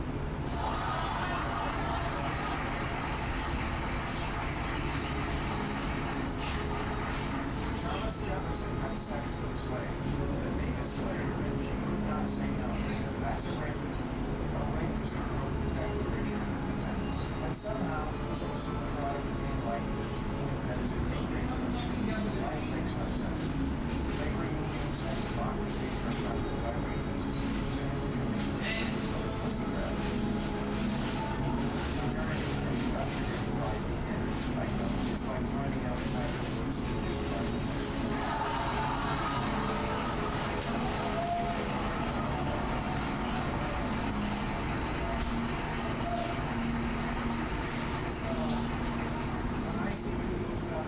Like peace, not war, unity, not division. It's of course it's what we all want. The adult question is at what price? Violence is never okay. Yes, it is. World War II not billion people around it. People would still be highly Hitler. Okay, bad example. Don't be motherfucking yelling at me. I can't hear you. That's it. Don't be yelling at me.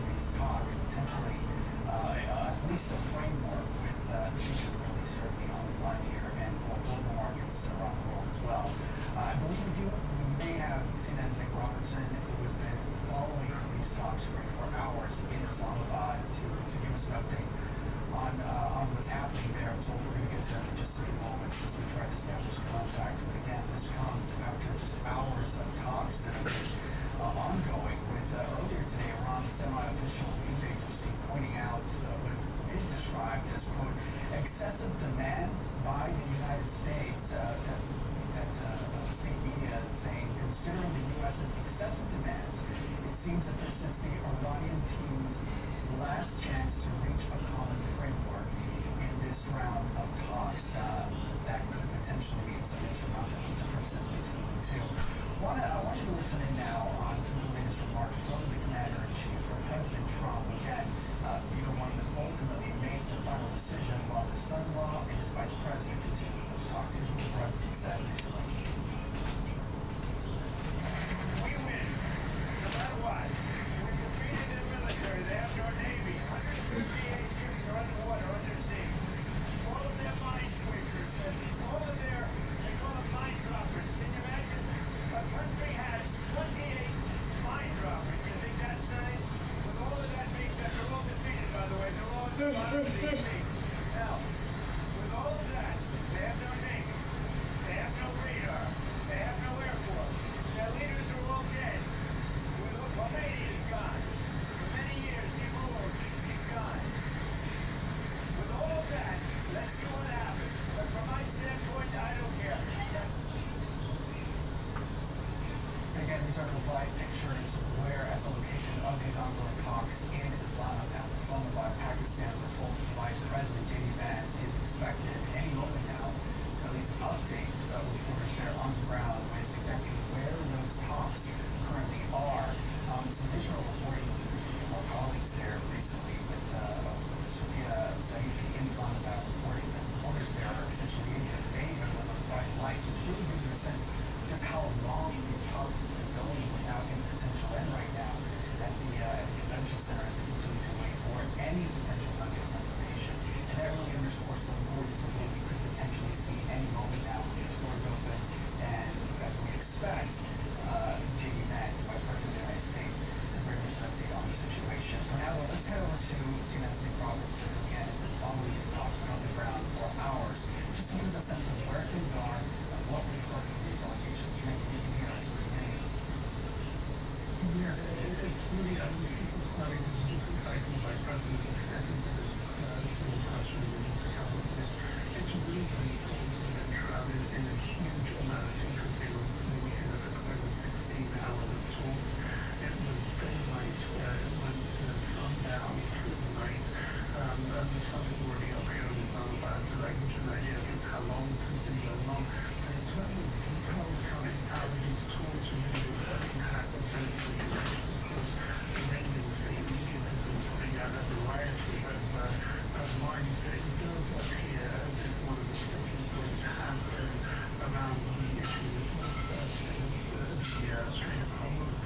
But precisely what the details of that difficulty is, that really isn't clear. But this has been an absolutely marathon session of talks, beginning with the Vice President meeting with Pakistan's Prime Minister, then going into direct talks, and then very quickly transitioning into trilateral talks in the room with the Iranian delegation, US delegation, and Pakistan mediators all in the room. There appears to be perhaps breaks where technical opinions already where talks are into technicalities, but at the moment we really do not understand what has been agreed going into these talks. The Iranian side says it's coming in with a 10-point plan. Pakistani officials were indicating that they were hoping to get a bridge and get agreement on 5 or 6 or 7 of these particular points, but it's not clear at all at this time what may or may not have been agreed. Maybe as we wait for the Vice President to emerge here with an update, and forgive me if we have to interrupt you when that happens, can you just remind viewers how Lebanon ties into all of this, specifically what the Iranians want to essentially see out of any framework when it comes to Israel targeting Hezbollah in Lebanon? Yes, the Iranians said that they wanted a ceasefire between Israel and Hezbollah at Coxy in Lebanon as part of the broader ceasefire that Iran has agreed to over this 2-year period with the United States and Israel, but it wanted Lebanon to also at that point. That was resisted by the Israeli Prime Minister. It appears to agree to sort of back off on some of the striking into Hezbollah targets inside of Lebanon. The Iranians said that was a fundamental part of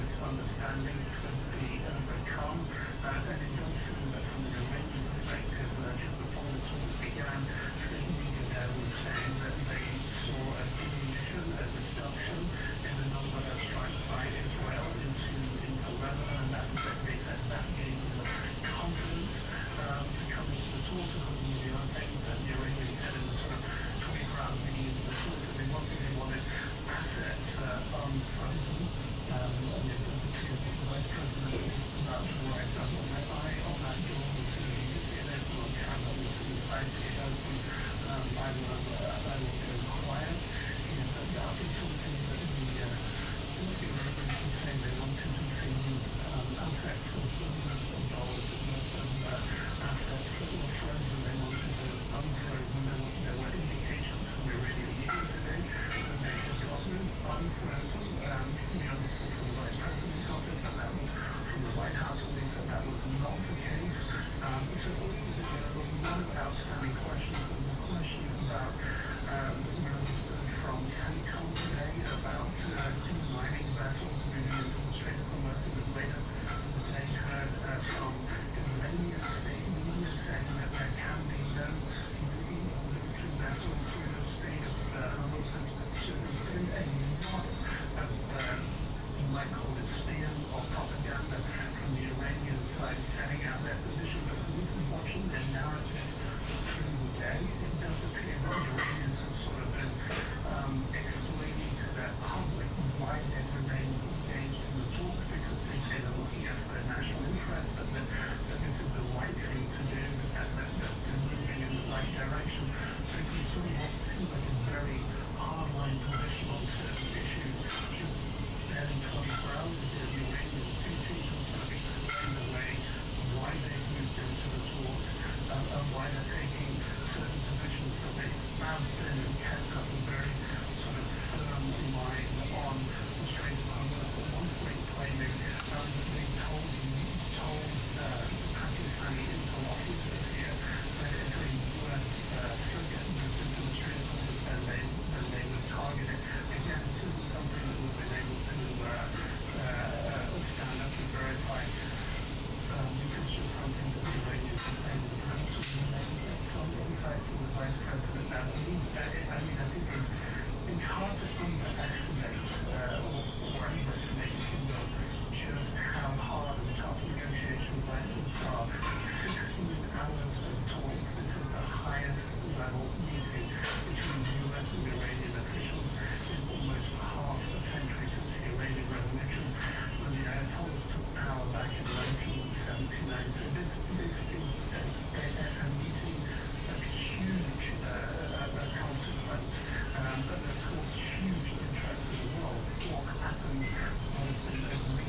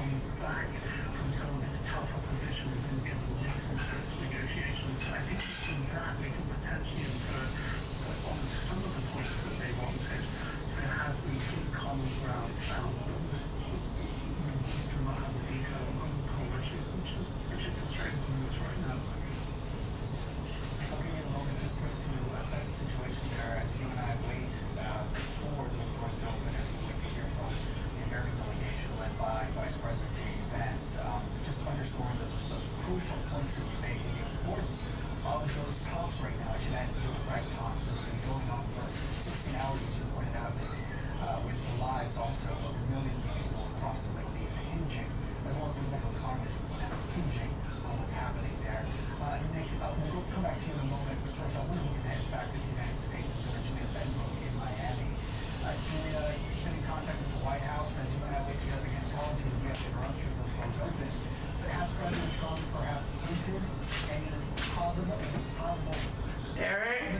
negative outcome of these Well, announcements that we get from President Donald Trump throughout this entire conflict, including when he announced the beginning of Operation Epic Fury, those first joint U.S. Israel strikes, have come on social media, on his True Social site. So, of course, we are keeping a close eye on that, refreshing often. But right now, the reason he's here in Florida, he's at the UFC fights with members of his family. That's where he is while this is taking place. He sent this delegation, though, led by Vice President J.D. Vance, Special Envoy Steve Witkoff, and Trump's son-in-law, Jared Kushner, to Islamabad for these talks. And we know these have been going on for hours, the trilateral talks taking place over 12 hours, with Pakistan, of course, serving as a mediator there. But as these have been going on, this is a huge moment, as Vice President J.D. Vance is going to walk through those doors soon and be at the front of this conversation with whatever announcement this will be. We did hear from Trump as he left the White House today, and he said yes, he was receiving updates as these talks had gone on. And while he didn't really categorize how he felt about what he was hearing, but really said that it didn't really matter because he believes that the United States has already won. And I do believe that we have some of those remarks to play for you now. We win, no matter what. We've defeated their military. They have no navy. 158 ships are underwater, undersea. All of their mine switches, all of their, they call them mine droppers. Can you imagine? A country has 28 mine droppers. You think that's nice? With all of that being said, they're all defeated, by the way. They're all at the bottom of the sea. Now, with all of that, they have no navy. They have no radar. They have no air force. Their leaders are all dead. Khomeini is gone. For many years, he ruled. He's gone. With all of that, let's see what happens. But from my standpoint, I don't care. So you hear him say there, from his standpoint, he doesn't care how these talks go. Going into this, Vance had said that he did believe that this could be a positive step. He also said that Trump gave him and others on the negotiating team clear guidelines going into this. A lot of questions, though, as we await these remarks. Is there a common ground here between these two parties? Because when Trump announced the 2-week ceasefire was going to take place, he said that the 10-point plan that the Iranians had sent was a workable basis on which to negotiate. But as more pieces of what was going to be in that potential plan became public, it was clear that there were a lot of things the United States would just not agree to, including reparations for war damages, as well as acknowledging control of the Strait of Hormuz. And that, no doubt, has been a big topic during these discussions today. That's the critical waterway where 20% of the world's oil typically passes through. And that was a key demand for Trump to have this ceasefire in place at all. Julie Benbrook, do come back to us. Correct. That's also important to point out. Julie, do come back to us if we hear from the president. If he hints, as you point out, he tends to really get ahead of things and make those crucial announcements on social media before we hear from authorities. So, Julia, stand by for us. I do want to go down to see that's Jennifer Hanser, who's joining me on the phone. As we wait together, Jennifer, just tell us a little bit about, remind us really the nature of the delegation, the U.S. delegation that traveled to Pakistan to meet with the Iranians. The president appointing his vice president, J.D. Vance, whose usual political position has been to not get the U.S. involved in any further foreign entanglements, yet he is leading the delegation this time. Yeah, that's right, Paul. And it's very interesting because we heard from sources it was actually a preference of the Iranians as well because of that very nature of not wanting to get involved in foreign interventions. They saw him as perhaps a more negotiable mediator than those big enough in the past. At the same time, we have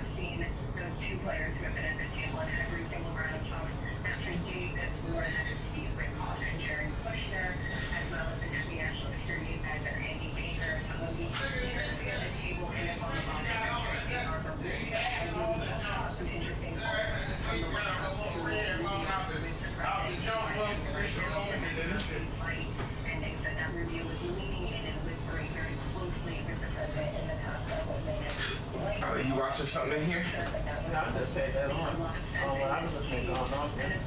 Okay, I was gonna see the right. Issuing agreement at that stage, that is just the first step in all of this. There's then the implementation of any deal that is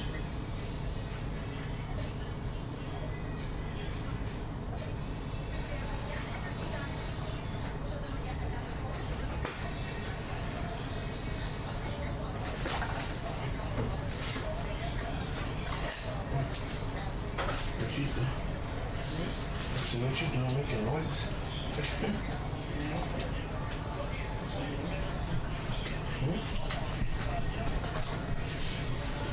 You okay? Yeah, it's fine. That was all the noise.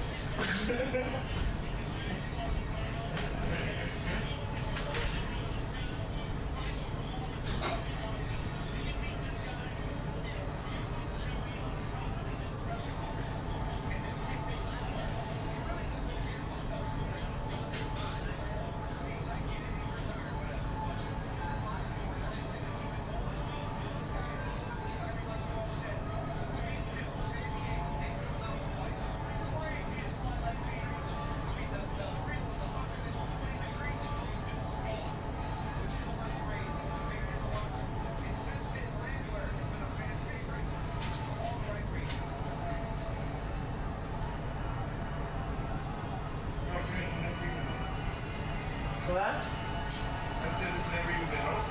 What? Tahiti? Yeah. Oh, damn.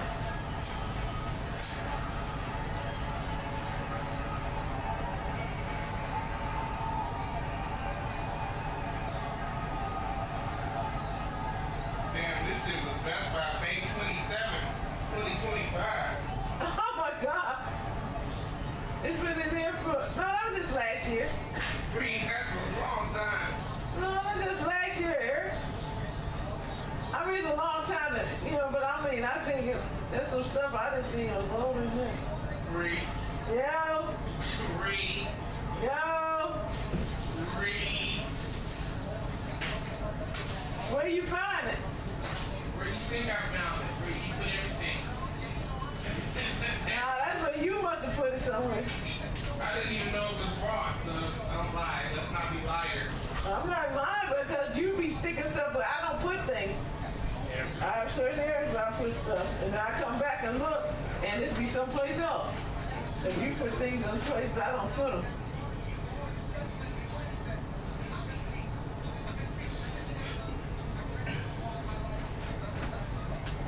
I'm not trying to lie about nothing. I did what I did. You did do it. I did it. You're lying. I'm not lying. If I did it, I did it. But I didn't do it. It's a lie.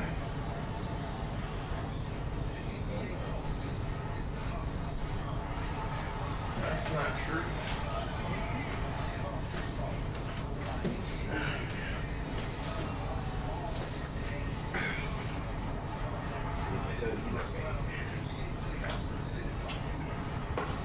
Did you fry the potatoes?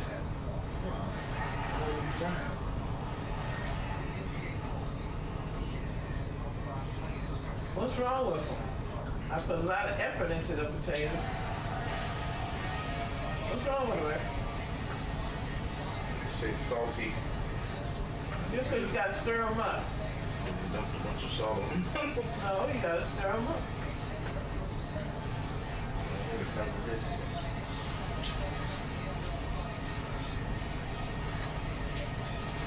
You look at me, that's the food that's left in there.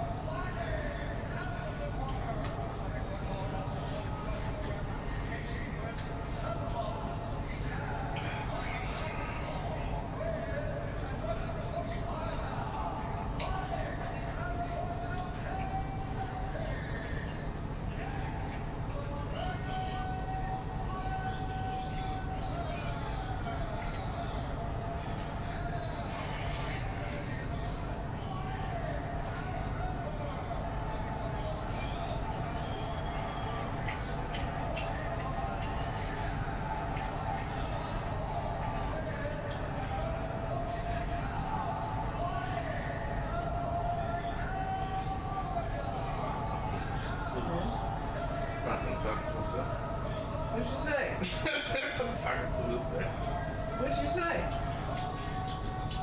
Instead of buying some real food, you wasting money on TV than that. That's because real food costs a lot more money than that cost. That was a sale. So there was some kind of meat for $5. There was no meat for no $5. I would have got it. Whatever was for $5, I got it. Even if it was a can of something. I'm wishing some soup. Put some soup in there. So that's not what it's preferred to go. Pardon?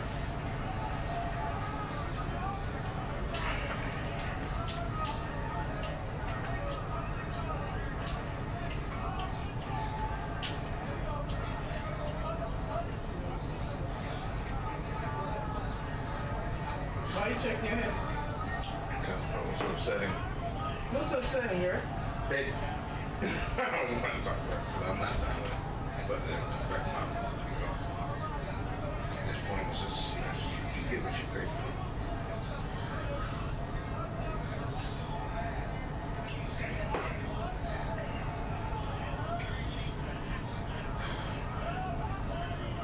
What's wrong?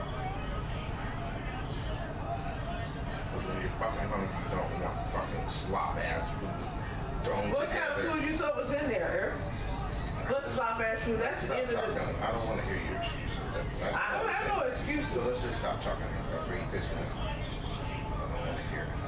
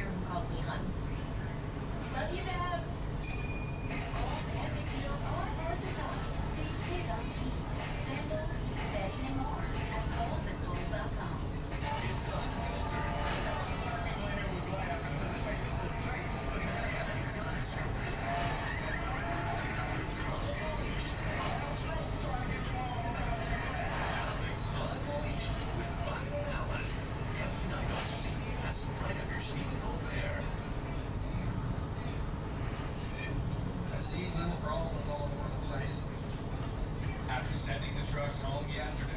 Mirko is back on the block for some road maintenance. Today, my to-do list is to drain water, and because we have a lot of rain again overnight. Once it dries up a little bit, I want to get hauling. Let's do this. The truck's not hauling wood, or wood piles grow. And we look at it every day, and we're like, oh my god, let's go move it. But we can't, because the trucks just can't make it in there. Once it's off of this road here, that's going to be all we need for now. There's still lots of work to do to get there. Really don't have a hard time with this. Higher on the block. Yeah, she's kind of uneven around here. She wants to do a little slide. The forwarding team is moving harvested wood off the hill. We're well ahead of the truckers now, just because they can't haul. That doesn't mean you can slow down too much. We got a lot to do.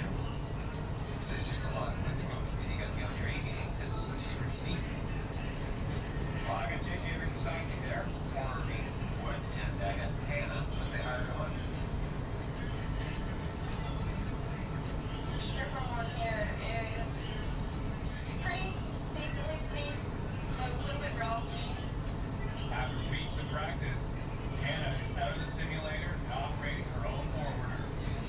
This is week 3 for me. I think day 7 in this machine. It's going good. Slowly getting faster. I feel super amped up to be here and finally be on my way to staying a little longer. It's pretty exciting. We just gotta avoid the stumps and make sure you don't tip. I feel pretty confident and to become a really good operator. It'll take some time, some energy, but she's pretty dedicated. She has to grab it.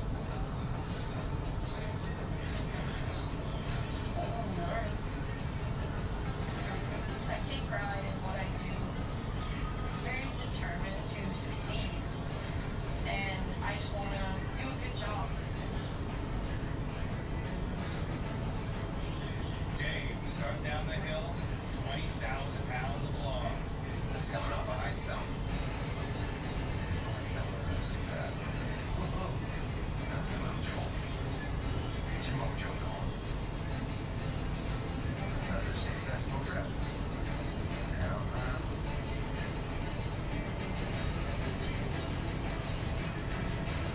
so we'll just get this up here. Rock and rolly there. Oh, good. Just like that.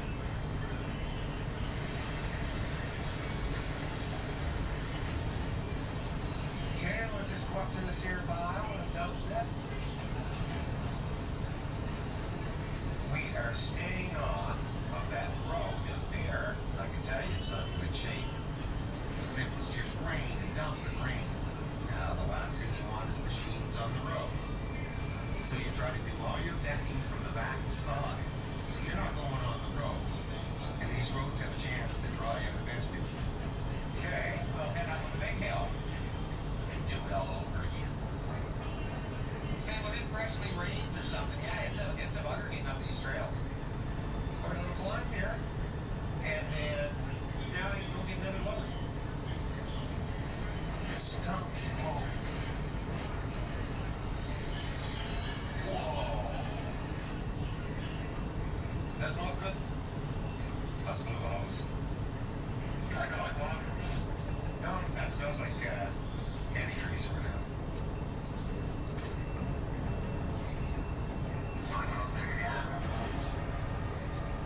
Yeah, that'd be great if you could, JG. That's not good. I'm not real mechanically Clark. I'm there to run the machine. I'm not there to turn wrenches, tear skin off my knuckles, stuff like that. Where she be leaking? You know, nobody knows, CG. I try not to break down a lot. Okay, here we go. But when I do, like I got help coming out of the woodwork, it's unbelievable. Good to see you, JJ. Nice to get help. You did? What you got there? See you later. Oh, yeah.